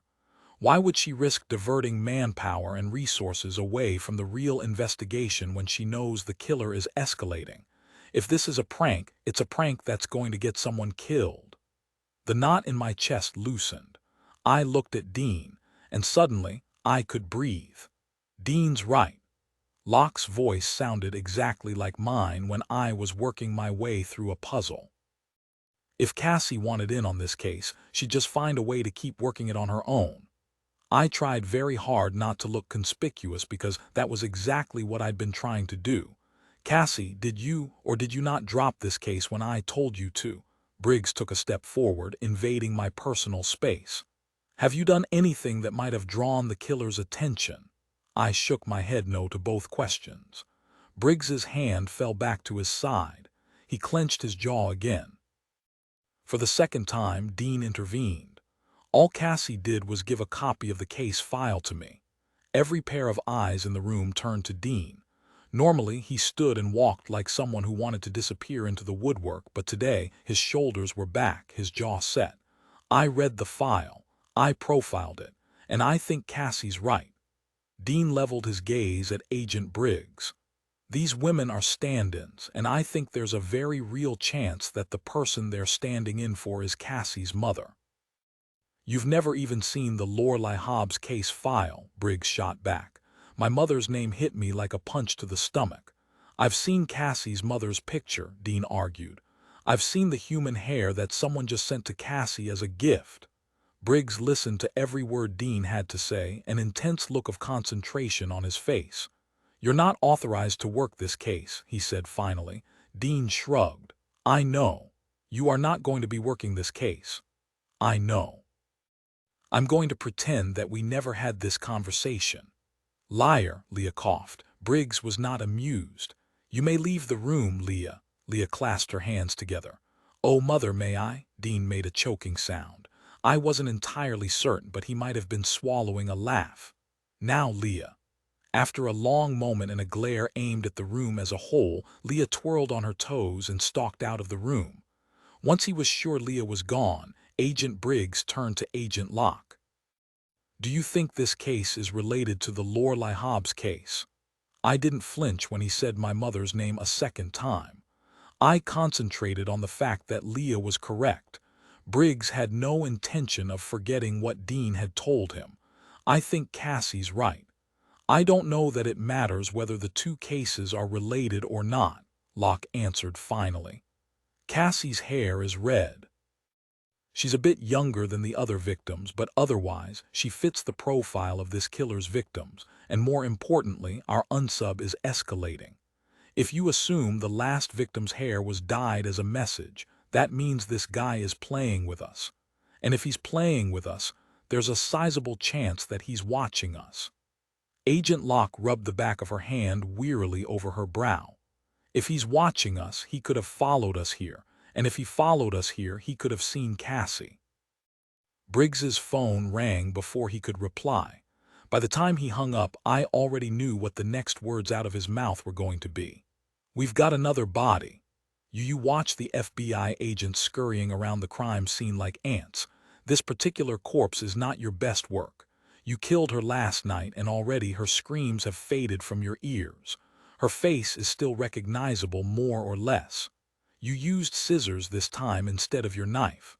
But that's not the point. Not this time. This time the point is that the gift you sent sweet little Cassandra Hobbs was the real thing. The pathetic little slut lying lifeless on the pavement is just a piece of the plan. You abandoned her body at dawn, knowing that it wouldn't be discovered immediately. You'd hoped, prayed, even that Cassie would be there when the agents got the call.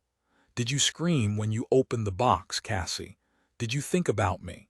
Am I the thought that keeps you up at night? There's so much you want to ask her, so much you want to tell her. The rest of the world will never understand. The FBI will never know the inner workings of your brain. They'll never know how close you are, but Cassie, she's going to know everything. The two of you are connected. Cassie is her mother's daughter, and that's as close as you're ever going to get. 2 days later, the hair from the black box came back as a match for the unsub's latest victim. I'll accept gifts in lieu of an apology, Leah told Agent Locke. Any time now is fine. Locke didn't reply. The three of us, along with Briggs, Michael, and Dean, were in Briggs's study. Sloane was nowhere to be seen. You sent me a piece of hair. I couldn't keep from talking to the killer in my head, couldn't keep from thinking about the present and what it meant that the unsub had sent it to me. Was she screaming when you cut it off? Did you use the scissors to cut her afterward? Was it ever even about her, or was it about me? About my mother? Am I in danger? I sounded remarkably calm, like my question was just a piece of the puzzle and not a matter of life and death, specifically mine. What do you think? Locke asked. Briggs narrowed his eyes like he couldn't believe she was using this as a teaching opportunity, but I answered the question anyway. I think this unsub wants to kill me, but I don't think he wants to kill me yet. This is insane. Michael had that look on his face, the one that told me he wanted to hit someone. Cassie, are you even listening to yourself? He turned to Briggs. She's in shock. She is standing right here, I said, but I didn't contradict the rest of Michael's statement. Given his ability to read people, I had to assume that he might be right. Maybe I was in shock. I couldn't deny the fact that my emotions were on lockdown. I wasn't angry. I wasn't scared. I wasn't even thinking about my mother and the fact that this unsub might very well have killed her too. You kill women, I said out loud. Women with red hair. Women who remind you of someone else. And then one day you see me, and for whatever reason I'm not like the others. You never needed to talk to them. You never needed them to go to sleep at night thinking about you. But I'm different. You send me a gift, maybe you want to scare me. Maybe you're playing with me or using me to play with the feds. But the way you wrapped that box, the care you took with my name on the card, there's a part of you that thinks you really have given me a gift. You're talking to me. You made me special, and when you kill me, that will have to be special too. Every single person in the room was staring at me. I turned to Dean. Am I wrong? Dean considered the question. I've been killing for a long time, he said, slipping into the killer's mind as easily as I had. And each time it's a little bit less than it was the time before. I don't want to get caught, but I need the danger, the thrill, the challenge. He closed his eyes for a moment, and when he opened them, it was like the two of us were the only two people in the room. You're not wrong, Cassie. This is sick, Michael said, his voice rising. There's some psycho out there fixating on Cassie, and you two are acting like this is some kind of game. It is a game, Dean said. I knew Dean wasn't enjoying this, that looking at me through a killer's eyes wasn't something he would have chosen to do, but Michael only heard the words. He lunged forward and caught Dean by the front of his shirt. A second later, Michael had Dean pinned to the wall. Listen to me, you sick son of a— Michael! Briggs pulled him off Dean. At the last second, Dean lunged forward and grabbed Michael, reversing their positions and wedging his elbow underneath Michael's throat. Dean lowered his voice to a whisper. I never said this was a game to me, Townsend. It was a game to the unsub. I was the prize. And if we weren't careful, Michael and Dean were going to kill each other. Enough! Locke put a hand on Dean's shoulder. He stiffened, and for a second I thought he might hit her. Enough, Dean echoed, expelling a breath. He let Michael go and took a step back. Then he just kept walking backward until his back hit the opposite wall. He was a person who didn't lose control, who couldn't afford to, and he'd come close enough with Michael just now that it scared him. So what do we do now?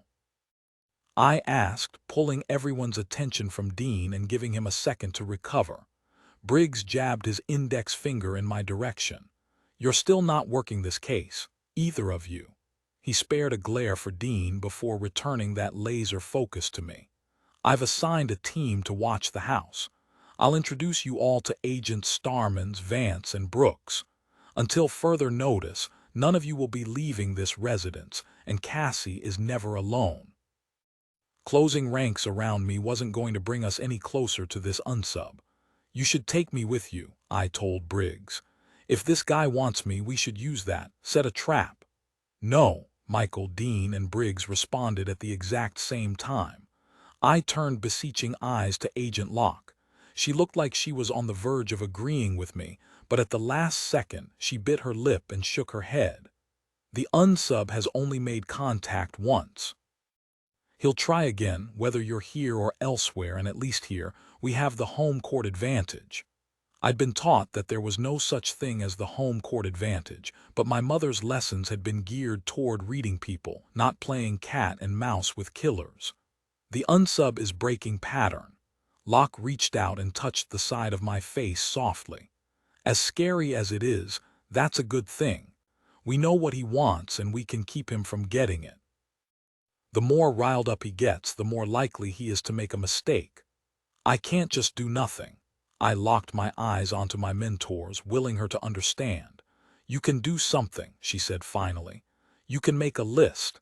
Everyone you've spoken to, everyone you've met, every place you've been, every person who's spent even a second looking at you since you got here. My mind went immediately to the man who'd interrupted my reading that afternoon by the Potomac without telling me his name. Was that him? Was it nothing? It was hard not to be paranoid given what I knew now. The unsub mailed the package, Leah pointed out, jarring me from my thoughts. He doesn't have to be local. Dean jammed his hands into his pockets. He'd want to see her, he said, his own gaze flicking toward my face just for a second. We weren't able to trace the package, Locke said grimly. Busy post office, busy day, less than observant mail clerk, and no security cameras. Our unsub paid cash and the return address is obviously faked. This guy is good and he's playing with us. At this point, I wouldn't rule anything out. For the next 3 days, I could barely manage to go to the bathroom without someone else following me in. And every time I looked out the window, I knew that the FBI was out there, watching and waiting, hoping the killer would try again. There are approximately 30,000 working morticians in the United States. Sloane, who was the only person in the house I couldn't justify throwing out of my room since it was her room, too had pulled Cassie babysitting duty when I tried to sneak away for some time alone. Morticians, I repeated. I eyed her suspiciously. Did someone give you coffee? Sloane very pointedly did not answer the coffee question. I thought you could use a distraction. I plopped down on my bed. Don't you have any more cheerful statistics? Sloane frowned in contemplation. Are balloon animals cheerful? Oh dear Lord.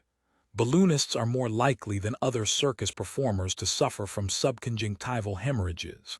Sloane, subconjunctival hemorrhages are not cheerful, she shrugged. If you had a balloon, I could make you a dachshund. Another few days of this and I might willingly serve myself up to the unsub.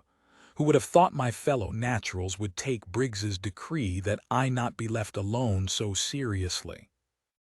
Dean and Michael could barely stand to be in the same room with each other, but the second I stepped out of my bedroom, one or both of them would be there waiting for me.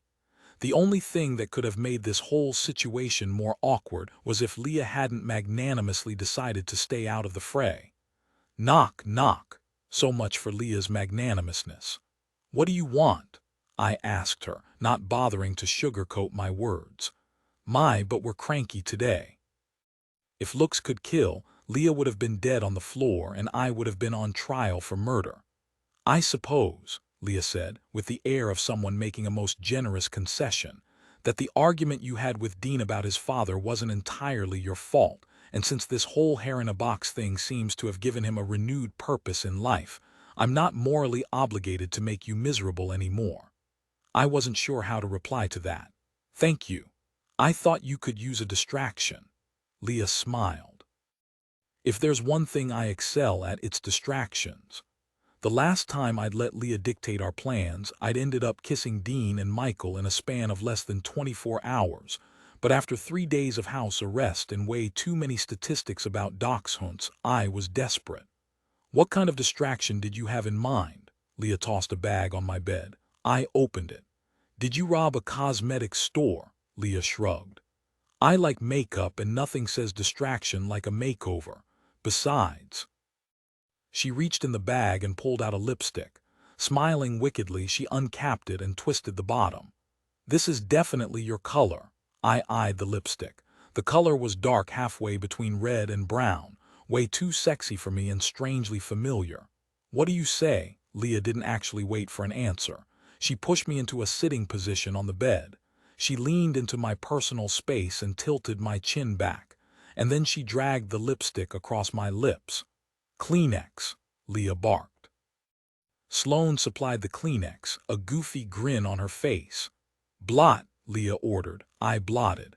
"I knew that would be a good color on you," Leah told me, her voice smug and self-satisfied. Without another word, she turned her attention to my eyes. When she was finally finished, I pushed her off me and walked over to the mirror. "Oh!" I couldn't keep the sound from escaping my mouth. My blue eyes looked impossibly big. My lashes had been thoroughly mascaraed, and the color on my lips was dark against my porcelain skin. I looked like my mother. My features, the way they came together on my face, everything. Blue dress, blood, lipstick. A series of images flashed through my mind, and I realized with sudden clarity why the color of this lipstick had seemed so familiar. I turned back to the bed and scavenged through the bag of makeup until I found it. I turned the tube upside down, looking for the color's name. "Rose red," I read, swallowing after I said the words. I turned to Leah. "Where did you get this?" "What does it matter?" My knuckles went white around the tube. "Where did you get this, Leah?" "Why do you want to know?" she countered, folding her arms over her chest and examining her nails. "I just do, okay?" I couldn't tell her more than that, and I shouldn't have had to. "Please." Leah gathered the makeup off the bed and made her way to the door. She gave me one of those smiles that wasn't a smile. "I bought it, Cassie, with money, as part of our fine system of capitalistic exchange. Happy." "The color," I started to say. "It's a popular color," Leah cut in. "If you bribe Sloane with some Java, she could probably tell you exactly how many millions of tubes of it they sell every year. Seriously, Cassie, don't ask why, just say thank you." "Thanks," I said softly, but I couldn't help feeling that the universe was mocking me, and I couldn't keep from looking down at the tube in my hand and thinking over and over again that once upon a time I'd known someone else who was partial to rose red lipstick. "My mother." "You hold still."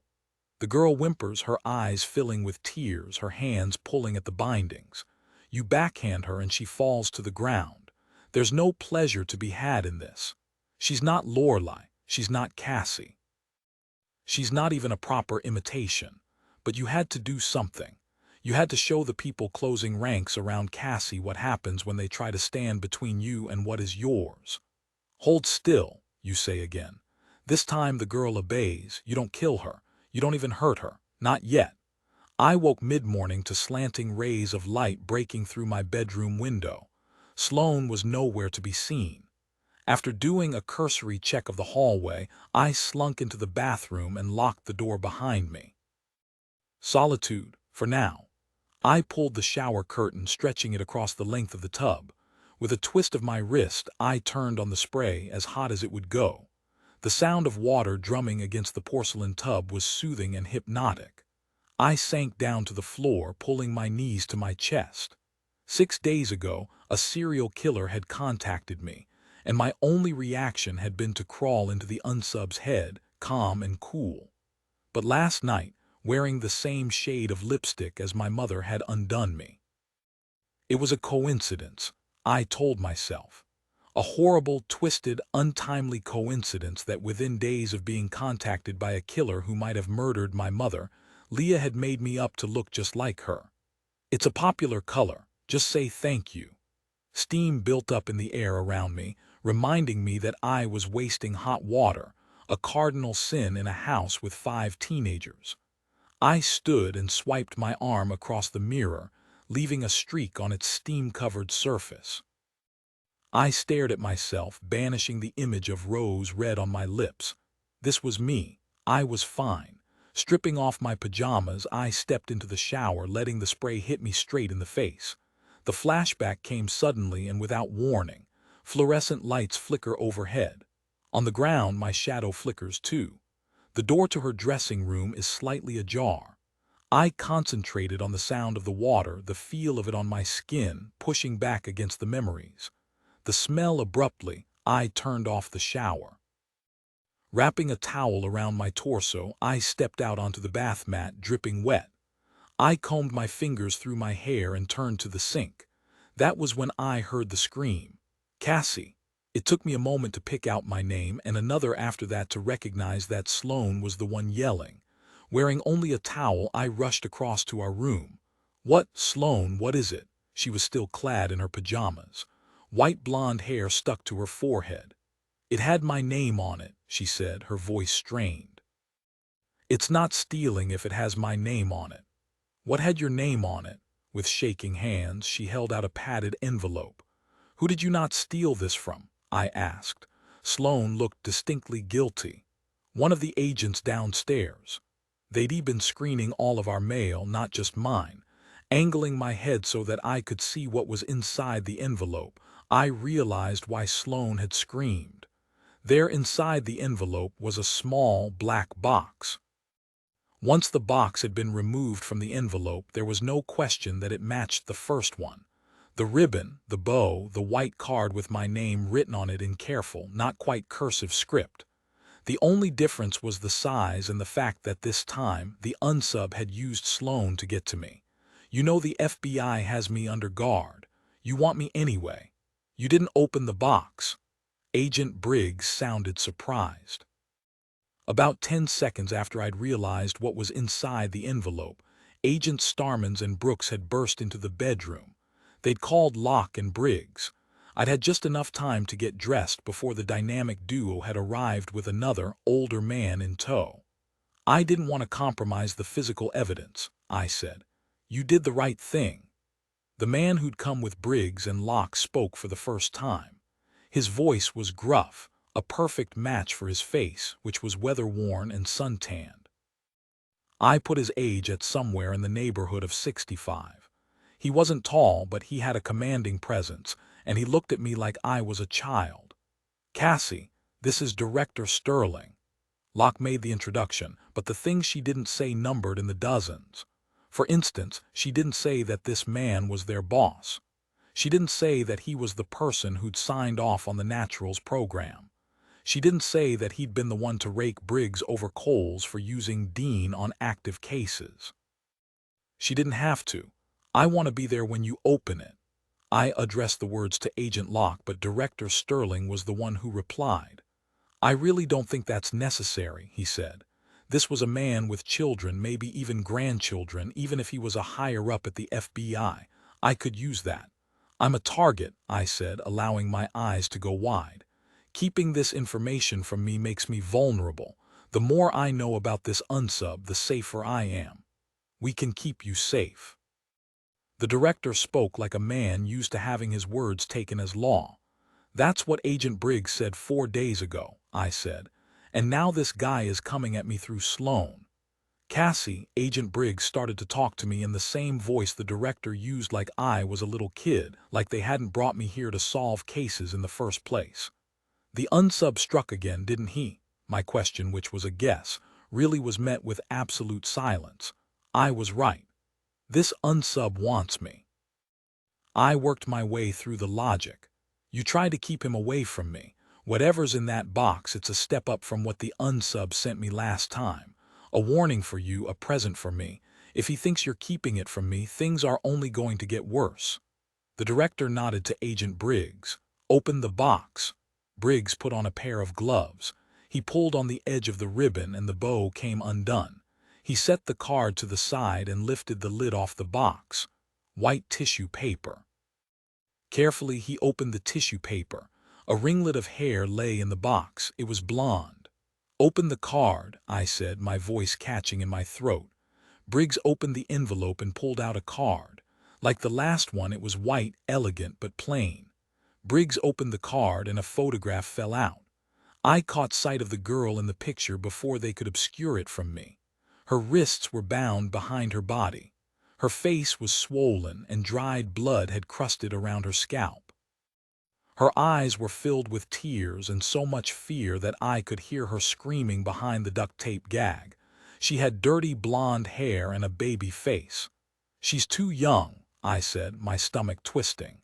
The girl in the picture was 15, maybe 16, and none of the unsub's other victims had been minors.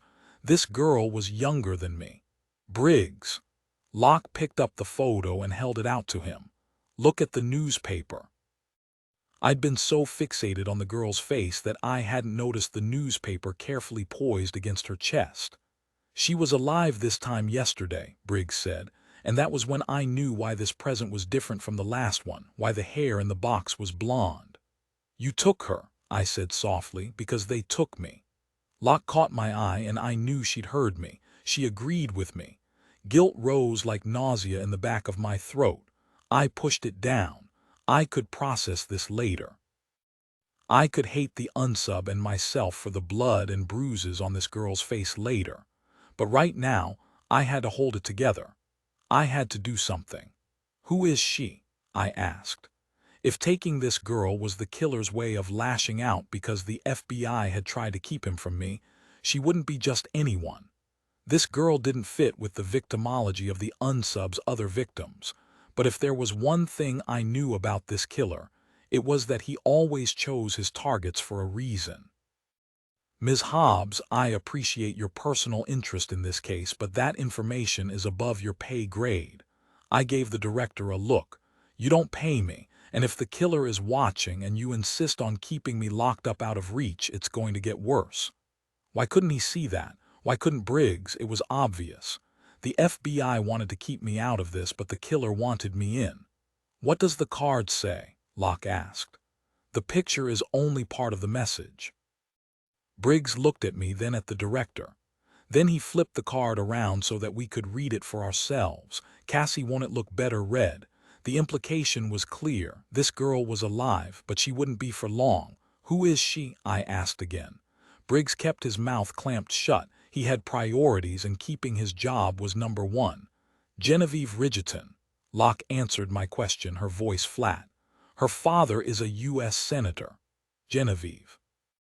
So now the girl the unsub had taken because of me, the girl the unsub had hurt because of me, had a name.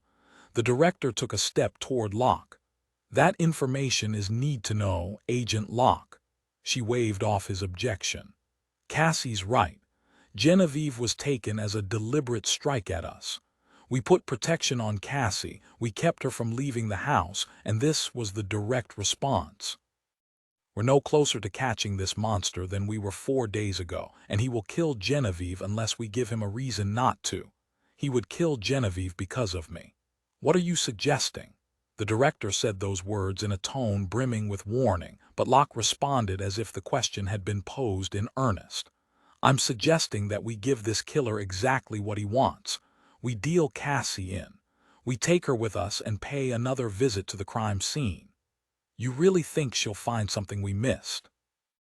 Locke shot me an apologetic look. No, but I think that if we take Cassie to the crime scene, the killer might follow. We're not training these kids to play bait, Agent Briggs said sharply. The director turned his attention from Locke to Briggs. You promised me 3 cold cases by the end of the year, he said. So far, your naturals have delivered 1. I could feel the dynamics in the room shifting. Agent Briggs didn't want to risk something happening to one of his precious naturals.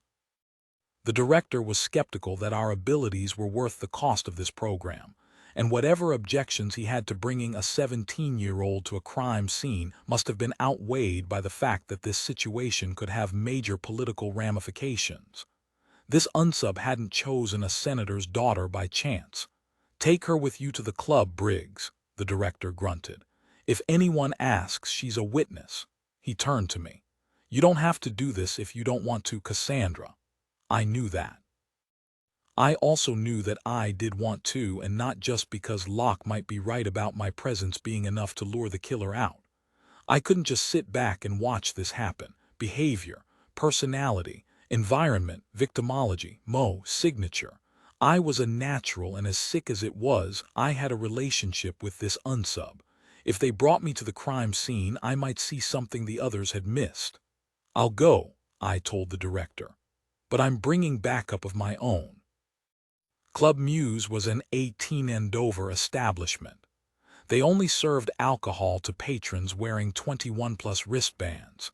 And yet, somehow, Genevieve Ridgeton, who was neither 18 nor 21, had, according to all witness reports, been more than a little tipsy when she disappeared from the Club Muse bathroom 3 nights earlier. Director Sterling had reluctantly agreed to allow me to bring 2 of the others with me to the crime scene, and then he'd put as much distance between us and him as possible. As a result, Briggs and Locke were the ones who escorted me to the club, and they were the ones who decided which of my housemates got to tag along.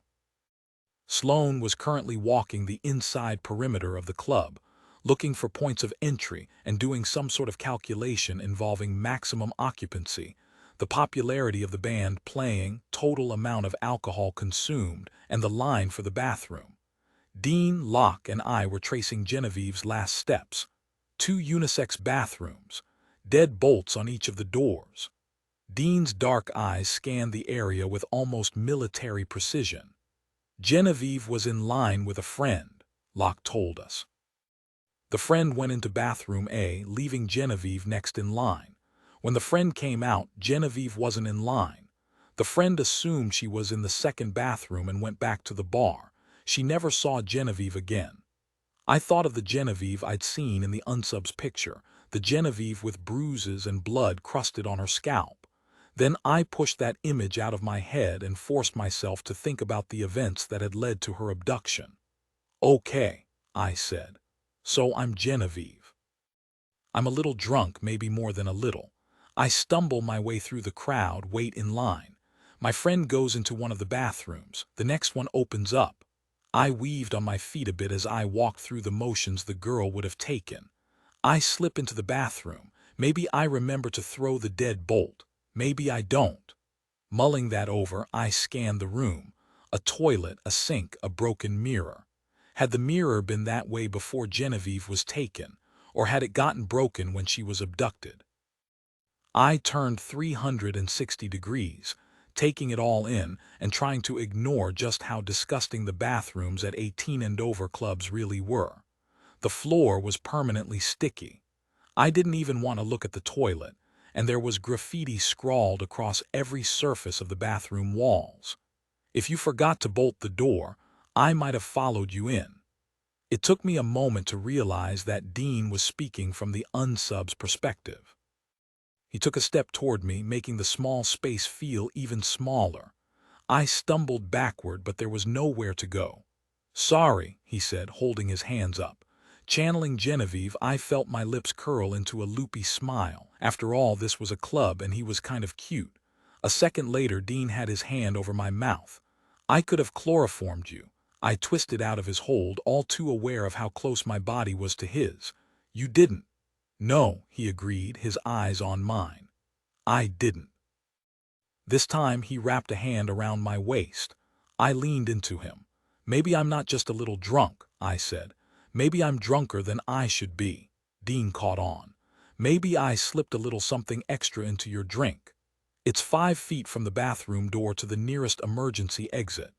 Sloane issued that observation from just outside the bathroom door. Clearly, she had better sense than to join the 2 of us in already cramped and disgusting quarters. That went double for Agent Locke. "We have a witness who can place Genevieve going into this bathroom," she said, "but no one remembers seeing her leave." Given that Genevieve probably wasn't the only tipsy person in Club Muse that night, I wasn't terribly surprised. It was scary to think how easy it might have been to lead a drugged girl out of the bathroom, down the hallway, and out the door. 9 seconds, Sloane said. Even if you account for a sluggish gait on Genevieve's part, the distance between the bathroom and the closest exit is small enough that someone could have gotten her out of here in 9 seconds. You chose Genevieve. You waited for exactly the right moment. You only needed 9 seconds. This unsub was meticulous. A planner. You do everything for a reason, I thought, and the reason you took this girl is me. Okay, kiddies, playtime's over.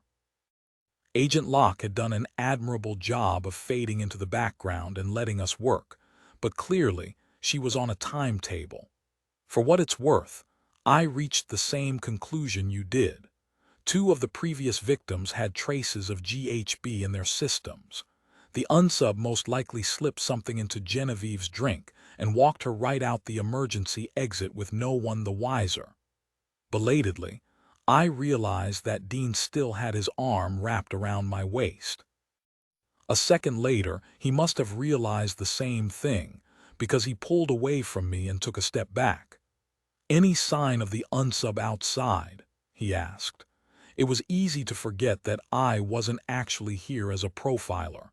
I was here as bait, and the FBI was hoping I'd bring the killer straight to them.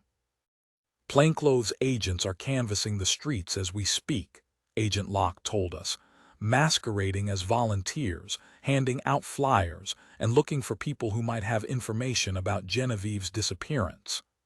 Dean leaned back against the wall. "But you're really just making a list of the people who approached the agents," Locke nodded. "Got it in one. I'm even patching a video feed through to Michael and Leah back at the house so they can analyze anyone who approaches." Apparently, Locke wasn't above taking advantage of the director's authorization to involve naturals in this case. She pushed a strand of stray hair out of her face. "Cassie, we need you to make a few more appearances outside.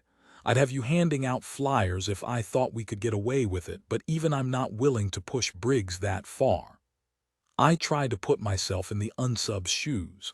He'd wanted me out of the house. I was out of the house. He'd wanted me involved in this case. Now I was standing in the middle of the crime scene. "Have you seen everything you need to see here?" Agent Locke asked me. I glanced over at Dean, who was still keeping his distance. "You wanted me involved in this case. You do everything for a reason. The reason you took this girl is me." No. I didn't explain myself to Agent Locke. I didn't have an explanation, but I knew in my gut that we couldn't leave yet. If this was part of the unsub's plan, if the unsub had wanted me to come here, we're missing something. Something the unsub would have expected me to see. Something I was supposed to find, something that was supposed to hold meaning for me. Slowly, I turned around, taking in the 360 view once more. I looked under the sink. I ran my fingers gingerly along the edges of the broken mirror. Nothing. Methodically, I raked my eyes over the graffiti on the walls. Initials and hearts, curse words and slurs, doodles, song lyrics. There. A single line of text caught my eye. At first, I didn't even read the words. All I saw were the letters, not quite cursive and not quite print, the same hyper-stylized handwriting as on the cards that came with each black box. For a good time, the sentence cut off there. Frantically, I ran my finger over the wall, sorting through text, looking for that handwriting to pick up again. "Call 567-3524. Guaranteed a phone number." My heart skipped a beat, but I forced myself to keep going, up and down the walls of the bathroom looking for another line, another clue. I found it near the mirror, +1, cola and thorn, cola and thorn. The more I read, the more the unsub's message sounded like gibberish. "Cassie," Agent Locke cleared her throat. I ignored her. There had to be more. I started at the top and went through all of the graffiti again. Once I was sure there was nothing else, I walked out of the bathroom to get some air. Dean and Sloane had been joined by Agent Briggs. "We need you to make another appearance outside, Cassie." Agent Briggs clearly considered that an order. "The unsub's not there," I told them. "The FBI thought that by bringing me here they'd been laying a trap for my killer, but they were wrong. The unsub was the one laying a trap for us." "I need a pen," I said. After several seconds, Briggs gave me a pen. Paper. He removed a notebook from his lapel pocket and handed it to me. "The unsub left us a message," I said, but what I really meant was that he'd left me a message. I scrawled the words onto the page, then handed it to Briggs. "For a good time, call 567-3524, guaranteed +1, Cola and Thorn." Briggs lifted his eyes from the page to meet mine. "You're sure this is from the unsub?" "It matches the cards," I told him. The way my name had looked in the killer's script was burned into my mind. I'm sure, to them, the cards were evidence. But to me, they were personal. Without even thinking about it, I reached for my cell phone. "What are you doing?" Dean asked me. I pressed my lips into a firm line, calling the number. Nobody stopped me. "I'm sorry, the number you have dialed is not in service. Please try your call again later." I hung up, looked down at the floor, then shook my head. "No area code," Sloane said. "Are we thinking D.C., Virginia, Maryland? That's 11 possible area codes within a 100-mile radius." "Starman's." Agent Briggs was on his cell phone immediately. "I'm going to read you a telephone number. I need you to try it with every area code within a 3-hour driving distance of this location." "Can I see your phone, Cassie?" Sloane's request distracted me from Briggs's conversation. Unsure why she wanted it, I handed her my phone. She stared at it for a minute, her lips moving rapidly but no sounds coming out. Finally, she looked up. "It's not a phone number, or at least not one you're supposed to call." I waited for an explanation. She obliged. 567-3524. On a telephone, 5, 6, 3, 2, and 4 each correspond to 3 letters on the keypad. 7 is a 4-letter number. P, Q, R, and S. That's 2,916 possible 7-letter combinations for 567-3524. I wondered how long it would take Sloane to run through the 2,916 possible combinations. "Lorelei." "What?"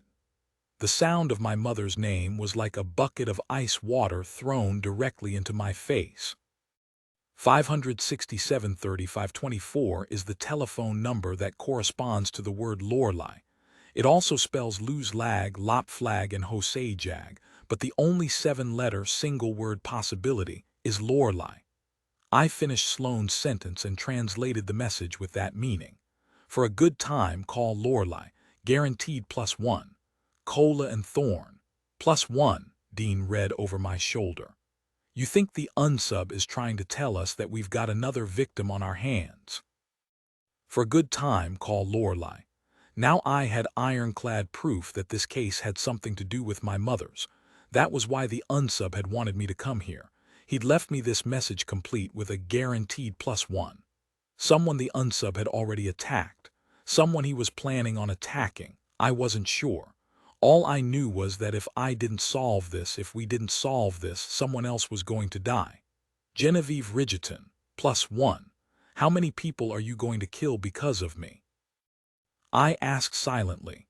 There was no answer, just the realization that everything was playing out exactly as the unsub had intended. Every discovery I'd made had been choreographed. I was playing a part. Unable to stop myself, I turned my attention to the last line of the message. "Cola and Thorn." "Symbolism?" Dean asked me, following my thoughts exactly. "Cola, drinking, thorn, rose, blood. An anagram." Sloane had that faraway look in her eye, the same one she'd gotten the day I met her, kneeling over a pile of glass. "Unk onto lard, hot nodal narc. Land rand hook, Oakland north." "North Oakland," Dean cut in. "That's in Arlington. For a good time, call Lorelei. Guaranteed +1, North Oakland." "We need a list of every building on North Oakland," I said, my body buzzing with a sudden rush of adrenaline. "What are we looking for?" Briggs asked me. I didn't have an answer. A warehouse, maybe, or an abandoned apartment. I tried to focus, but I couldn't quite rid my brain of the sound of my mother's name, and I realized suddenly that if this killer knew me half as well as he thought he did, there was another possibility. For a good time, call Lorelei, the dressing room, the blood. I swallowed. "I'm not sure," I said, "but I think you might be looking for a theater. We've got a body at a small, independent theater in Arlington." Agent Briggs's fingers curled into his palms as he delivered the news, but he fought the urge to clench his fists. "It's not Genevieve Ridgeton." I didn't know whether to be relieved or upset. Somewhere, 15-year-old Genevieve might still be alive. But now we were dealing with body number 8, our unsubs +1. "Starmans, Vance, Brooks, I want the 3 of you to take the kids back to the house. I want one of you posted at the front door, one at the back door, and one with Cassie at all times." Agent Briggs turned and started walking out of the club, a signal to the rest of us that he was so confident that we would follow his orders that he didn't even need to stay here to see them through. I didn't need Leah or Michael here to tell me that his confidence was a lie. "I'm going with you," I said, following him outside. "The exact same logic that let you bring me here applies in Arlington." The unsub turned this into a little treasure hunt. He wants to see me follow it to the end. "I don't care what he wants," Briggs cut in. "I want to keep you safe." His tone was uncompromising and full of warning, but I couldn't stop myself from asking, "Why?" "Because I'm valuable. Because naturals work so well as a team, and you'd hate to throw that off." Agent Briggs closed the space between us and brought his face down level with mine. "Do you really think that little of me?" He asked quietly. "I'm ambitious, I'm driven, I'm single-minded, but do you really think that I would knowingly put any of you in danger?" I thought of the moment we'd met. The pen without the cap, his preference for basketball over golf. "No," I said, "but we both know that this case is killing you. It's killing Locke, and now there's a senator's daughter involved. If it weren't for me, you wouldn't have sent someone to check out that theater. We wouldn't have discovered the body for hours, maybe days, and who knows what our unsub would have done to Genevieve in the meantime. If you don't want to use me as bait anymore, fine. But you need to take me with you. You need to take all 3 of us with you, because we might see something that you can't." That was the whole reason Briggs had started the Naturals program. The whole reason that he'd come to 12-year-old Dean. No matter how long they did this job, or how much training they had, these agents would never have instincts as finely honed as ours. "Let her come." Locke placed a hand on Briggs's arm, and for the first time, I wondered if there was anything between the 2 of them other than work. If Cassie's old enough to play bait, she's old enough to learn from the experience. Locke glanced at me, at Sloan and Dean. "They all are." 45 minutes later, we pulled up to 4587 North Oakland Street. The local police were already there, but at the FBI's insistence, they hadn't touched a thing. Dean, Sloan, and I waited in the car with Agents Starmans and Vance until the local PD had been cleared off the scene, and then they brought us up to the 3rd floor. To this tiny theater's only dressing room. I made it halfway down the hall before Agent Briggs stepped out of the room, blocking the entrance. "You don't need to see this, Cassie," he said. I could smell it, not rotten, not yet, but coppery, rust with just a hint of decay. I pushed past Briggs. He let me. The room was rectangular. There was blood smeared across the light switch, blood pooled near the door. The entire left-hand side of the room was lined with mirrors, like a dance studio, like my mother's dressing room. My limbs felt heavy all of a sudden. My lips were numb. I couldn't breathe, and just like that, I was right back. The door is slightly ajar. I push it open. There's something wet and squishy beneath my feet, and the smell. I grope for the light switch. My fingers touch something warm and sticky on the wall. Frantically, I search for the light switch. "Don't turn it on. Don't turn it on. Don't turn it on." I turn it on. I'm standing in blood. There's blood on the walls, blood on my hands. A lamp lies shattered on the wood floor. A desk is upturned and there's a jagged line in the floorboards.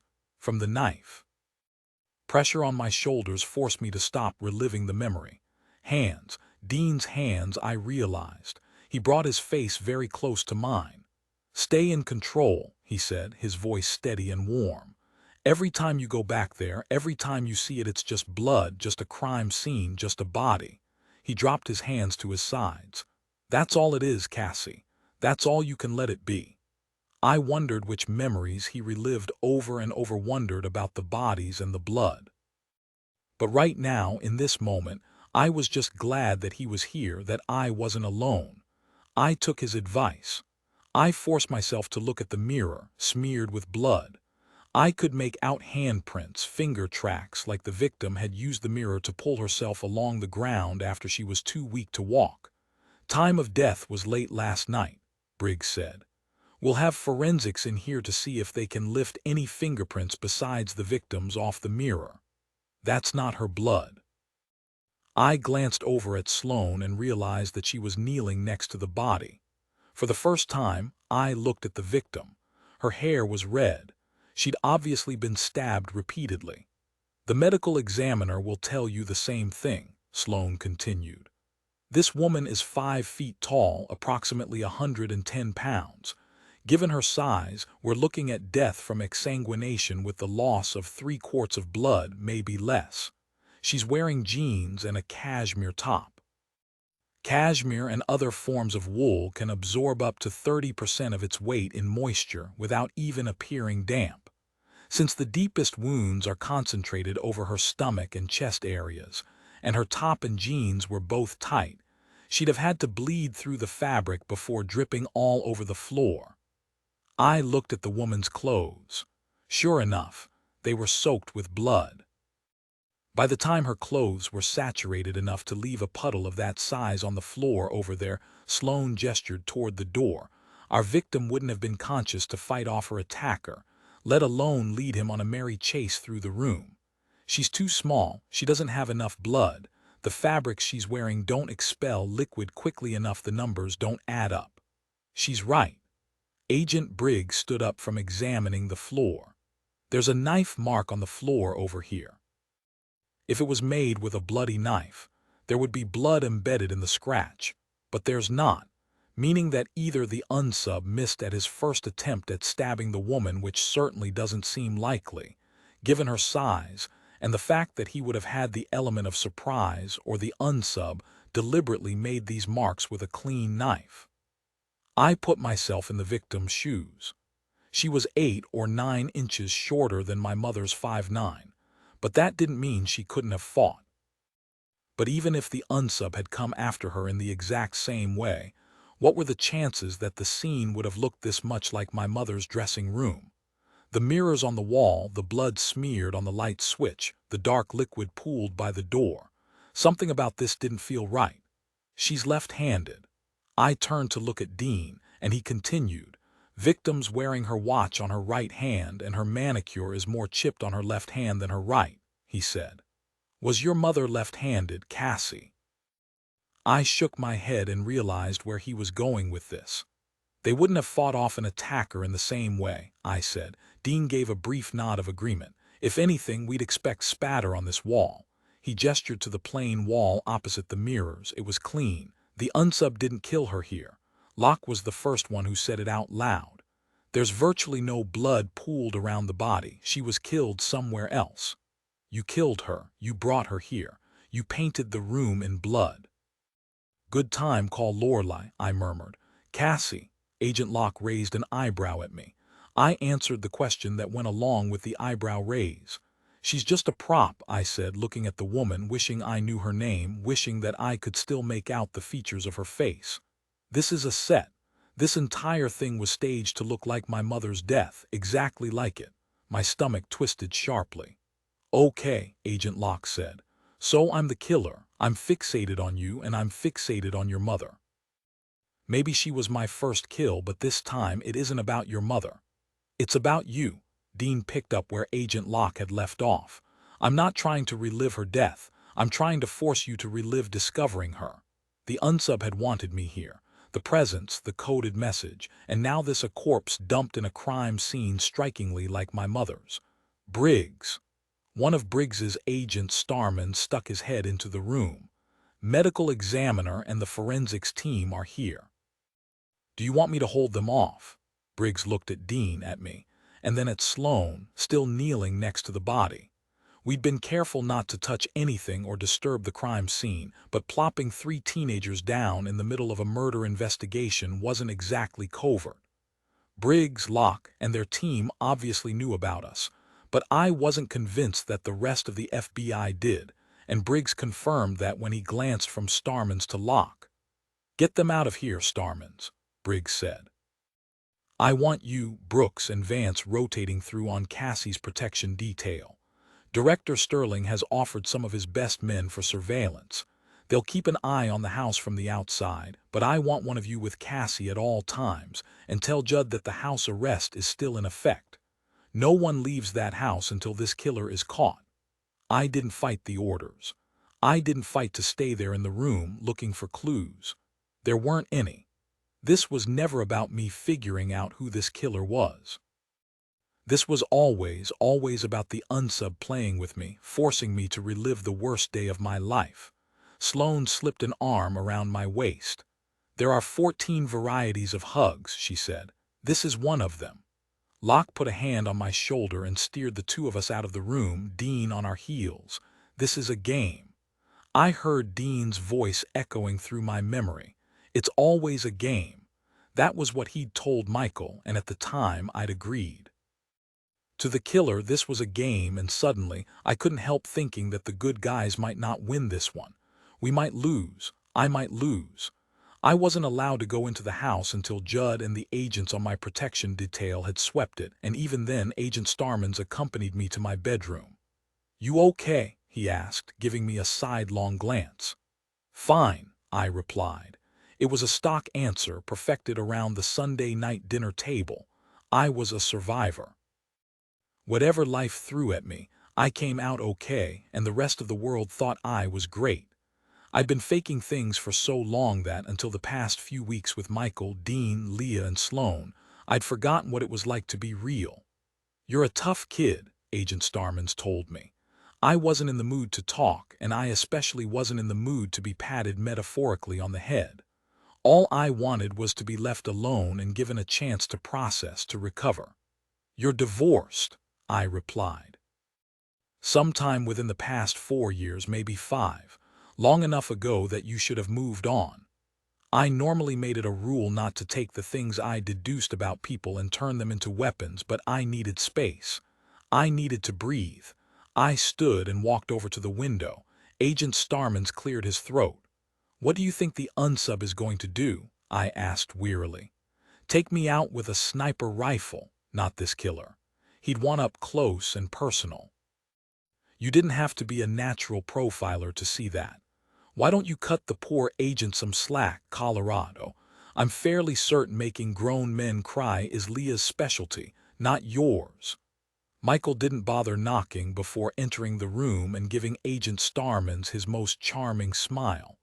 "I'm not making anyone cry," I said mutinously. Michael turned his gaze on me. "Underneath, you're ticked off that they won't leave me alone, and even more ticked off that I'm scared to actually be alone exterior. I detect a slight trace of guilt, which suggests that you did say something below the belt, and you're feeling the tiniest bit bad for using your powers for evil." And he, Michael, jerked his head toward Agent Starman's, is fighting downturned lips and furrowed eyebrows. "I don't need to tell you what that means, do I?" "Please don't," Agent Starman's muttered. "Of course, there's also his posture, which suggests some level of sexual frustration." Agent Starman's took a step forward. He towered over Michael, but Michael just kept smiling undeterred. "No offense." "I'll be out in the hall," Agent Starman said. "Keep the door open." It took me a moment after the agent retreated to realize that Michael had put him on the spot on purpose.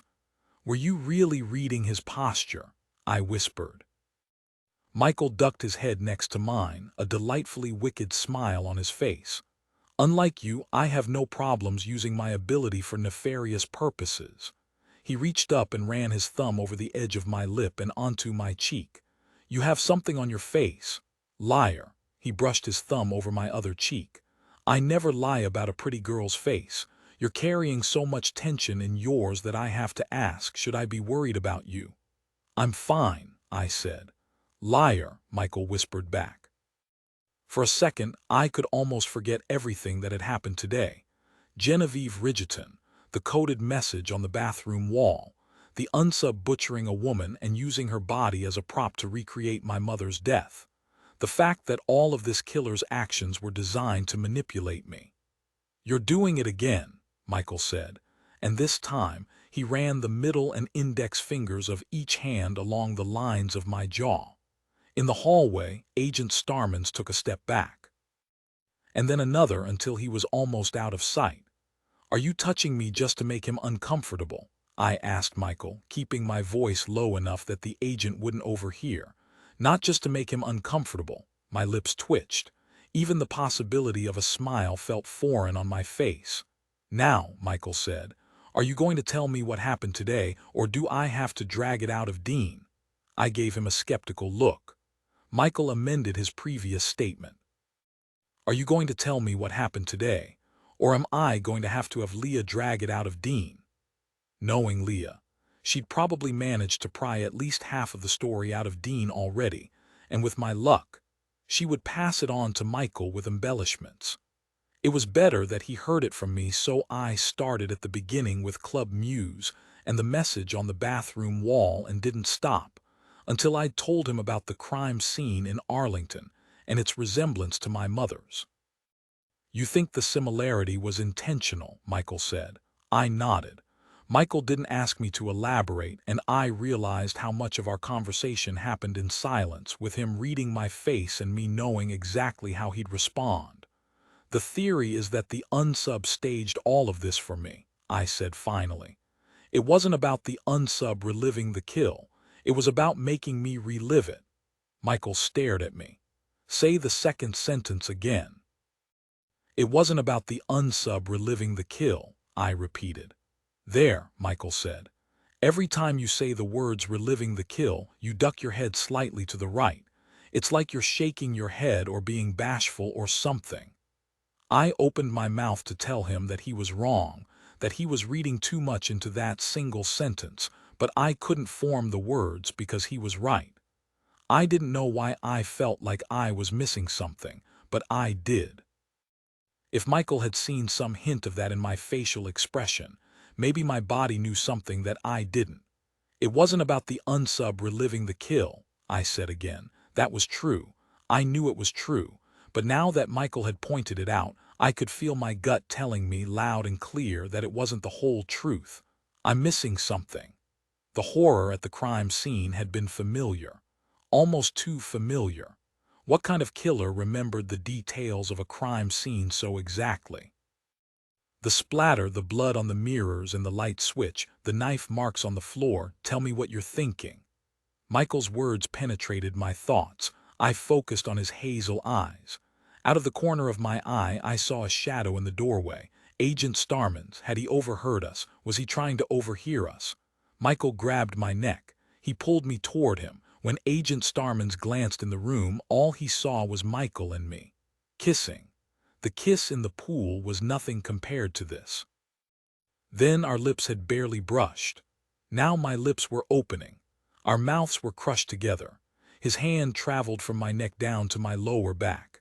My lips tingled, and I leaned into the kiss, shifting my body until I could feel the heat from his in my arms, my chest, my stomach. On some level, I was aware of the fact that Agent Starmans had hightailed it back down the hall, leaving me alone with Michael. On some level, I was aware of the fact that now was not a time for kissing, of the vortex of emotion I felt when I looked at Michael, of the sound of someone else coming down the hallway. My fingers curled into claws. I dug them into his t-shirt, his hair. And then finally, I realized what I was doing. What we were doing. I pulled back, then hesitated. Michael dropped his hands from my back. There was a soft smile on his face, a look of wonderment in his eyes. This was Michael without layers. This was Michael, and me and Dean was standing in the doorway. Dean. I forced myself not to scramble backward, not to lean away from Michael in any way. I wouldn't do that to him. The kiss might have started as a distraction. He might have taken advantage of the moment, but I'd kissed him back, and I wasn't going to turn around and make him feel like nothing just because Dean was standing in the doorway, and there was something there between him and me, too. Michael had never made any secret of the fact that he was pursuing me. Dean had fought any attraction he felt for me every step of the way. "We need to talk," Dean said. "Whatever you have to say," Michael drawled, "you can say in front of me." I gave Michael a look. "Whatever you have to say, you can say in front of me unless Cassie wishes to speak to you privately, in which case I completely respect her right to do so," Michael corrected himself. "No," Dean said. "Stay, it's fine." He didn't sound fine, and if I was picking up on that, I didn't want to know how easy it was for Michael to see what Dean was feeling. "I brought you this," Dean said, holding out a file. "At first, I thought it was the case file for our unsub, but then I saw the label on the file. Lorelei Hobbs, my mother's file. Locke snuck me a copy," Dean said. "She thought there might be something here, and she was right. The attack on your mother was poorly planned, it was emotional, it was messy. And what we saw today wasn't any of those things," I finished. Dean had just put into words the feeling I'd been on the verge of explaining to Michael. A killer could grow and change. Their mo could develop, but the emotions, the rage, the titillation that didn't just go away.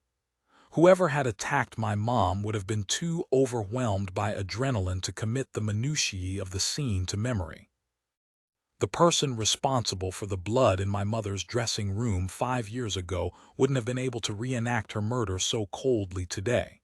This wasn't about reliving a kill. "Even if I'm evolving," Dean said, "even if I've gotten good at what I do, seeing you, Cassie, seeing your mother in you, I'd be frenzied." Dean slipped a picture of my mother's crime scene out of the folder.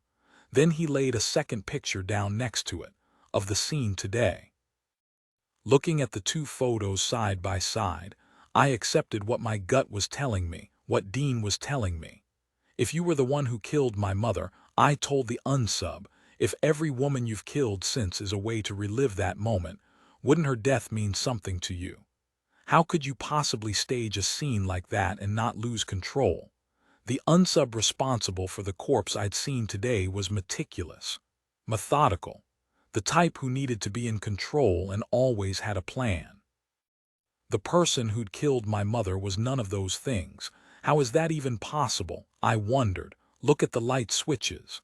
I turned around. Sloane was directly behind me, staring at the pictures. Leah entered the room a moment later. "I took care of Agent Starman," she said. "He has somehow developed the impression that he is urgently needed in the kitchen." Dean gave her an exasperated look. "What?" she said. "I thought Cassie might want some privacy." I didn't really think 5 people counted as privacy, but I was too stuck on Sloane's words to nitpick Leah's. "Why am I looking at the light switches?" "There's a single smear of blood on the light switch and plate in both photos," Sloane said. "But in this one," she gestured to the photo of the scene today, "the blood is on the top of the switch, and in this one it's on the bottom." And the translation, for those of us who don't spend hours working on physical simulations in the basement, Leah asked. "In one of the photos, the light switch got smeared with blood when someone with bloody hands turned it off," Sloane said. "But in the other one, it happened when the light was turned on." My fingers touched something warm and sticky on the wall. Frantically, I search for the light switch. My fingers find it. I don't care that they're covered in warm, wet liquid. I need it on. "I turned the light on," I said.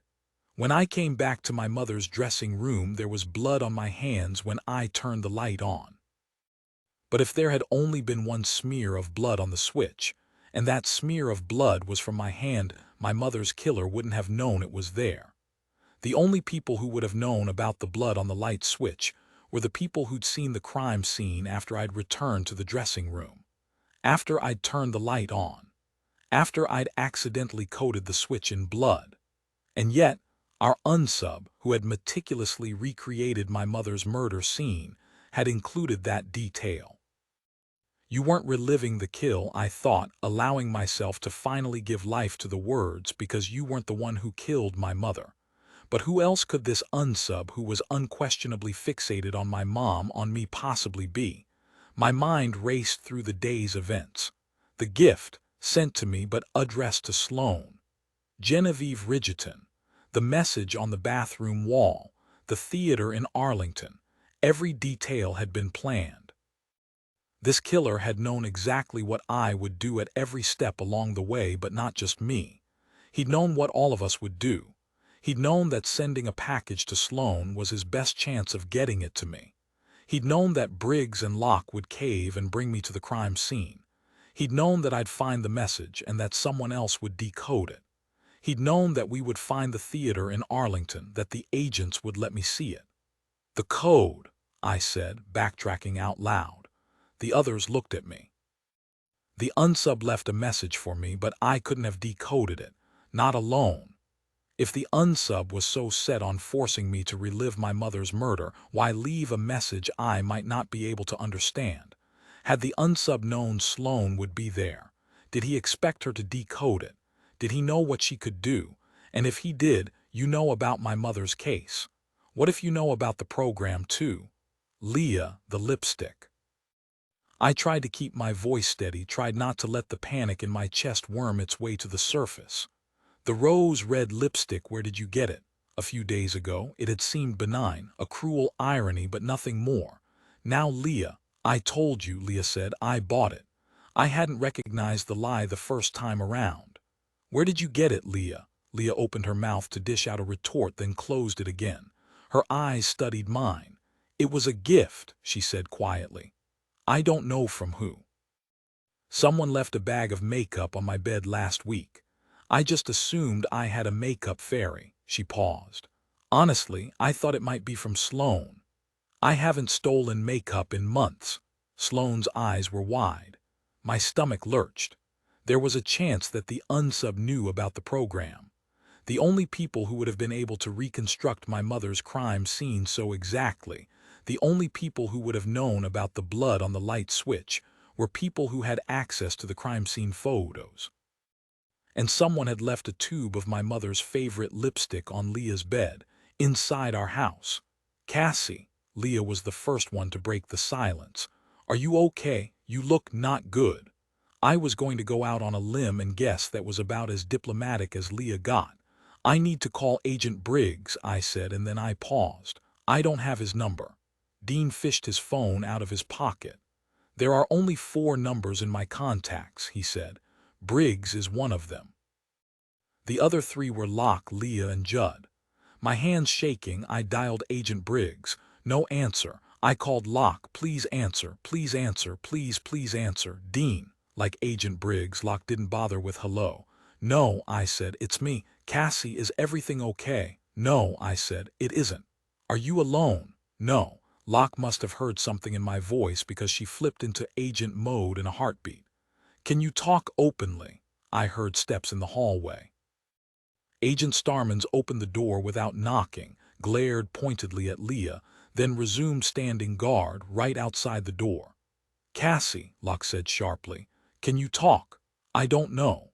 I didn't know anything except for the fact that there was a very real possibility that the killer had been inside our house. For all I knew, the killer could be inside the house now. If the unsub had access to FBI files, if he had access to us.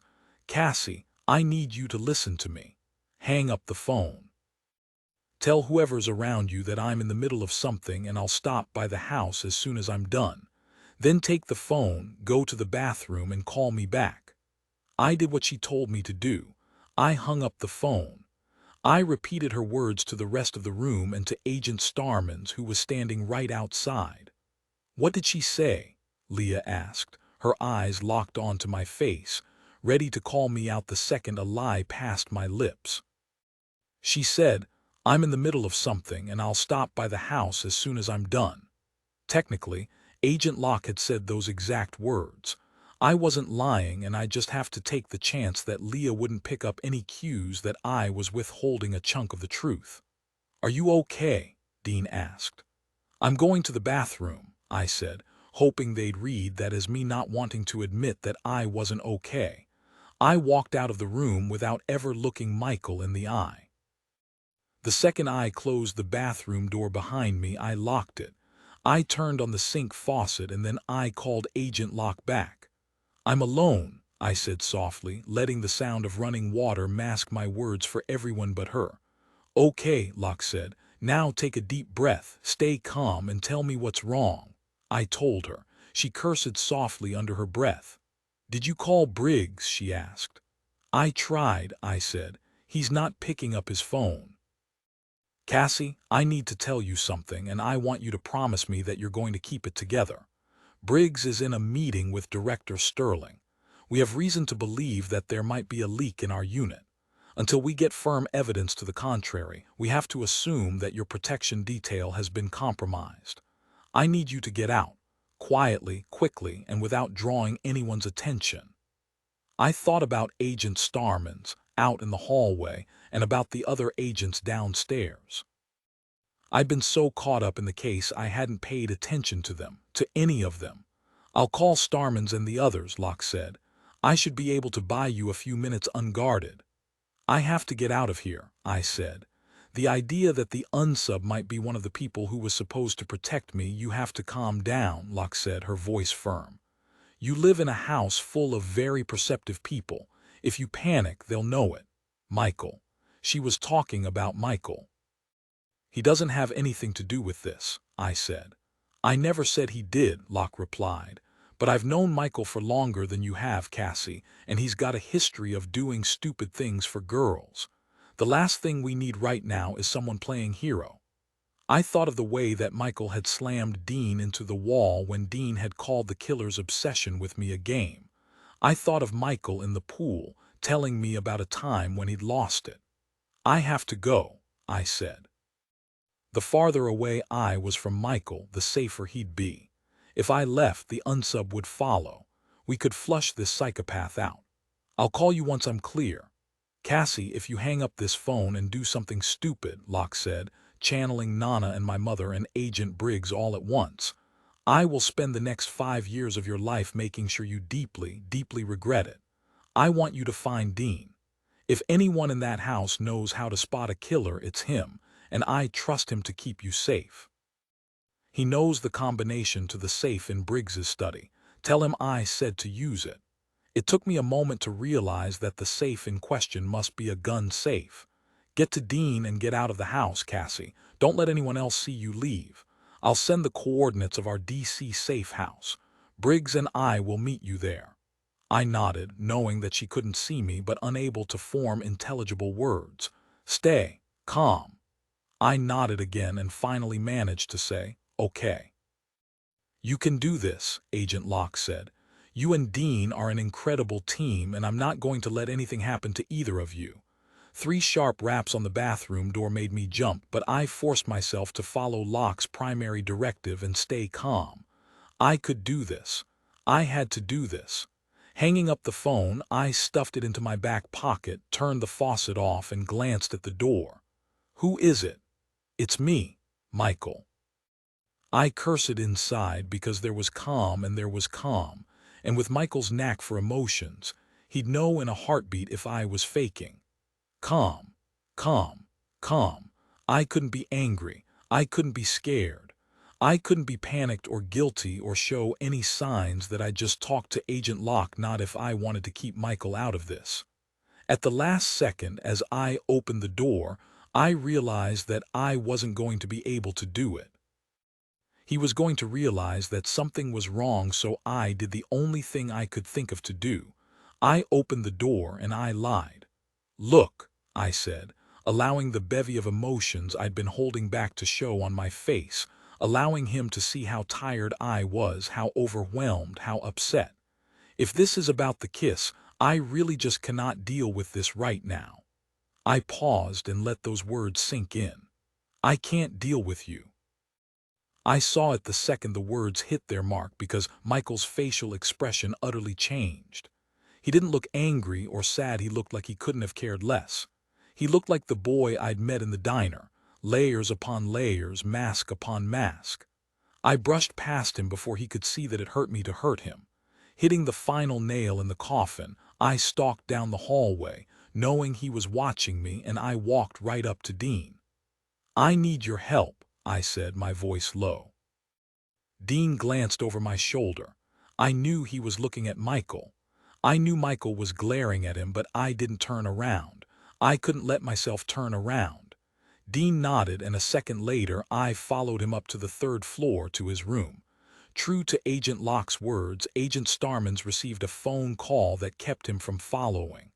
"Sorry," I started to say, but Dean cut me off. "Don't apologize," he said. "Just tell me what you need." I thought of the way he'd looked, walking in on Michael and me. "Locke wants me out of the house," I said. "Either there's a leak in the FBI and the unsub has a way in, or the unsub is already here and we just don't know it. Locke said to tell you to use the combination to the safe in the study." Dean's phone buzzed. A new text. "That will be the location to the safe house," I said. "I don't know how we're supposed to get down to the study and out of the house without anyone seeing us, but I do." Dean kept things simple, no more words than absolutely necessary. "There's a back staircase. They blocked it off years ago, too unsteady.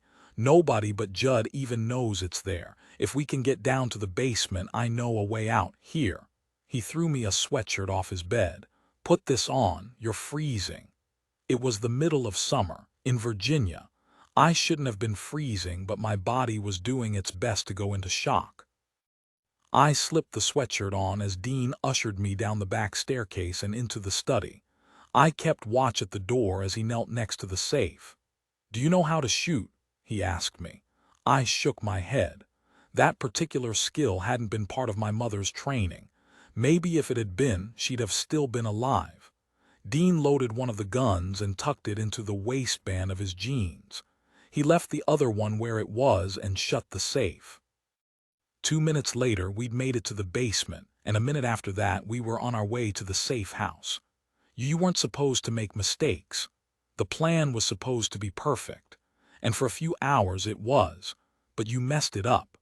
You always mess everything up, and there his voice is again in your head, and you're 13 years old and cowering in the corner, wondering if it will be fists or his belt or a poker from the fire.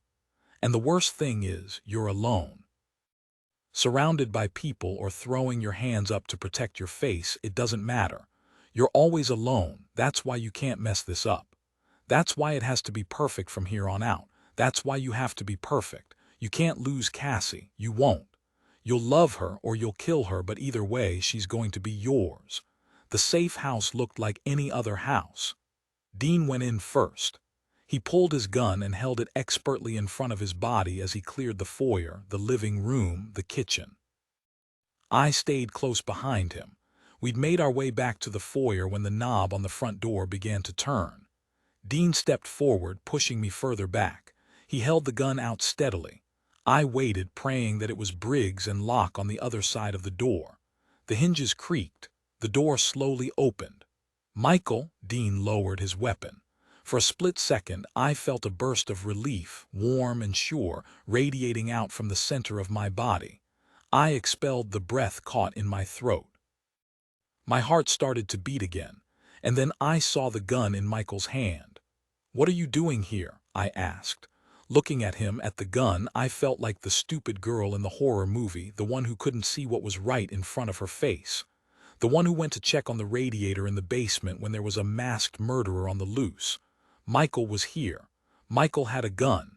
The unsub had a source on the inside. "No." "Why do you have a gun?" I asked dumbly. I couldn't keep from taking a step toward Michael, even though I couldn't quite read the look on his face. In front of me, Dean raised his right arm, gun in hand. "Put it down, Townsend." Michael was going to put down the gun. That was what I told myself. He was going to put down the gun, and this was all going to be some kind of mistake. I'd seen Michael on the verge of violence.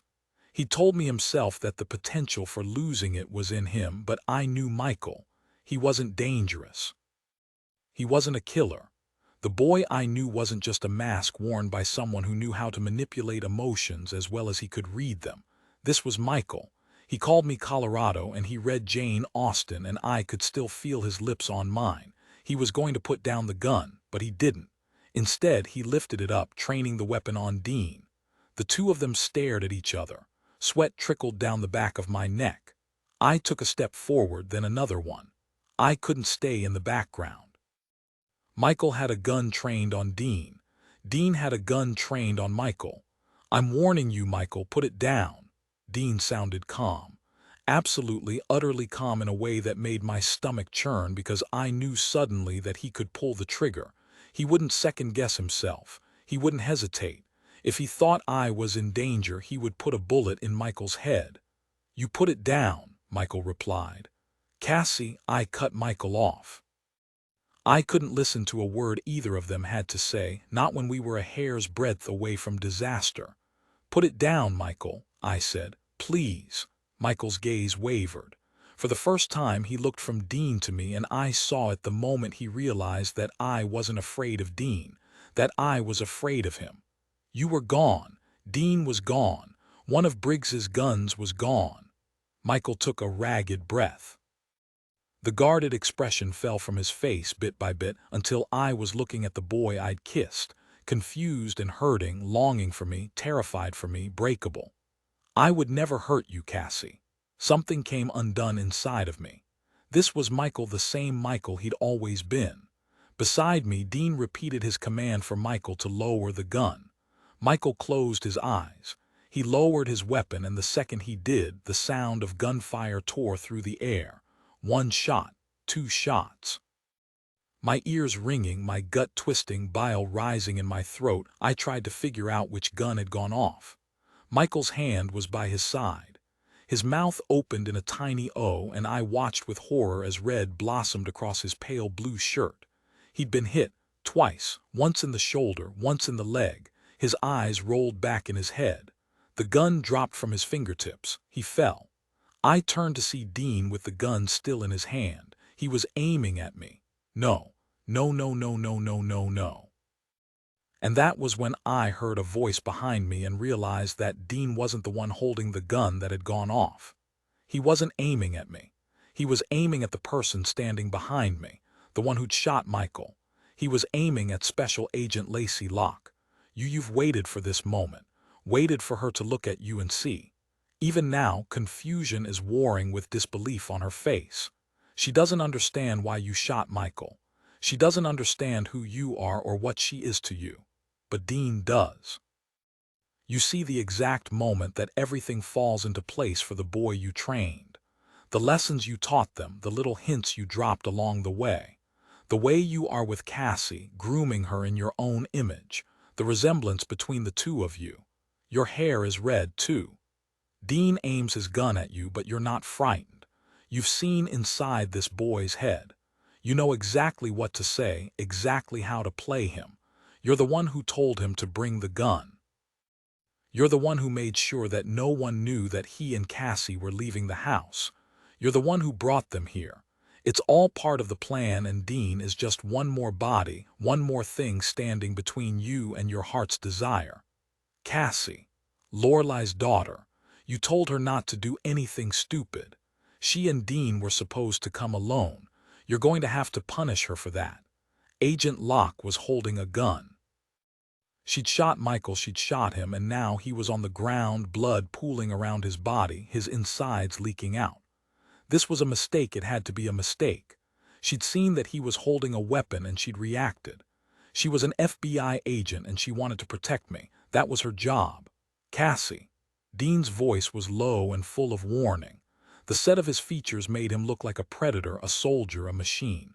"Stay back." "No," Agent Locke said, moving forward, smiling as brightly as ever. "Don't stay back. Don't listen to him, Cassie." Dean tracked her movement with the gun. His finger bore down on the trigger. "Are you a killer, Dean?"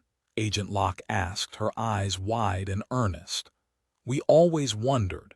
Director Sterling was hesitant to fund the program because he knows where you came from, what you came from.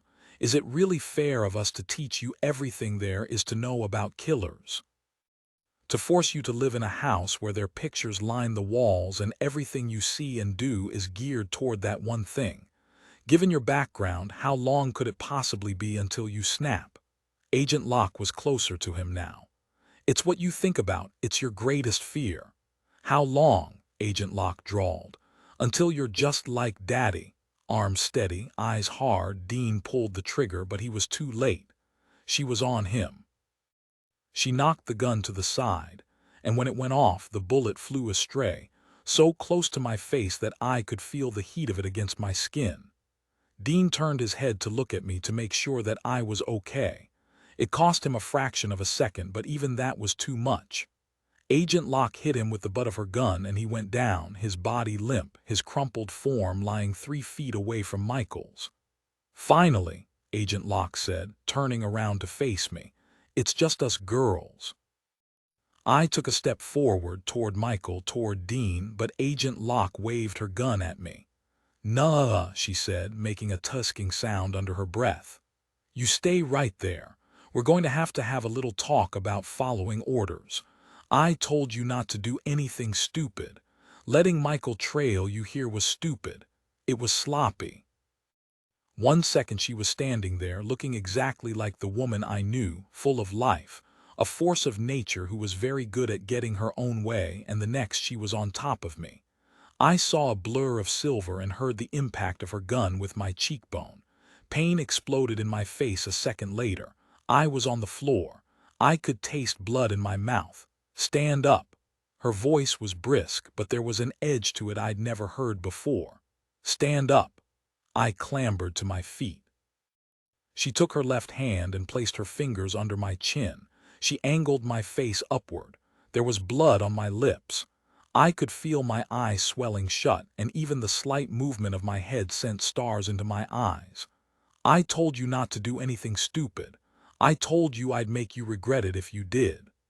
Her fingernails dug into the skin under my chin, and I thought about the victims' photos, the way she'd peeled the skin from their faces.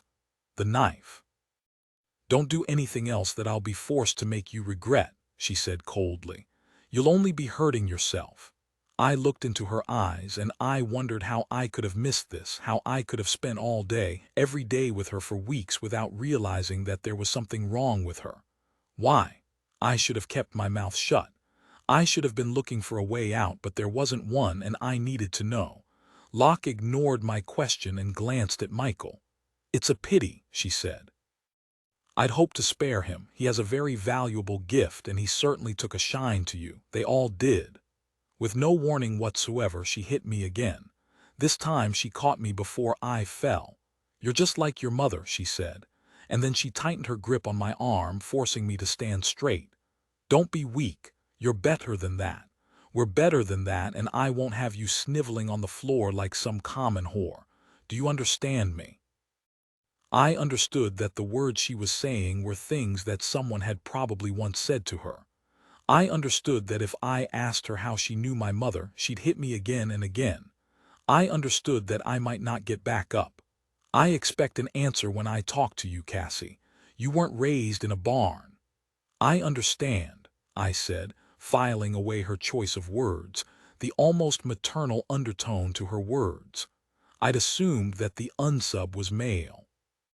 I'd assumed that when the unsub killed females, there might be some kind of underlying sexual motivation. But Agent Locke was the one who taught me that when you changed one assumption, you changed everything. You'll always be wrong about something. You'll always miss something. What if the unsub is older than you thought? What if he is a she? She'd practically told me that she was the unsub, and it had gone right over my head because I'd trusted her. Because if the unsub's motivation wasn't sexual, if he wasn't killing his wife or his mother or a girl who turned him down over and over again, if he was a she, okay, kiddo, let's get this show on the road. Locke sounded so much like herself, so normal that it was hard to remember she was holding a gun. "I've got a present for you. I'm going to go get it." If you move while I'm gone, if you so much as blink, I'll put a bullet in your knee, beat you within an inch of your life, and put a matching bullet in lover boy's head." She gestured toward Dean. He was unconscious but alive. And Michael, I couldn't even look at Michael's body lying prone on the floor. "I won't move." She was only gone for seconds. I took a single step toward Michael's abandoned gun and froze because I knew our captor was telling the truth. She'd killed Dean. She'd hurt me. Even a moment's hesitation was too long, and an instant later Locke was back and she wasn't alone. "Please don't hurt me, please. My dad has money. He'll give you whatever you want, just please don't." It took me a moment to recognize Genevieve Ridgerton. There were ugly cuts on her neck and shoulders. Her face was swollen beyond recognition, and there was blood crusted on her scalp. The skin around her mouth was pink, like someone had just ripped off a strip of tape. She made a mewling sound, halfway between a gargle of water and a moan. "I told you once," Agent Locke said to me, knife in hand and a wide smile growing on her face, "that I was only ever a natural at one thing." I struggled to remember the exchange. One of the first things she'd ever said to me, a mischievous gleam in her eyes. I'd assumed she was referring to sex, but the helpless, hopeless expression in Genevieve's eyes left very little doubt what Locke's so-called gift was. Torture, mutilation, death. She considered herself a natural killer, and she was waiting for me to say something, waiting for me to compliment her work. "You knew my mother. You hit me, you hurt me, you told me it was my fault. You were almost certainly abused as a child. You called me kiddo. I'm not like your other victims. You sent me presents. You groomed me." "The first day we met," I said, hoping the expression on my face looked earnest enough, innocent enough to please her. "When you said you were a natural at only one thing, you also said that you couldn't tell me about it until I was 21. Locke looked genuinely pleased that I remembered. "That was before I knew you," she said. "Before I realized how very like me you were.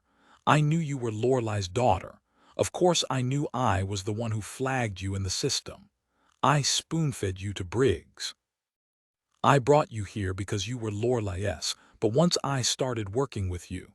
Her eyes were alight with a strange glow, like a blushing bride's or a pregnant lady's, brimming with happiness from the inside out. "You were mine, Cassie. You belonged with me. I thought I could wait until you were older, until you were ready, but you're ready now." She pushed Genevieve roughly down to her knees. The girl collapsed, her body shaking, the taste of her terror potent in the air. Locke saw me looking at Genevieve, and she smiled. "I got her for you." Gun still in her right hand, Locke held her knife out to me with her left, hilt first. The look in her eyes was hopeful, vulnerable, hungry. "You want something from me." Locke didn't want to kill me, or maybe she did, but she wanted this more. She wanted me to take the knife. She wanted me to slit Genevieve's throat. She wanted me to be her protege in more ways than one. "Take the knife." I took the knife. I eyed the gun, still in her hands, trained on my forehead. "Is that really necessary?" I asked, trying to act as though the thought of turning this knife against the sobbing girl on the floor didn't make me want to throw up. "If I'm going to do this, I want it to be mine." I was speaking her language, telling her what she wanted to hear, that I was like her, that we were the same, that I understood that this was about anger and control and having the power to decide who lived and who died. Slowly, Locke lowered the gun, but she didn't put it down. I measured the distance between us, wondering if I could sink the knife into her before she could get a shot off at me. She was stronger than I was. She was better trained. She was a killer. Stalling for time, I knelt next to Genevieve. I bent down, bringing my lips to her ear, letting the expression on my face take on a hint of the madness I saw in Locke's. Then, my voice so low that only Genevieve could hear me, I whispered to the girl, "I'm not going to hurt you. I'm going to get you out of here." Genevieve looked up, her body still crumpled into a ball on the floor. She reached out and grabbed me by the front of my shirt. "Kill me," she pleaded, the words escaping cracked and bleeding lips. "You kill me before she does." I knelt there, frozen, and Locke lost it. She morphed from a teacher observing her star pupil into an angry, animal creature. She pounced on Genevieve, turning the girl on her back, pinning her to the floor, her hands encircling her neck. "You don't touch Cassie," she said, her voice rising to a yell, her face so close to Genevieve's that the younger girl had nowhere to go. "You don't get to decide," my brain whirred. I had to get her off Genevieve. I had to stop her. I had to. 1 second Locke was on Genevieve and the next she ripped the knife out of my hand. "You can't do it," she spat at me. "You can't do anything right." Genevieve opened her mouth. Locke plunged the knife into her side. I'd promised to protect Genevieve, and now there was blood. Locke stood up.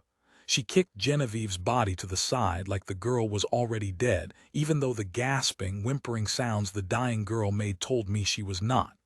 Locke's gun was on the floor, forgotten, but the way she was holding the knife as she stepped toward me told me that I wasn't any safer than I'd been a moment before.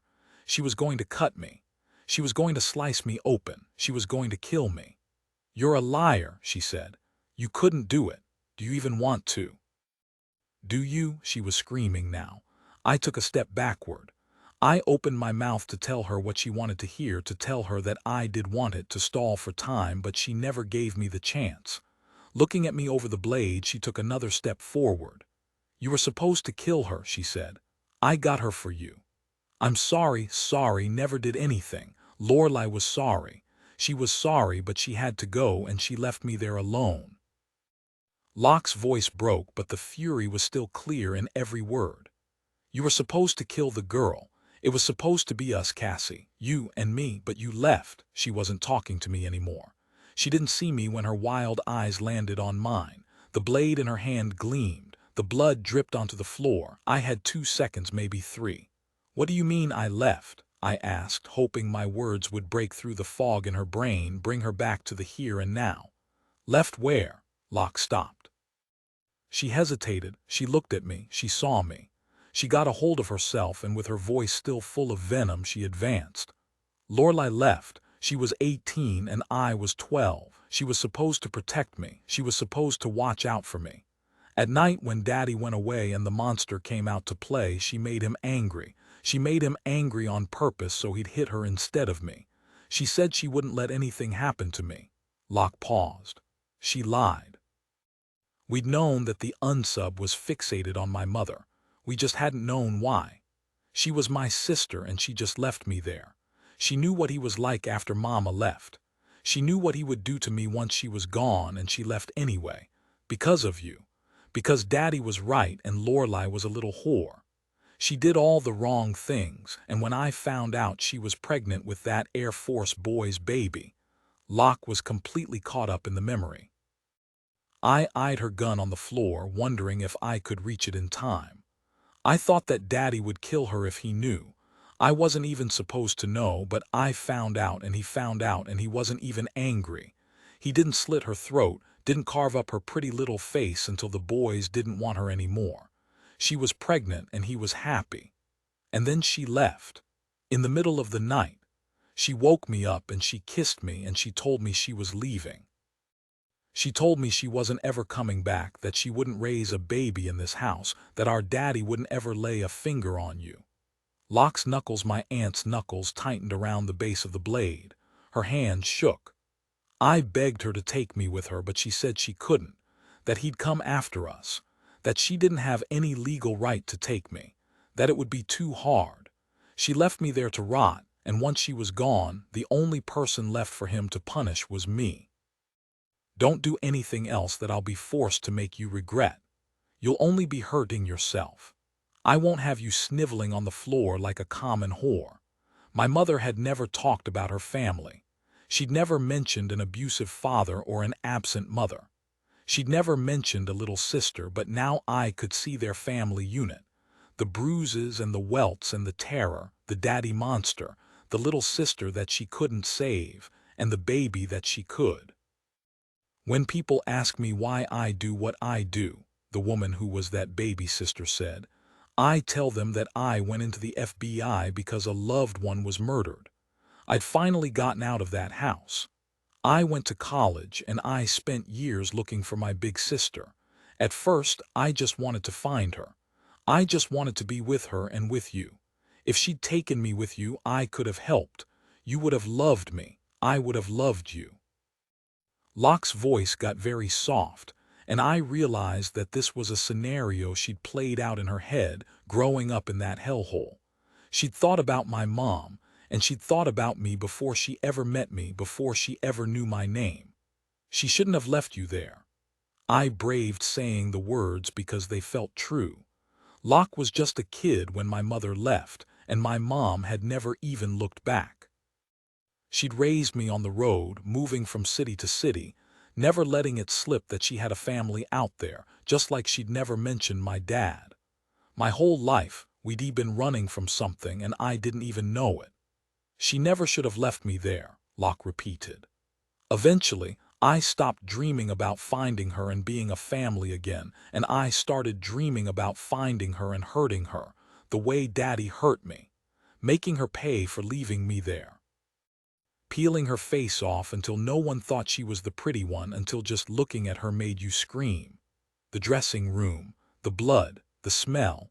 But by the time I found her, by the time I found you, it was too late. She was already dead. She was gone, and it wasn't fair. I was supposed to kill her. I was supposed to be the one. My aunt hadn't killed my mother because someone else had gotten there first.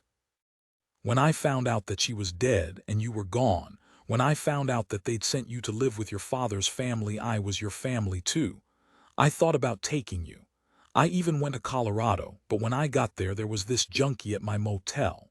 She was cheap and loose and dirty, and her hair was the exact right shade of red.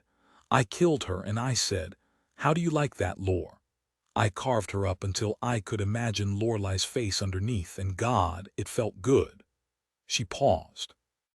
"It was the sweetest, you know, the first time. It always is, and after the first time you always need more." "Is that why you joined the FBI?" I asked. "Lots of travel, easy access, the perfect cover." Agent Locke took a step toward me. Every muscle in her body was taut. For a moment I thought that she would hit me again and again and again. "No," she said, "that's not why I joined. When people ask me why I do what I do, I tell them that I went into the FBI because a loved one was murdered." Locke's words came back to me then, and I realized that she'd been telling the truth. "You joined the FBI because you wanted to find my mother's killer. Not because she was upset that my mom was dead, because she wanted to be the one to kill her. I changed my name. I studied. I planned. I passed the psych exams with flying colors. Even once Briggs and I started working together and he brought me in on the Naturals program, no one really saw me. They only saw what I wanted them to see. Leah never caught me in a lie. Michael never saw a hint of unsavory emotion. And Dean, I was like family to him. Hearing Dean's name made my eyes dart over to his body. He still wasn't moving, but Michael was. His eyes were open. He was bleeding. He couldn't walk, he couldn't even crawl, but he was pulling himself slowly across the floor to his gun. Locke moved to follow my gaze, but I stopped her. "It isn't the same," I said, my voice decisive and calm. "What isn't?" Locke, no, her name wasn't really Locke, not if she was my mother's sister, said. I had less than a second to think of an answer, but growing up the daughter of a woman who made her living by pretending to be psychic hadn't just taught me the BPS. For better or worse, I'd learned to put on a show, so I said the one thing I could think of that would keep Lacey Hobbs's attention focused solely and 100% on me. "You tried to restage my mother's murder, but you got it wrong. What you're doing to these women isn't the same as what I did to my mother." The woman in front of me had wanted to kill my mother, but she'd also desperately wanted her acceptance. She'd wanted to be a part of a family, and she'd brought me here tonight with some twisted hope that I could be that for her. She'd enjoyed being my mentor. She wanted me to be like her. Now my job was to convince her that I was. "My mother didn't protect you," I said, mirroring the rage and desperation and hurt I saw on her face. "She didn't protect me either. There were men. She didn't love them. She didn't stay with them. She didn't say a word when they took their frustrations out on me. She was weak. She was a whore. She hurt me."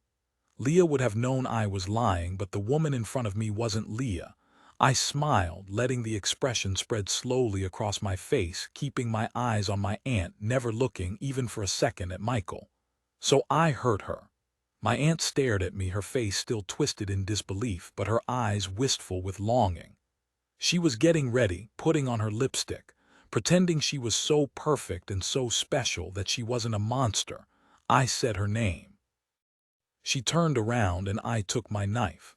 I plunged it into her stomach. She said my name, that was it, just Cassie.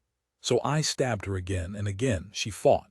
She kicked and she screamed, but this time I was the one with the power. I was the one doing the hurting and she was the one getting hurt. She fell on her stomach. I flipped her over so I could see her face. I didn't drag the knife over her cheekbones. I didn't carve her up. I dipped my fingers into her side. I made her scream. And then I painted her lips with blood. Lochno Hobbs Lacey was captivated. For a single second I thought she might believe me. Her knife hand hung loosely by her side. Her other hand reached into her pocket. She pulled something out, I couldn't see what. She fingered it for a moment gingerly, carefully, and then she crushed her fingers into a fist.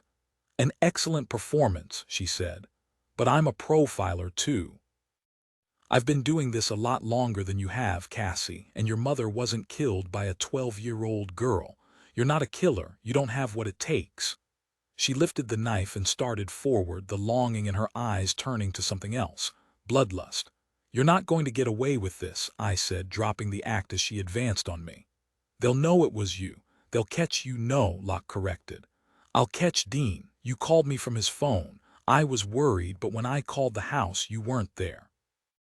Everyone went into an uproar. They found out Dean was missing too and that he'd stolen Briggs's guns. "I tracked you down. I found Dean here with Genevieve. He shot Michael. He carved you up. I'm the heroic agent who stopped him, who figured out that the DC murders were the work of a copycat with access to our system, unrelated to the other murders altogether. I was too late to save you, but I did manage to kill Dean before he could kill me. Like father, like son." "Did you really think you could win?" she asked. "Did you think you could fool me?" Behind her, Michael had the gun in his hand. He rolled onto his side. He aimed. "I never expected you to believe me," I said, "or to let me live. I just needed you to listen." Her eyes met mine. They widened. A gunshot went off. Then two, then three, four, five. And my Aunt Lacey fell to the floor, her body splayed out next to Genevieve, dead. Michael was in the hospital for 2 weeks. Dean was released after 2 days. But even once we were back at the house, even once the case was closed, none of us had really recovered. Genevieve Ridgeton had survived barely. She'd refused to see any of us, especially me. Michael had months of physical rehabilitation ahead of him. The doctors said he might never walk without a limp again. Dean had barely said a word to me. Sloane couldn't talk about anything other than the absolute unlikelihood of a serial killer being able to pass the psych evals and background check necessary to join the FBI, even under an assumed name. And I was dealing with the fact that Lacey Locke, née Hobbs, was my aunt. Her story had checked out. She and my mother were born and raised outside of Baton Rouge, though both had shed their accents along the way. Their father, Clayton Hobbs, had been convicted twice of assault and battery, once against his wife, who ran off when my mother was 9 and Lacey was 3. The girls had attended school until the ages of 10 and 16, but the system had lost them somewhere along the way. They'd grown up in hell. My mother had gotten out. Lacey hadn't. The Bureau cross-referenced Lacey's murders with cases that Briggs's team had worked, and they discovered at least 5 more that fit the pattern. The agents would fly out on a case. Lacey would slip away, and somewhere, 40 or 50 miles away, someone would disappear. They would die. And if a police report was filed, it never made its way to the FBI's attention because the crime didn't appear to be serial in nature. The woman who'd called herself Lacey Locke had paid attention to state lines. She'd never killed in the same state twice until I joined the Naturals program. She'd escalated then, committing a series of murders here in D.C. as she became increasingly fixated on me. At least 14 people were dead, and a senator's daughter had been kidnapped and gravely injured. The case was a nightmare for the Bureau and a nightmare for us. The prohibition against natural's participation in active cases was back and stronger than ever. Director Sterling had managed to keep our names out of the news this time. As far as he was concerned, all anyone needed to know was that the killer was dead. My aunt was dead, just like my mother. 2 weeks after Michael had pulled the trigger, I could still see those last moments playing out over and over again. I sat beside the pool, dangling my feet in the water and wondering what happened next. Where did I go from here? If you're going to leave the program, leave. But for God's sake, Cassie, if you're going to stay, stop moping around like your kitty cat has cancer and do something about it. I turned to see Leah standing above me. She was the one person who hadn't changed as a result of all of this. In a way, it was almost comforting to know that I could count on her to stay the same. "What do you want me to do?"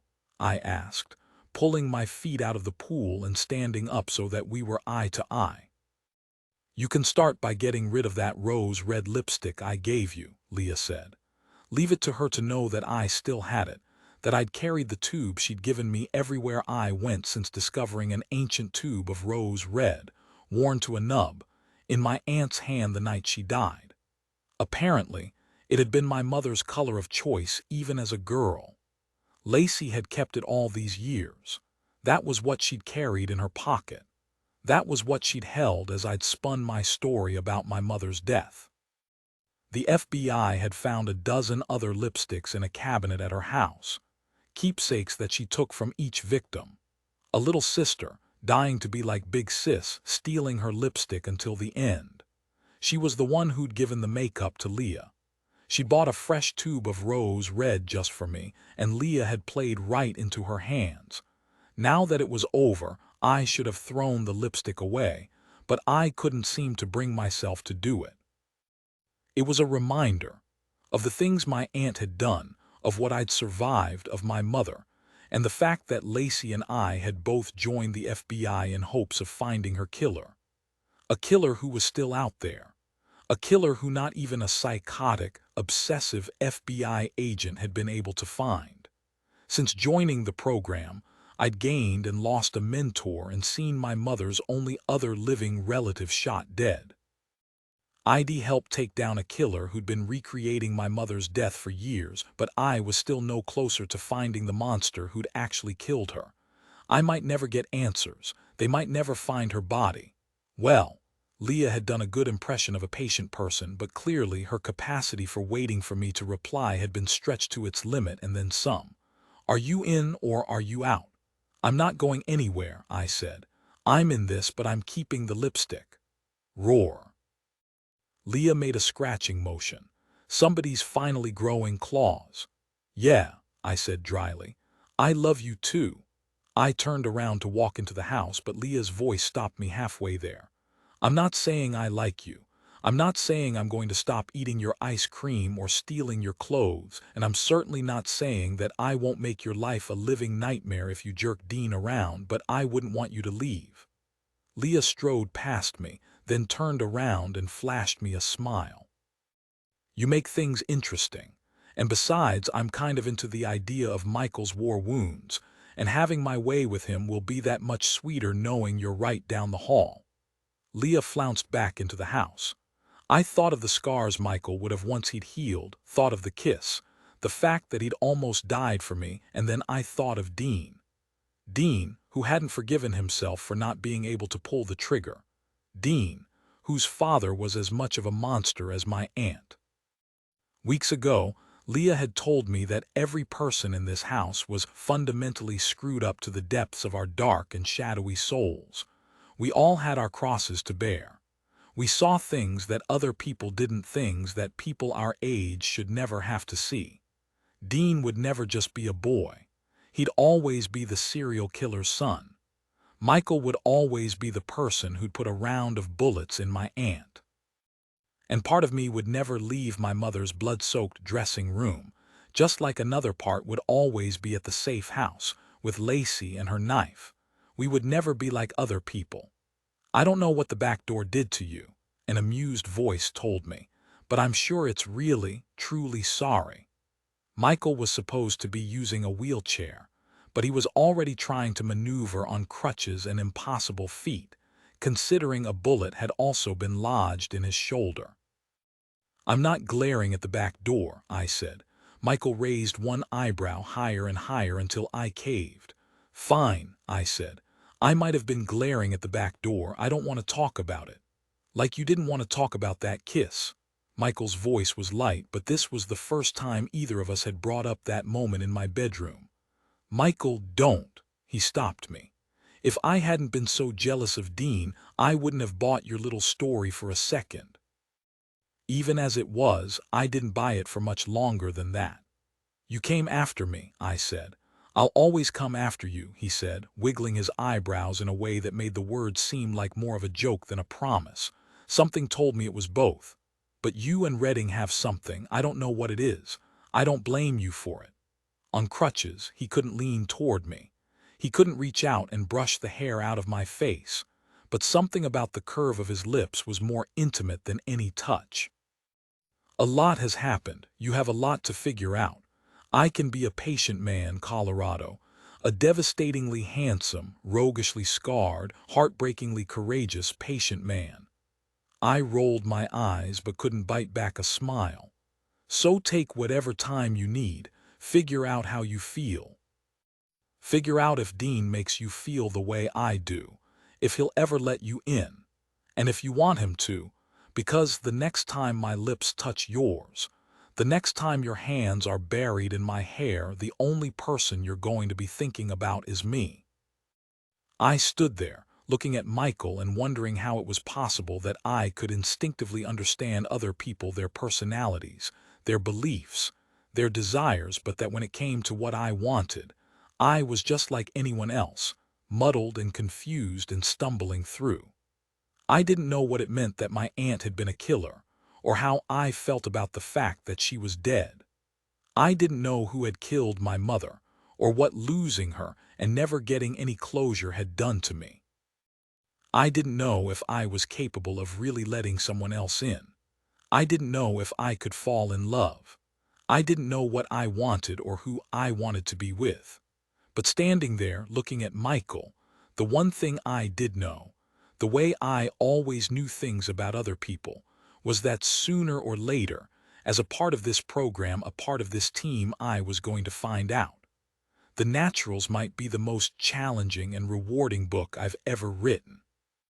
I'm grateful to have had the opportunity to combine my love of psychology and knowledge of cognitive science with my passion for you.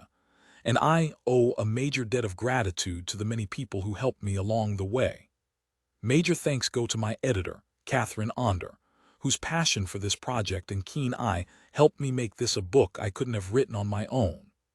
My agent, Elizabeth Harding, has been with me every step of the way for a dozen books now, and I feel continually lucky to have her on my side. My UK agent, Ginger Clark, and everyone at Quercus Books have been such supporters of this project from its conception. I'm so grateful to have such tremendous teams behind the book on both sides of the pond.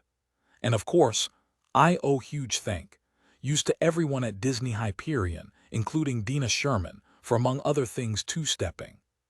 Thanks too to my film agent, Holly Frederick, and to Lorenzo de Mayo for asking questions that made me go further into this world. Writing this book involved a lot of research. I owe particular debts to the memoirs of FBI profiler John Douglas and to the empirical research of Paul Ekman, Maureen O'Sullivan, Simon Baron-Cohen, and many others. As a writer and a person, I've been blessed with an incredible support system, and I've never relied on it as much for my own sanity as I did in the writing and editing of this book. A big thank you to Ally Carter, BFF extraordinaire, for talking me down off many a cliff and for reading an earlier draft of this book. Thanks also to Sarah Cross, Sarah Reese Brennan, Melissa Marr, Rachel Vincent, Bob, and so many others for their friendship and support through the ups and downs of publishing and the creative process. The writing and revising of this book spanned the last year of my PhD and my first year as a college professor. Thank you to my cohorts and advisors at Yale, and to everyone in the psychology department at the University of Oklahoma for being so welcoming my first year as a professor there and so supportive of my books. I'd also like to thank my incredible students, especially those in my cognitive science of fiction and writing young adult fiction classes last spring. Teaching you has been such an amazing experience, and I'm a better writer for it. Finally, thanks as always go to my incredible family. Mom, Dad, Justin, Allison, and Connor, I love you more than words can say. Keep reading for a preview of Killer Instinct, the next book in the Natural series. The majority of children who are kidnapped and killed are dead within 3 hours of the abduction. Thanks to my roommate, the walking encyclopedia of probabilities and statistics, I knew the exact numbers. I knew that when you went from discussing hours to days and days to weeks, the likelihood of recovery dropped so far that the FBI couldn't justify the manpower necessary to keep the case active. I knew that by the time a case was classified, cold, and found its way to us, we were probably looking for a body, not a little girl. But Mackenzie McBride was 6 years old, but her favorite color was purple, but she wanted to be a veterinarian pop star. You couldn't stop looking for a kid like that. You couldn't stop hoping, even if you tried. You looked like a woman in need of amusement, or possibly libation. Michael Townsend eased himself down onto the sofa next to me, stretching his bad leg out to the side. "I'm fine," I said. Michael snorted. "The corners of your mouth are turned upward. The rest of your face is fighting it, like if your lips parted into even a tiny smile, it might clear the way for a sob." That was the downside to joining the Naturals program. We were all here because we saw things that other people didn't. Michael read facial expressions as easily as other people read words. He leaned toward me. "Say the word, Colorado, and I will selflessly provide you with a much-needed distraction." The last time Michael had offered to distract me, we'd spent half an hour blowing things up and then hacked our way into a secure FBI drive. Well, technically, Sloan had hacked our way into a secure FBI drive, but the end result had been the same. "No distractions," I said firmly. "Are you sure?" Michael asked. "Because this distraction involves Leah Jello and a vendetta that begs to be paid." I didn't want to know what our resident lie detector had done to provoke the kind of vengeance that came laden with Jello given Leah's personality and her history with Michael. The possibilities were endless. "You do realize that starting a prank war with Leah would be a very bad idea," I said. "Without question," Michael replied. "If only I weren't so overly burdened with good sense and a need for self-preservation." Michael drove like a maniac and had a general disdain for authority. 2 months earlier, he'd followed me out of the house knowing that I was the subject of a serial killer's obsession, and he'd gotten shot for his trouble. Twice. Self-preservation was not Michael's strong suit. "What if we're wrong about this case?" I asked. My thoughts had looped right back around, from Michael to Mackenzie, from what had happened 6 weeks ago to what Agent Briggs and his team were out there doing right now. "We're not wrong," Michael said softly. "Let the phone ring," I thought. Let it be Briggs calling to tell me that this time my instincts were right. The first thing I'd done when Agent Briggs had handed over the Mackenzie McBride file was profile the suspect, a parolee who disappeared around the same time Mackenzie had. Unlike Michael's ability, my skill set wasn't limited to facial expressions or posture. Given a handful of details, I could crawl into another person's skull and imagine what it would be like to be them, to want what they wanted, to do the things that they did. Behavior, personality, environment. The suspect in Mackenzie's case had no focus. The abduction was too well planned, It didn't add up. I'd combed through the files looking for someone who seemed like a possible fit. Young, male, intelligent, precise. ID half-begged, half-coerced Leah into going through witness testimony, interrogations, interviews, any and every recording related to the case, hoping she'd catch someone in a revealing lie. And finally she had. The McBride family's attorney had issued a statement to the press on behalf of his clients.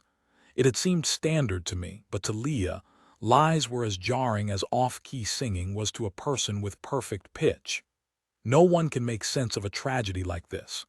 The lawyer was young, male, intelligent, precise, and when he'd said those words, he'd been lying.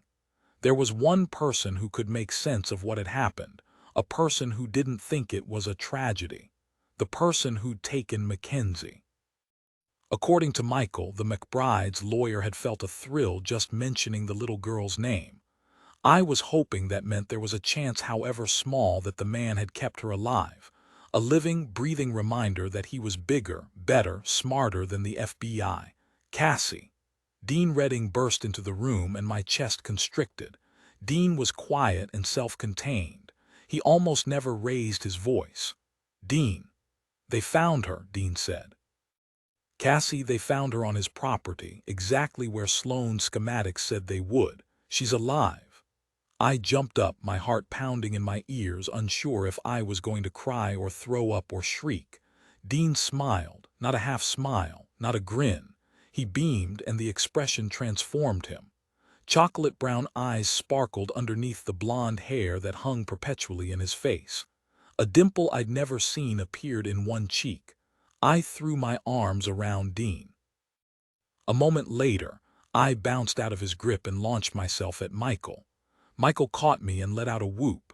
Dean sat down on the arm of the couch, and there I was, wedged in between them, feeling the heat from both of their bodies, and all I could think was that Mackenzie was going to get to go home.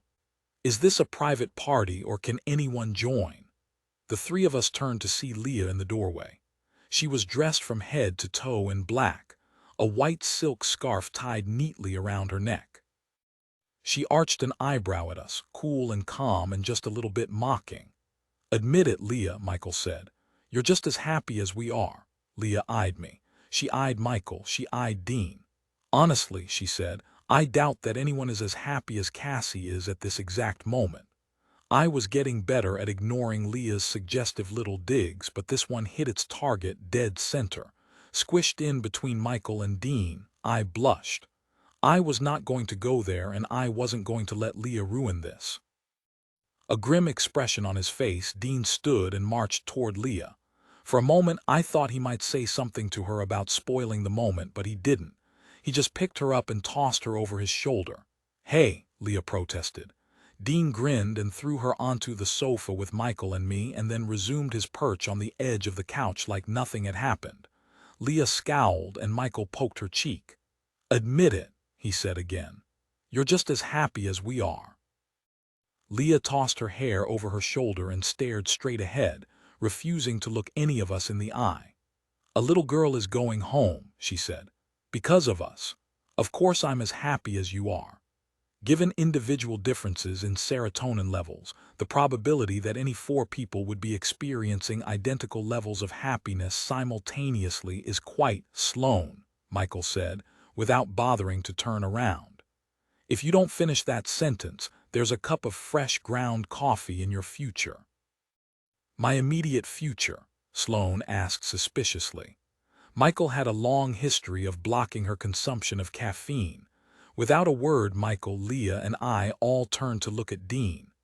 He got the message, stood up, and strode toward Sloan, giving her the exact same treatment he'd given Leah. When Dean tossed Sloan gently on top of me, I giggled and almost toppled onto the floor, but Leah grabbed hold of my collar. We did it, I thought, as Michael, Leah, Sloan, and I elbowed for room, and Dean stared on from his position just outside the fray. Mackenzie McBride isn't going to be some statistic. She's not going to be forgotten. Mackenzie McBride was going to grow up because of us. "So," Leah said, a decidedly wicked glint in her eyes, "who thinks this calls for a celebration?" It was late September, the time of year when you could practically feel the last, labored breaths of summer as it gave way to fall. A slight chill settled over the backyard as the sun went down, but the five of us barely felt it, drunk on power and the unfathomable thing we just managed to do. Leah chose the music. The steady beat of the bass line drowned out the sounds of the tiny town of Quantico, Virginia. I'd never really belonged anywhere before I joined the Naturals program. But for this instant, this moment, this one night, nothing else mattered. Not my mother's disappearance and presumed murder. Not the corpses that had started piling up once I had agreed to work for the FBI. For this instant, this moment, this one night, I was invincible and powerful and part of something. Leah took my hand in hers and led me from the back porch onto the lawn. Her body moved with perfect, fluid grace like she'd been born dancing. "For once in your life," she ordered, "just let go." I wasn't much of a dancer, but somehow my hips began to keep time to the music. "Sloan," Leah yelled. "Get your butt out here." Sloan, who'd already had her promised cup of coffee, bounded out to join us. It became quickly apparent that her version of dancing involved a great deal of bouncing and occasional spirit fingers. With a grin, I gave up trying to mimic Leah's liquid, sensuous movements and adopted Sloan's. Bounce. Wiggly fingers. Bounce. Leah gave the two of us a look of consternation and turned to the boys for backup. "No," Dean said curtly. "Absolutely not." It was getting dark enough that I couldn't make out the exact expression on his face from across the lawn, but I could imagine the stubborn set of his jaw. "I don't dance."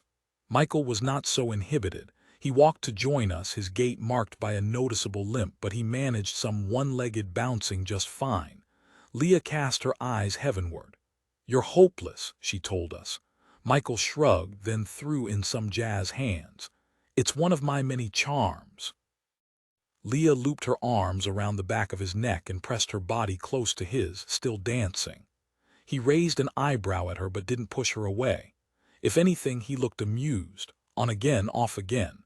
My stomach twisted sharply. Leah and Michael had been off the entire time I'd known them. It's none of my business. I had to remind myself of that. Leah and Michael can do whatever they want to do.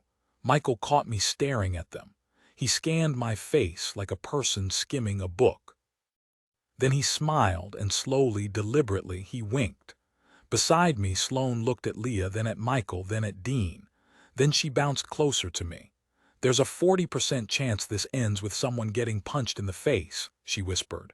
"Come on, Dino," Leah called. "Join us." Those words were part invitation, part challenge. Michael's body moved to Leah's beat, and I realized suddenly that Leah wasn't putting on a show for my benefit or for Michael's.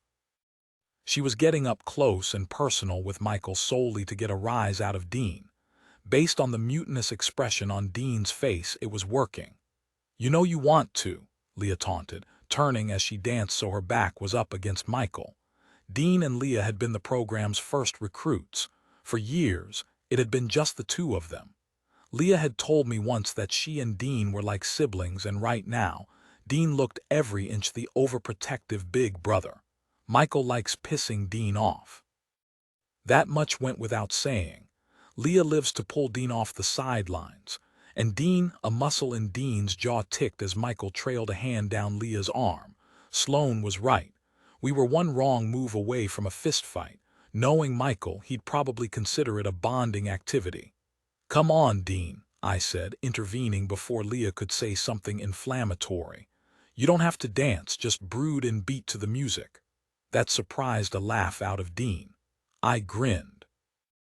Beside me, Michael eased back, putting space between his body and Leah's. "Care to dance, Colorado?" Michael grabbed my hand and twirled me.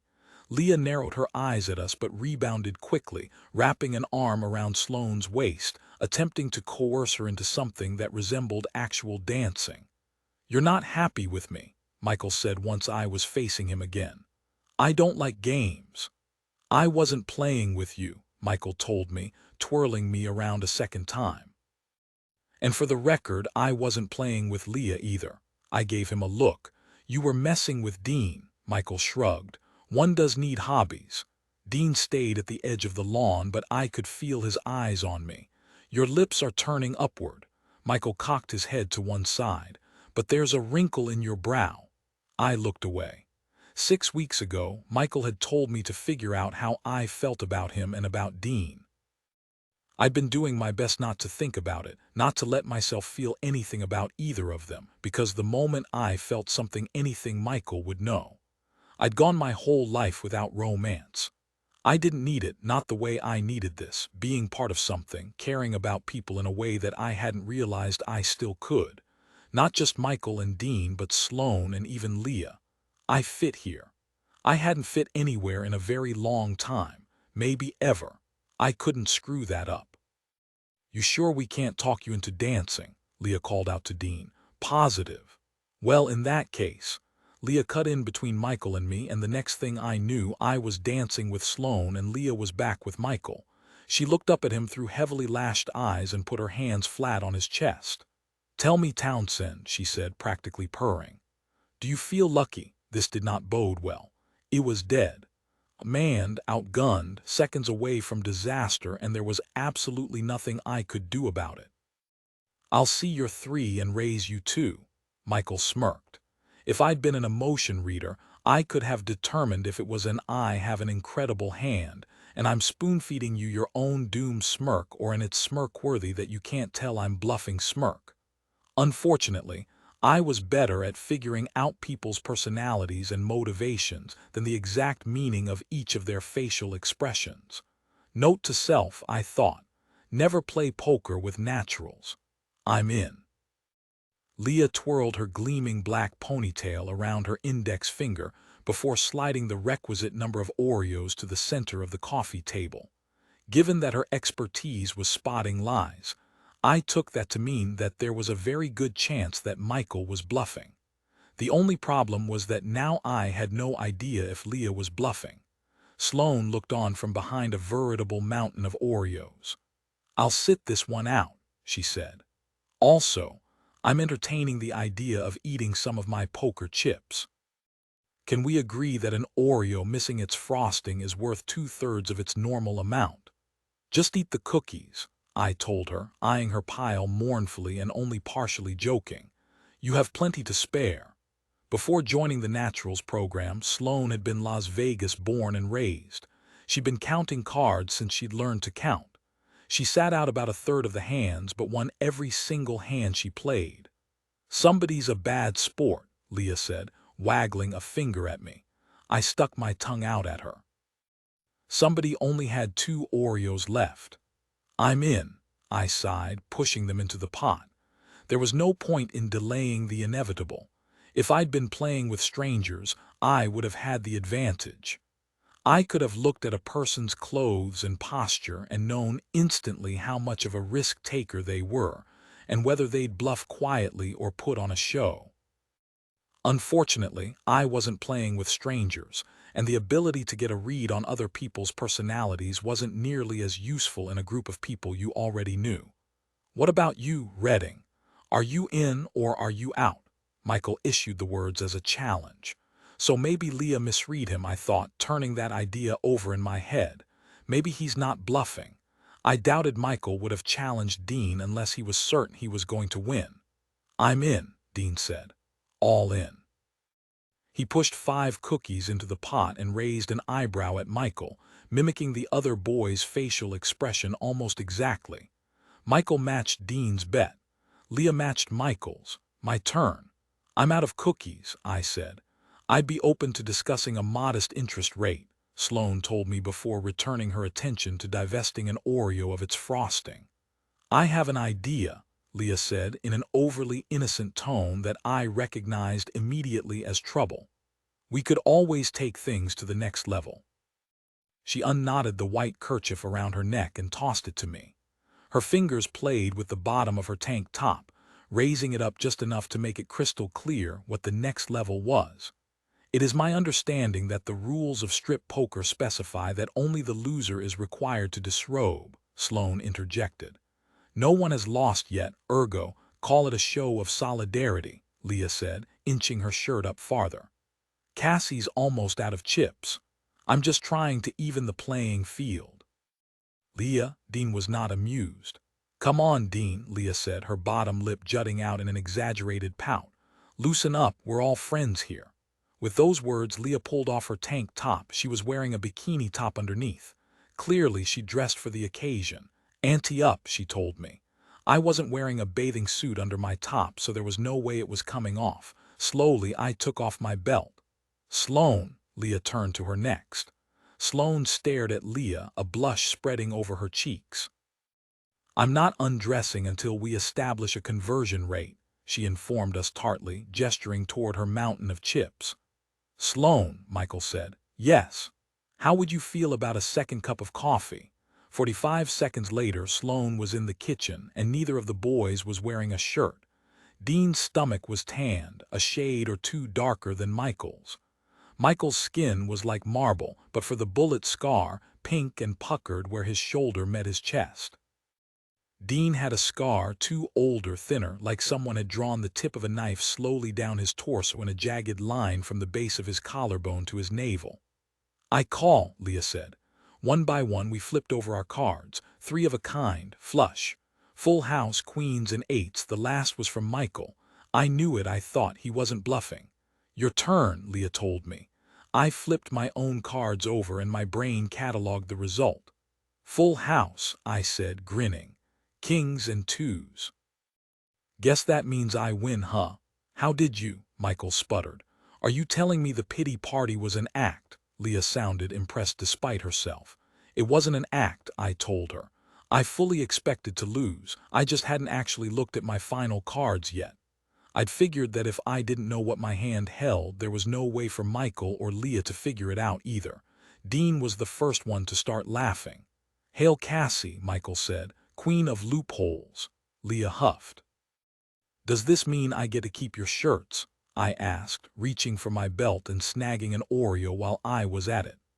"I think it would be best if everyone maintained possession of their own shirts and put them on." "Now," I froze. The voice that issued that command was female and crisp. For a split second, I was taken back to my first weeks in the program, to our supervisor, my mentor, Special Agent Lacey Locke. She'd trained me. I'd idolized her. I'd trusted her. "Who are you?" I forced myself back to the present. I couldn't let myself think about Agent Locke. Once I went down that rabbit hole, it would be hard to fight my way out. Instead, I focused on the person barking out orders. She was tall and thin, but nothing about her seemed slight. Her dark brown hair was pulled into a tight French knot at the nape of her neck, and she held her head with her chin thrust slightly forward. Her eyes were gray, a shade lighter than her suit. Her clothes were expensive. She wore them like they weren't. There was a gun holstered to her side. Gun. This time I couldn't cut the memories off at the knees. Locke, the gun, it was all coming back. The knife. Dean laid a hand on my shoulder. "Cassie." I felt the warmth of his hand through my shirt. I heard him say my name. "It's okay, I know her." 1 shot. 2. Michael goes down. Locke, she's holding a gun. I concentrated on breathing and fought back the memories. I wasn't the one who'd gotten shot. This wasn't my trauma. I was the reason Michael had been there in the first place. I was the one that, in her own twisted way, the monster had loved. "Who are you?" I asked again, clawing my way back to the here and now, my voice crisp and pointed. "And what are you doing in our house?" The woman in gray raked her eyes over my face, leaving me with the uncomfortable feeling that she knew exactly what was going on in my head, exactly where I'd been a moment before. "My name is Special Agent Veronica Sterling," she said finally. "And as of right now, I live here."